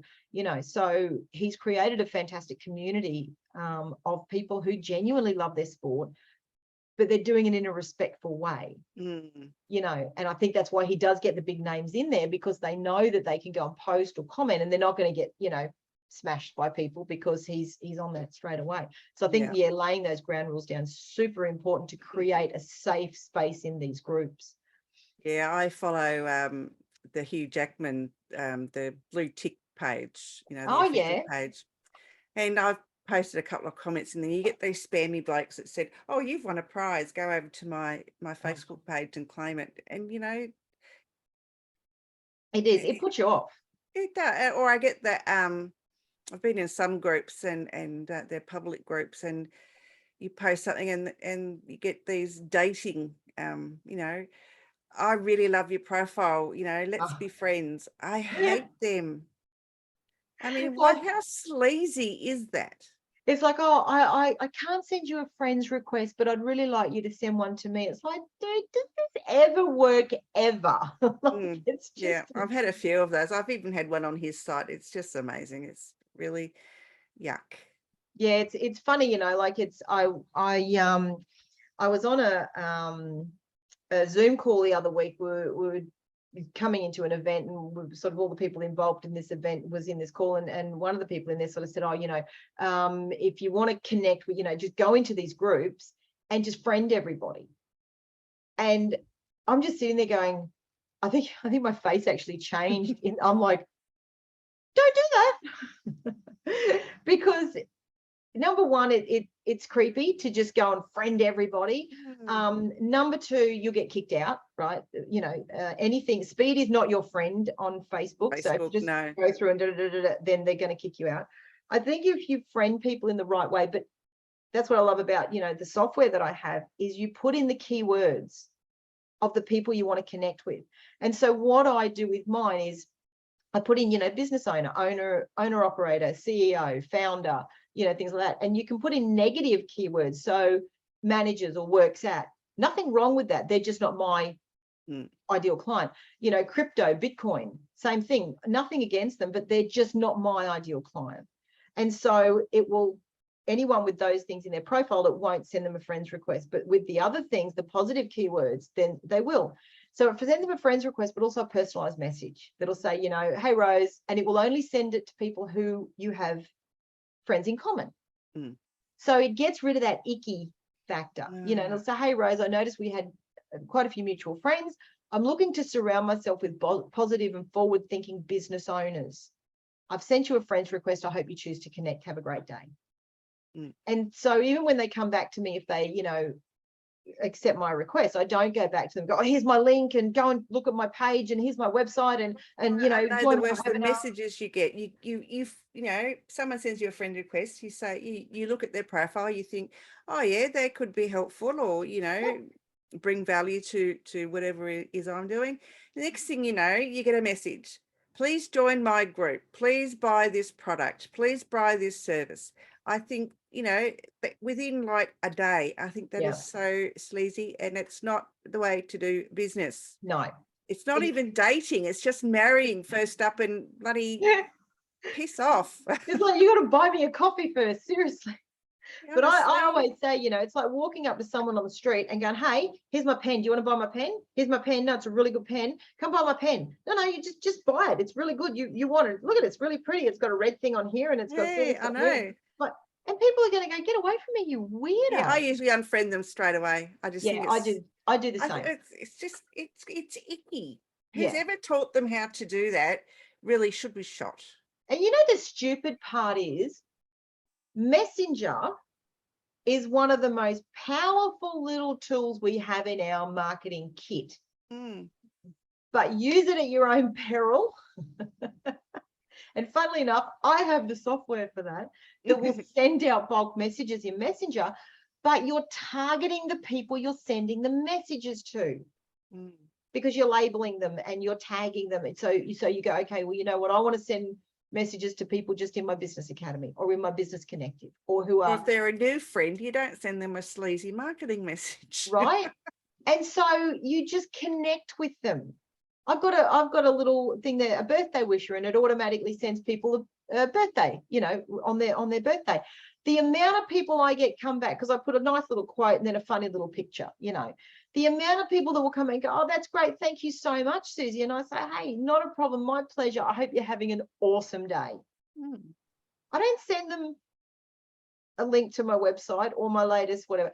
People will go and check you out, which is why you should have your personal profile set up correctly, okay? People will go and check you out and have a look at what it is that you do. And so if you connect with them in the right way and you build that online community in the right way, then it'll be an organic step to be able to connect with them in a business sense. And they'll go and look at your stuff. And, you know, so you put your stuff out there, great, but you don't hammer people through Messenger or, you know, whatever it is. And so there's a way to do it. But I think connection is the first thing to do, and not walk up to them going, buy my pen, buy my pen, buy my pen. You know, it's let's get together, let's have a coffee, let's have a chat, let's do a Zoom, let's, you know, and get to know them. Do it from a genuine place. Yes. And I think people will respond a lot better to you. Yeah, and make sure that your profile, your personal page, your personal profile is set up so people can see the type of person you are. I don't know how many times people have sent me a send request, a friend request, and the last thing they posted was in 2021. Yeah, or July. Or they have it set to private. What's the point? Anyone who sends me a friend's request, if their profile is set to private, it is an automatic decline from me. Yeah, or if they haven't posted in, like, I can't see a post that is in the past week, then they don't get accepted either. I think it's ridiculous. Why would you do that? Invite people if you don't want them to get to know who you are. That's it. And to me, it's not coming from a genuine place. So they're obviously just on there to, you know, sell you something, market to you, whatever it is. But I think so too. I think if you go in and you see what they're doing, you will go and check them out. You'll go and have a look at their, you know, their business page if you're interested in business. Have a look through, you know, what they have on their timeline. And so, you know, if you do that in the right way, then that community that you set up around yourself on Facebook with those 5,000 friend slots becomes very, very profitable. And, you know, like then that's why I go back to what I said in the beginning. Anyone who says to me, well, my ideal client isn't on Facebook, unless your ideal client is a child, but obviously children have parents, you know, but if your ideal client, I challenge you that your ideal client isn't hanging out on Facebook, because you will find them, and there's millions of them, even 65 and above. I think there was a 20-something% increase in people 65 and above joining Facebook. In the first quarter of this year, we had nearly 25 million active users join Facebook. Wow. That's the population of Australia. Yeah, it is. It is. And that was It's just in really- the first quarter. So, you know, so to me, hanging out on Facebook is a no-brainer. LinkedIn's great. I sort of say LinkedIn is Facebook in a suit. You know, It is. It is. you know, so it's a different message that you would put out on LinkedIn. But for me personally, I like Facebook. I'm a friendly person. I'm a personable person. I like being very relaxed. I like, you know, getting out there, having a bit of fun, getting my message across, obviously, but doing it in a way that it's very personal. I know the people in my membership. I know the people in my groups. I know the people on my friends list. You know, and I love connecting with them. And I think if you come from that space, then I think people will be more inclined to connect with you and want to know a bit more about you. And that's how you build your online, a valuable online community. Yeah, there's other things too about going to someone's personal profile. And it says you've got so many mutual friends. And if a lot of these friends are high profile, you can almost guarantee that they've just done it because they're high profile and they're not actually Facebook friends, especially if you go through their timeline and they haven't liked or posted anything. Yeah, I think, yeah, you learn pretty quickly what to look for, don't you, as to whether or not the profile's genuine or whether they're, you know, dodgy as rat with a gold tooth, and, you know, they're from some obscure country in the middle of nowhere, and, you know, there's, but I think we tend to work it out fairly quickly if you've spent enough time, you know, on social media, on any social media platform. And I think it's always good that if you are running a business on social media platforms, to absolutely educate yourself in how to look for those little warning signs, you know, as you said, you know, and how to go and find who you do want to connect with and who, you know, has got the possibility of becoming, you know, maybe an ideal client. And obviously doing lives like this is also a brilliant way to connect with the right people. It is, absolutely. Yes, you can't go past doing I mean, this summit has been amazing. The people that have put their hand up to speak on it is I'm beyond anything that's beyond grateful. It's been, I don't know, I can't even describe it. It's just, yeah, people have just come out and just said, yeah, I want to, and they've all turned up, which is another thing that's amazing. And it's fantastic that, you know, people want to genuinely, you know, share value, you know, and help people, genuinely help people. And I think, you know, if you have that community around you, like you've built around you, which is why people, you know, jumped at this opportunity, then I think that's a fantastic way to run your business. I think it makes for a much more pleasant day when you're surrounding yourself with these positive people who want to jump on platforms like this business summit, this virtual business summit, and, you know, share their expertise, share their knowledge, and, you know, and connect with people. I think it's fantastic. I think the fact that we have access to this virtual platform is just incredible. I love it. I absolutely love it. And, you know, I've got my 6th virtual expo coming up in December. The virtual expos have just taken off like wildfire. They have, yeah, so popular. Yeah, and you, Ali Sugars, I think, was one of your speakers. Was it earlier today or later on? Yeah, today. Earlier today. So so yeah, Ali she was involved in my virtual expos from 2020, and she came to me and said, look, Suze, I'd really love to run a virtual expo for my network. And I went, knock yourself out. Awesome. So we absolutely support each other, even though Ali and I do very similar things. Our businesses are very similar. You know, we absolutely support each other in what it is that we do. So Ali's virtual expo is coming up on the 3rd, 4th, and 5th of November. Mine is coming up on the 1st, 2nd, and 3rd of December, and it costs $45 to be involved in these expos. And you know, 3 days of doing similar, you know, to this. You're able to go and do your live. You do your 3 posts every day in a captive audience group. You know, I've got about 1,500 people. That'll be around 2,000 by the time December comes. You know, and they're a fantastic way to get your business out there. And coming into the event, I also run the networking events and things like that for stall holders, so you can connect with other business owners, and that helps you grow your network, your online network. Mm. And I think they're absolutely a fantastic opportunity to, you know, to connect with people all over the world. I mean, you think about it, Rose, you're in Tassie, I'm in Brizzy, you know, and we've connected with each other, you know, all those years ago, and support each other in what we're doing. I think, you know, the fact that you're, you know, Talking with the Experts podcast has got such an incredible audience. I remember sitting there listening to your numbers on one of your lives, and I'm just sitting there going, what? Like that, you know, the numbers were just amazing.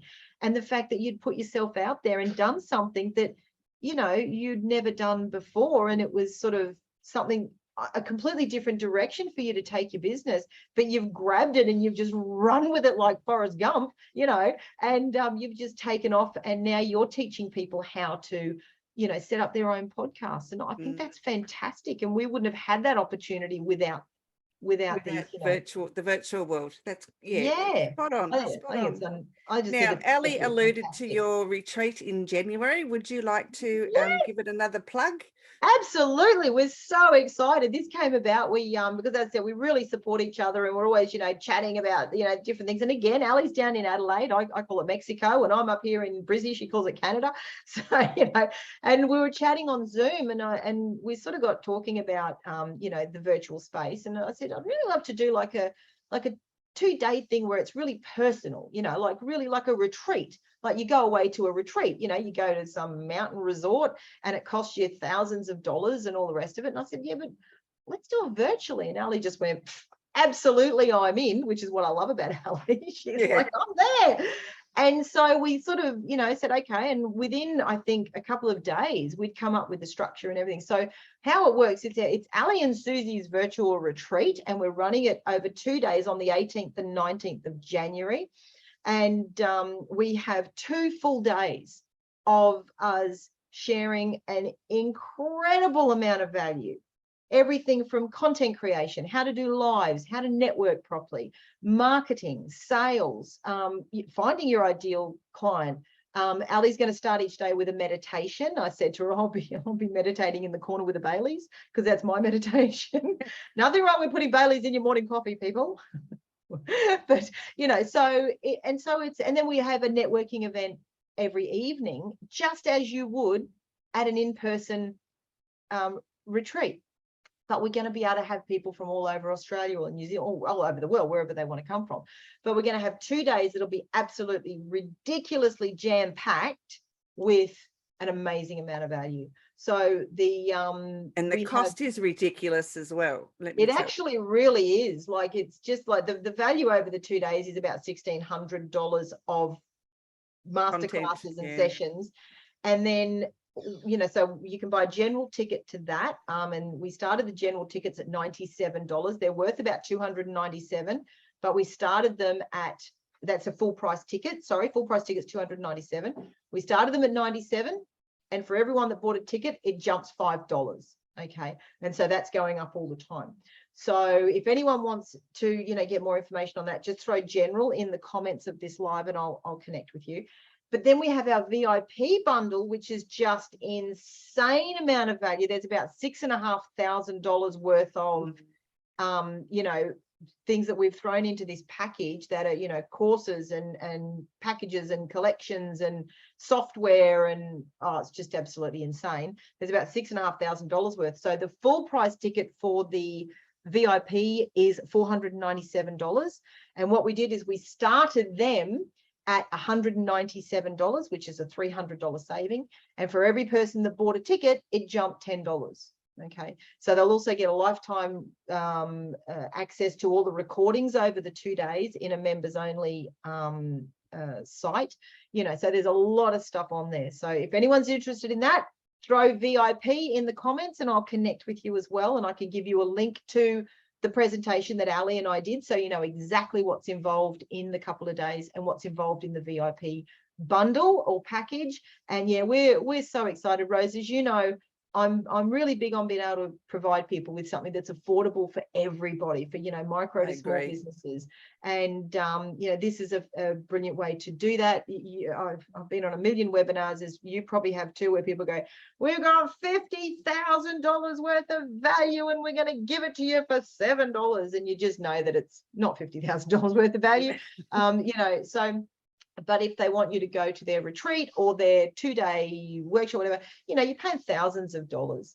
So, you know, I think that the prices that we've come up with, even our full ticket prices of $297 for the general and $497 for the VIP, I think they're, you know, a no-brainer. More than reasonable for what you get. So I went to the live presentation, and honestly, the value that that Susie and Ali are giving as far as courses and content really is absolutely amazing. And yeah, it's worth every penny that you spend. Yeah, we're super excited about it, and thank you for letting me share it with everybody. Yeah, no, we're super, and I'm so excited about working with Ali. I love Ali. I love what she does. You and her are so similar. It's I know. scary. She cracks me up, you know. But she it'd be scary to have you both in the same room at the same time. I know. It would just be a bit off the Richter. But you know, Ali comes from a place of genuinely wanting to help people, and heart-centered like you.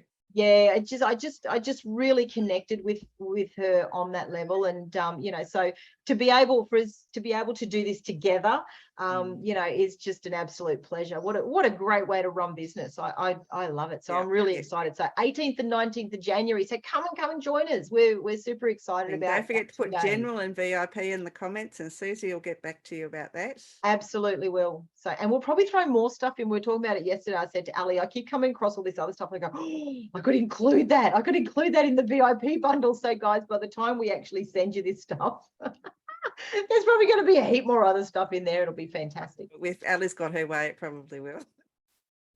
It'll be so great. I love it. Oh, Susie, it's been an absolute pleasure. Thank you so much for spending an hour with me. I've absolutely enjoyed it, and learning about how to build online communities, because there's a right way and there's a wrong way, and you've explained to us the right way. So don't be a Wally and do it the wrong way. I got a mate of mine says it's don't be it starts with W and rhymes with ship's anchor. Which I think is just awesome. So yeah, but no, if anyone's got any questions, please pop them in the comments. I can't see the comments at the moment, so I don't know if there's any comments there, but I'll go and have a look. And if you have any comments, let me know. If you want to connect with me, you know, just throw me a message. I'm normally online and love to chat to you. But Rose, thank you so much for providing this incredible platform for all of you know, these business owners, and the people that you've got over these couple of days is just the caliber of speakers that you've got in this business summit has just been amazing. So yeah, congratulations. I take my hat off to you. I think you should be very proud of what you've created, and I hope you choose to do it again. I'm doing one in March. I've already planned. I've already got the date set and everything. So yeah, invitations will be going out soon. That's awesome. Yeah, no, well, yeah, if you're watching this and you haven't been part of this one, then I would be jumping on that, because I know that your spots filled really, really quickly last time. So they did. Within a week, they were all gone. So yeah, absolutely get on it, guys, because things like this, you know, this is the future. Virtual is the future. And you know, yeah, no, it's a fantastic platform. So thank you for having me. It's been lovely to chat. And you too. I'll talk to you again really soon. Certainly will. Thanks, everyone. Have a great day. Bye. Take care. Bye. That was the effervescent Susie Manley. And honestly, you want to get tickets to that online retreat. It sounds absolutely amazing. My next speaker is coming on in about a quarter of an hour. It's Bruce Wade, and he's going to be discussing effective marketing stories to connect with your customers, which is it follows on from what Susie was talking about building online communities. So I'm really looking forward to him. I haven't spoken to Bruce in some time, so it'll be rewarding, to say the least. Anyway, I'm going to. Hello. Hey, good morning. Good afternoon. Good afternoon. Are you well? I am a little well, yes. I've just come back from Ireland, and so a little jet lagged, a little tired, a little COVID-y, but other than that, all right, yes. Good stuff. We're going to be Ooh. talking about effective marketing stories to connect with your customers. Looking forward to that. Mm. So I will just tell our audience a little bit about you. Bruce is based in Cape Town, and he is a strategy innovator with EM Solutions. He crafts storyboards based on his 7 laws of sustainable innovation for people, products, and organizations. This helps his clients to focus on a sustainable future and fully inhabit their daily story with purpose and passion. He is a professional speaker, coach, and author of several books on story crafting, personal development, and entrepreneurial system thinking. He is the current president of the Professional Speaking Association of South Africa and also serves as a committee member of the Cape Chamber of Commerce.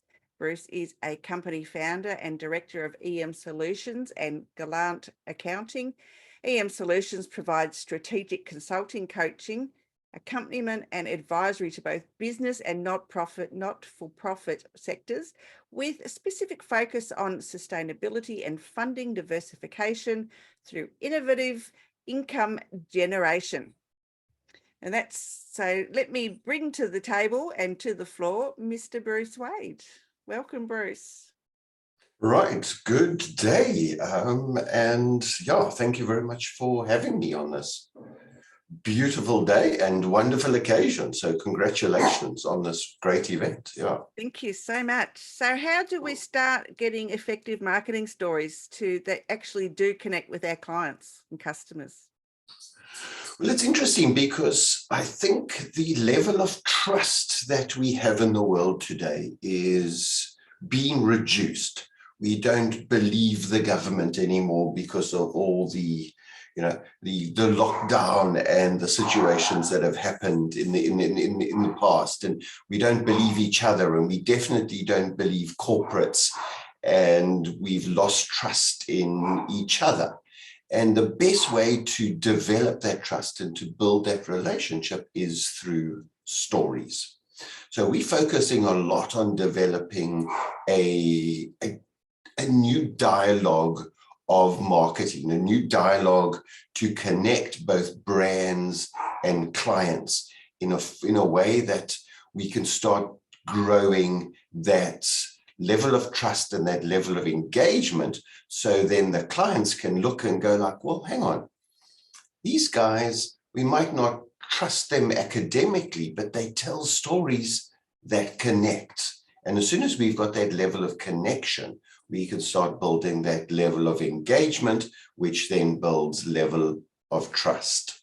Yeah. And I think that's the way of marketing of the future. That's the way to connect with your brands. That's how to, for internal dialogues, it's for the staff and their brands and their services to engage, but then also for brands going outside to their customers and their clients and their could-be clients in the future, engaging through well-told stories.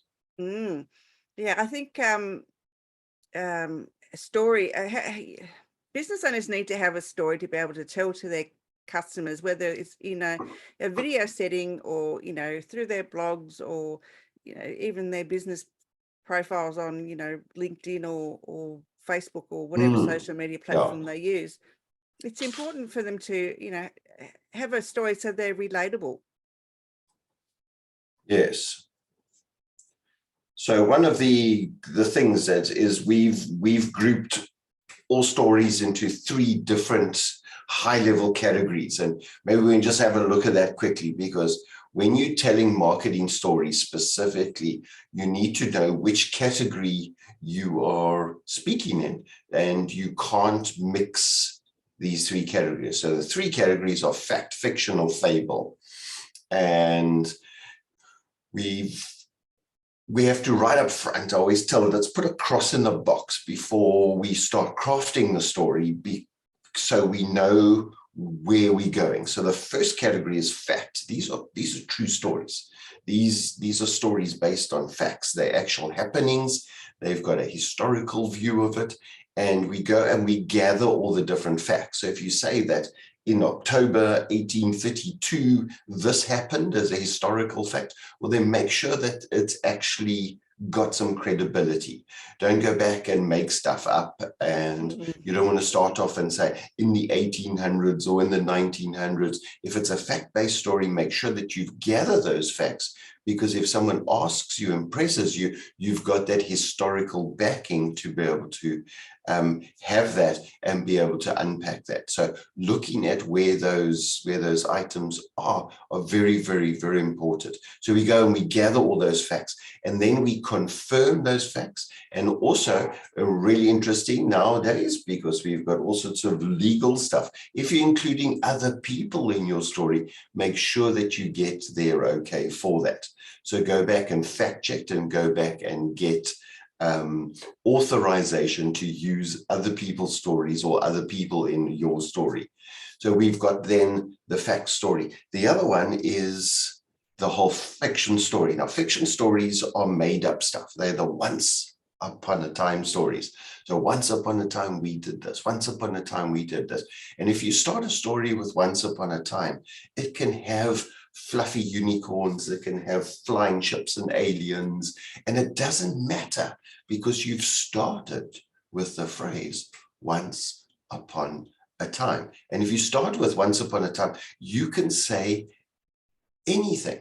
And you don't have to go back and say, well, you know, okay, we did this and this and this and this, because it's a fantasy story and it's okay. But now don't try and make your fantasy story a factual story. Again, there's a very clear line over there. So we've got our facts, we've got our fiction, and then the whole fable link here. Now, fables are really interesting. So within fables, we've got fables, myths, and legends that fall in this category. And these are great stories to use for marketing.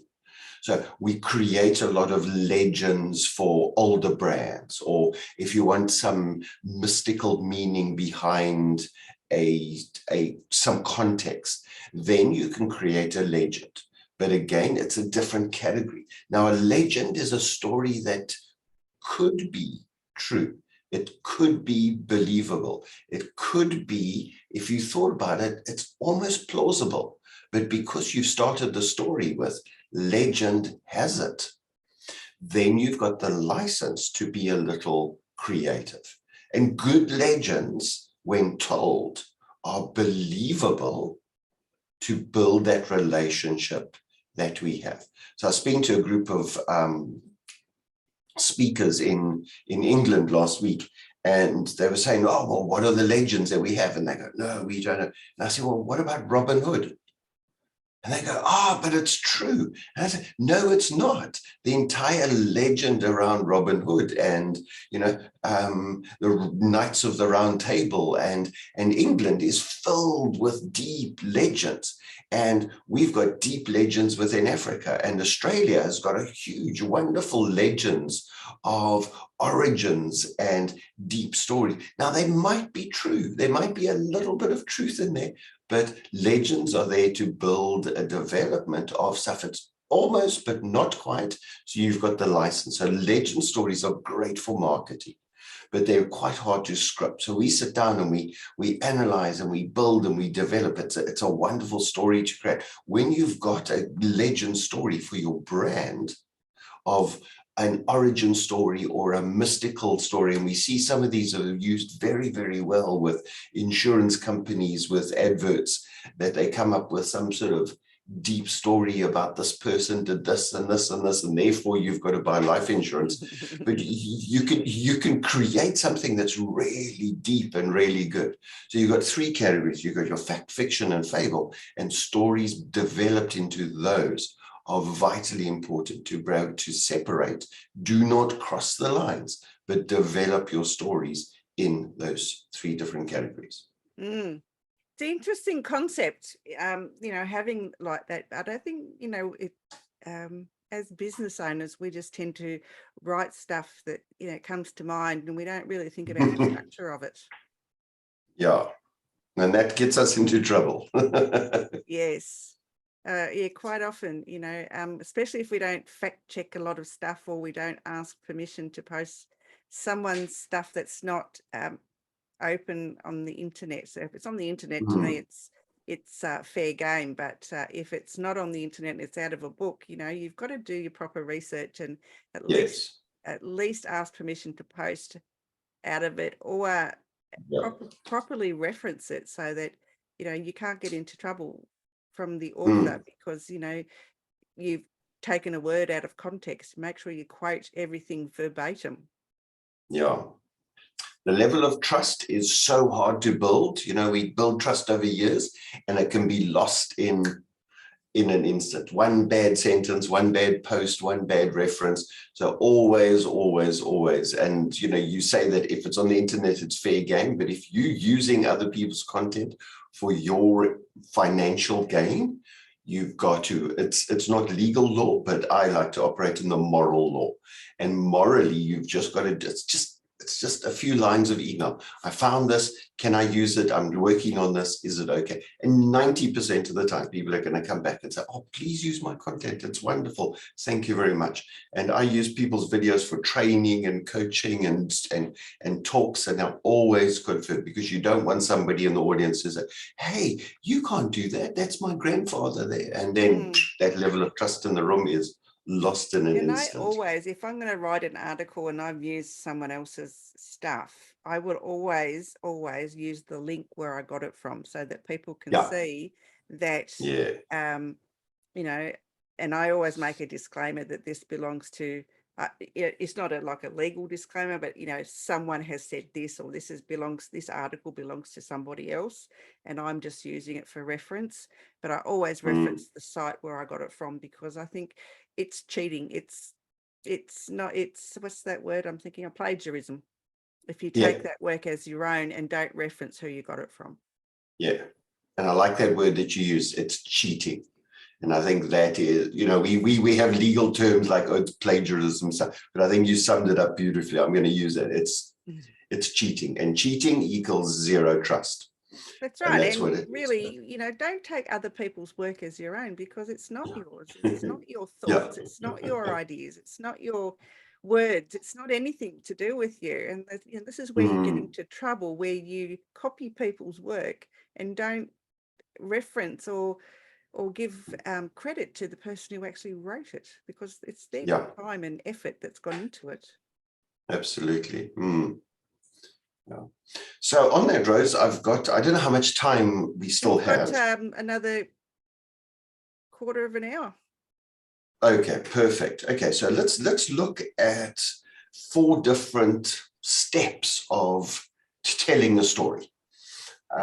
And I've made these really simple, and I put these into cards that we use. So we juggle these around and move these around, and I can let you have a copy of the sheet that just can be used for this, that you can share. But 4 steps of any good story is what was, what happened, what now, how now. And those are the 4 steps. And you go through those 4 steps once or twice to tell a good story. And if you've got a longer story, you can even re-loop through those on a 3rd time. So when you're telling a story, step 1, what was? What was is a really, really interesting sort of engagement with your clients. It's the initial opening of a story. And if you're building a marketing story for people that you might not know as clients, or you might not know as clients yet, your what was describes the ordinary life within your story. So it's almost 3 weeks ago, this person did this, and they were going down the road, and this was what we deem the ordinary life. Now, it is vitally important when telling a marketing story that your first step is your connection between your story and your audience. Now, a lot of people get this wrong. If you can just get this point right in storytelling, the rest of it is easy. This is the hardest point. And people start a story off because mostly we're telling our story, and we want to then get ego, or we want to put ourselves in the storyline because we're telling our story. And the mechanics around here needs to be a little bit psychological. So we need to have that connection between the storyteller and the story listener at this stage. And we call those using experiential hooks. So it's taking your story and being able to put out just one sentence out into the audience, that the audience is able to connect back to your story. So simple thing, let's use some examples. If I am sitting and I'm talking to a group of accountants, and I've got an accounting story on marketing accounting services, then my simple connection story would be, have you ever sat at month end when you don't have all the figures at hand? Okay, now what I'm doing there is I'm telling people my story, but I've used a sentence that every single accountant worldwide would be able to relate to, because every single accountant does month-end stuff, and most months they sit there and they don't have all that information, and it's a source of frustration. So you're going to get those nods and go, oh yes, and they might be able to relink 1, 2, or 3 or 4 memories directly to that story, and then you can follow up. So imagine sitting a month end and you don't have all those figures. Well, let me tell you a story about that. Now, what you've done there is you've developed that link between you and your audience, and you're able to bring them in. It's no good sitting there and saying, let me tell you a story about when we were playing with quantum physics, understanding dark matter and the origins of the universe. Well, we were sitting there, 4 of us sitting in the lab, because the connection with that opening topic is only related to about 10 people on the entire planet. Because not many people go play with quantum mechanics around dark matter. It's a very, very tiny little group. So you're going to lose a lot of your audience. So you've got to have that opening statement that is related to that. If I'm speaking to moms, you're going to go like, well, have you ever tried to get your young ones to school and they've got sore tummies because they don't want to go to school? Have you ever had one of those mornings where, you know, your lunch that you wanted to pack for your kids is just not working and they don't want to eat? So you're relating those stories, because every single mother everywhere across the world that prepares lunch or takes kids to school will be able to connect with those. So understanding your audiences, understanding their needs, their wants, their circumstances, and making that emotional connection between you and your audience through that story is absolutely vital. If advert agencies and filmmakers and storytellers and entrepreneurs around the world can just get that one thing right, marketing would change around the planet. And yet I still see people who are earning good money. We're talking 6-figure adverts and campaigns, and they get this wrong time and time and time again, because we put our own client-centric, we are egocentric and brand-centric stories out there that people have no cooking clue what is happening. So if you're in the Southern Hemisphere, you can talk about Southern Hemisphere sports. If you're in the Northern Hemisphere, you can talk about Northern Hemisphere sports. Understand the difference between football and football. Understand the reasoning between rugby and Gaelic rugby, and understand the difference in your audiences between gender issues, between ageism, and it gets really technical, but you've got to understand. You cannot offend, you've got to include. And it's becoming harder and harder not to offend audiences, because there's more and more categories. Every time I speak to sort of groups of people, I'm going, oh my goodness, this is hard. But if you open up with an inclusive story rather than a marginalizing story, you're going to get that emotional buy. So that's the what was thing. It's the ordinary life. Then point number 2 is, now that we've made a connection with our audience, we now have what we call a plot point. And a plot point in our lives is something when our lives go down the road and it's going up and then something happens. We call those defining moments. And defining moments are an incident that happens that changes the course. So we've got our ordinary life and then defining moment, and then the story changes where it was going to where it is going. And defining moments are both good and bad. So we often look at, oh, you've got to have a tragedy and you've got to have a sad story and you've got to have something that, and sad stories do work. Sad stories are able to bring in that inclusivity from your audience because people can relate. But you don't always have to go and wallow in the bin of misery to be able to engage story. You can have a good time. Your kids do graduate from school. You do have good birthdays. You can get a promotion. You can get a new car. You can fall in love again. You can have good things. And all those are plot points and defining moments. You don't have to go, oh, you won't believe how sad my story is, to be able to do that. So highlight on those plot points and engage people, because that is the plot point that relates back to you and your brand. So engaging with the audience, plot point happens, change of course, that's step 2, what happened. Then we go to step number 3 is what now? And what now is the new normal after that plot point. Now, if it's a time of major plot points and major defining moments, then things can happen. So we've heard a great number of stories about some top athletes that, I was top of my game and then I blew my knee out, or I was involved in a car accident and I've lost this, or I was in a deep relationship and something happened and now I'm not. And what is that new normal that goes down the road there? So what does that look like? And point number 3 is when you bring your services or your brand or your product offering into the story. So you start then offering those services. So if you sell a certain product that is related to people after that plot point, you can bring in. And again, we don't have to wallow in the misery. We can wallow in the good things. You can sell, wedding dresses. You can sell holidays. You can sell good things. So you don't necessarily have to, again, shock people and to make people buy things, even though shock and scare tactics do work well in cases.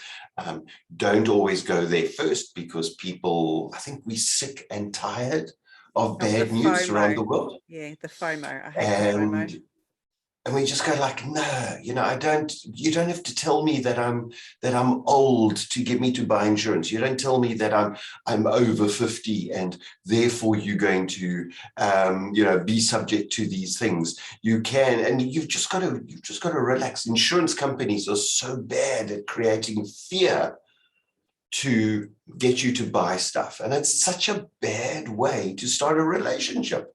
Now, if you're going out on a date, you don't want to bring fear into a first date to say, the last person that dated me, she ran away, and well, we know where she ended up, don't she? So do you want to go out with me? It's not the way to start a good relationship. You won't be able to build on that. So the what now is the new normal. It's life that's changed, but also what is needed in that new normal, moving down towards it. So looking at where we are with the use of Zoom and online technology and the use of film studios at home and coaching studios and all those environments, this is where we're going. This is the new normal. And we're able to market into that environment of online and to be able to speak around that. Then number 4 is the last step on that. And that looks at that, what needs to be done now. So now that we're in this we're going there, ordinary life, plot point change, going down there, what does life look like there now? So now that we're speaking about, this is where we are, what needs to be done, what else can be done there. And again, bringing in your program, your services, your product offering, whatever it is that you can build your story to have long-term engagement with your clients around that.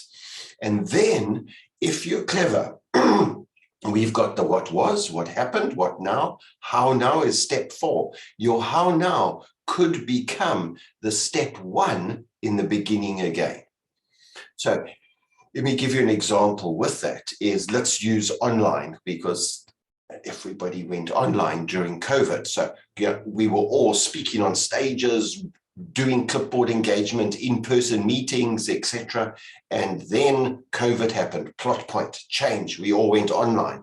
We went into Zoom, we went into Microsoft Teams, we built studios, we built this, we learned how to present, we learned how to engage with clients using our website. This is the new normal. This is what we did. We offered Zoom training, we offered camera sales, we offered all these things. Now that we're online, how do we take that engagement with our clients further? Well, I offer all these services and products related to online. This is the new normal. Now that we're online, how do we take those to online events? Online event. Now we've got the second new normal, which we're eventing online. Then we go back and we can use those 4 lines again to say, hey, what about hybrid? And we had a whole new story with a whole new level of engagement. Now the world's in hybrid. Now you can say, well, forget hybrid. We're back in person. And we are meeting now in person again. So we're opening up our clients. We're opening up the stages and the convention halls. And we've got live events. We're back watching sport in full stadiums. And so we can cycle through those various cards over and over again to tell stories. But one lesson for today is learn to engage your audiences right in the beginning with experiential hooks. Otherwise, whatever you tell them later is completely meaningless. Well done. Loved it. I loved how those cards, that's really a great way to teach people how to write good stories. So what I'll do, I will email you a copy of those cards, Rose, and then you can send them out to anybody who wants to use them. That would be lovely. Thank you so much for that. I have actually put your website address in the chat so that people can reach out to you. Perfect. Thank you very much. That's all right. And so did you have anything else that you'd like to share before we finish up today? So I call myself a master story engineer, and this is what we do. I have one question that I ask people: what's the story? And from there, we're able to engage with people's lives, people's companies, people's brands, and have further client engagement. It's also a great way to build strategies. It's a great way to come up with sustainable innovation strategies. We do this by asking one question: what's the story? And it's a good way to start any strategic planning session just by saying, what's the story? Let's engage. Perfect. Thank you so much for sharing, Bruce. I really appreciate your time today, and I look forward to catching up with you much sooner than this time has been, the gap between in this time and the last. Lovely. Thank you very much for your time. All right, Bruce. Have a good one. Cheers. Bye-bye. Bye.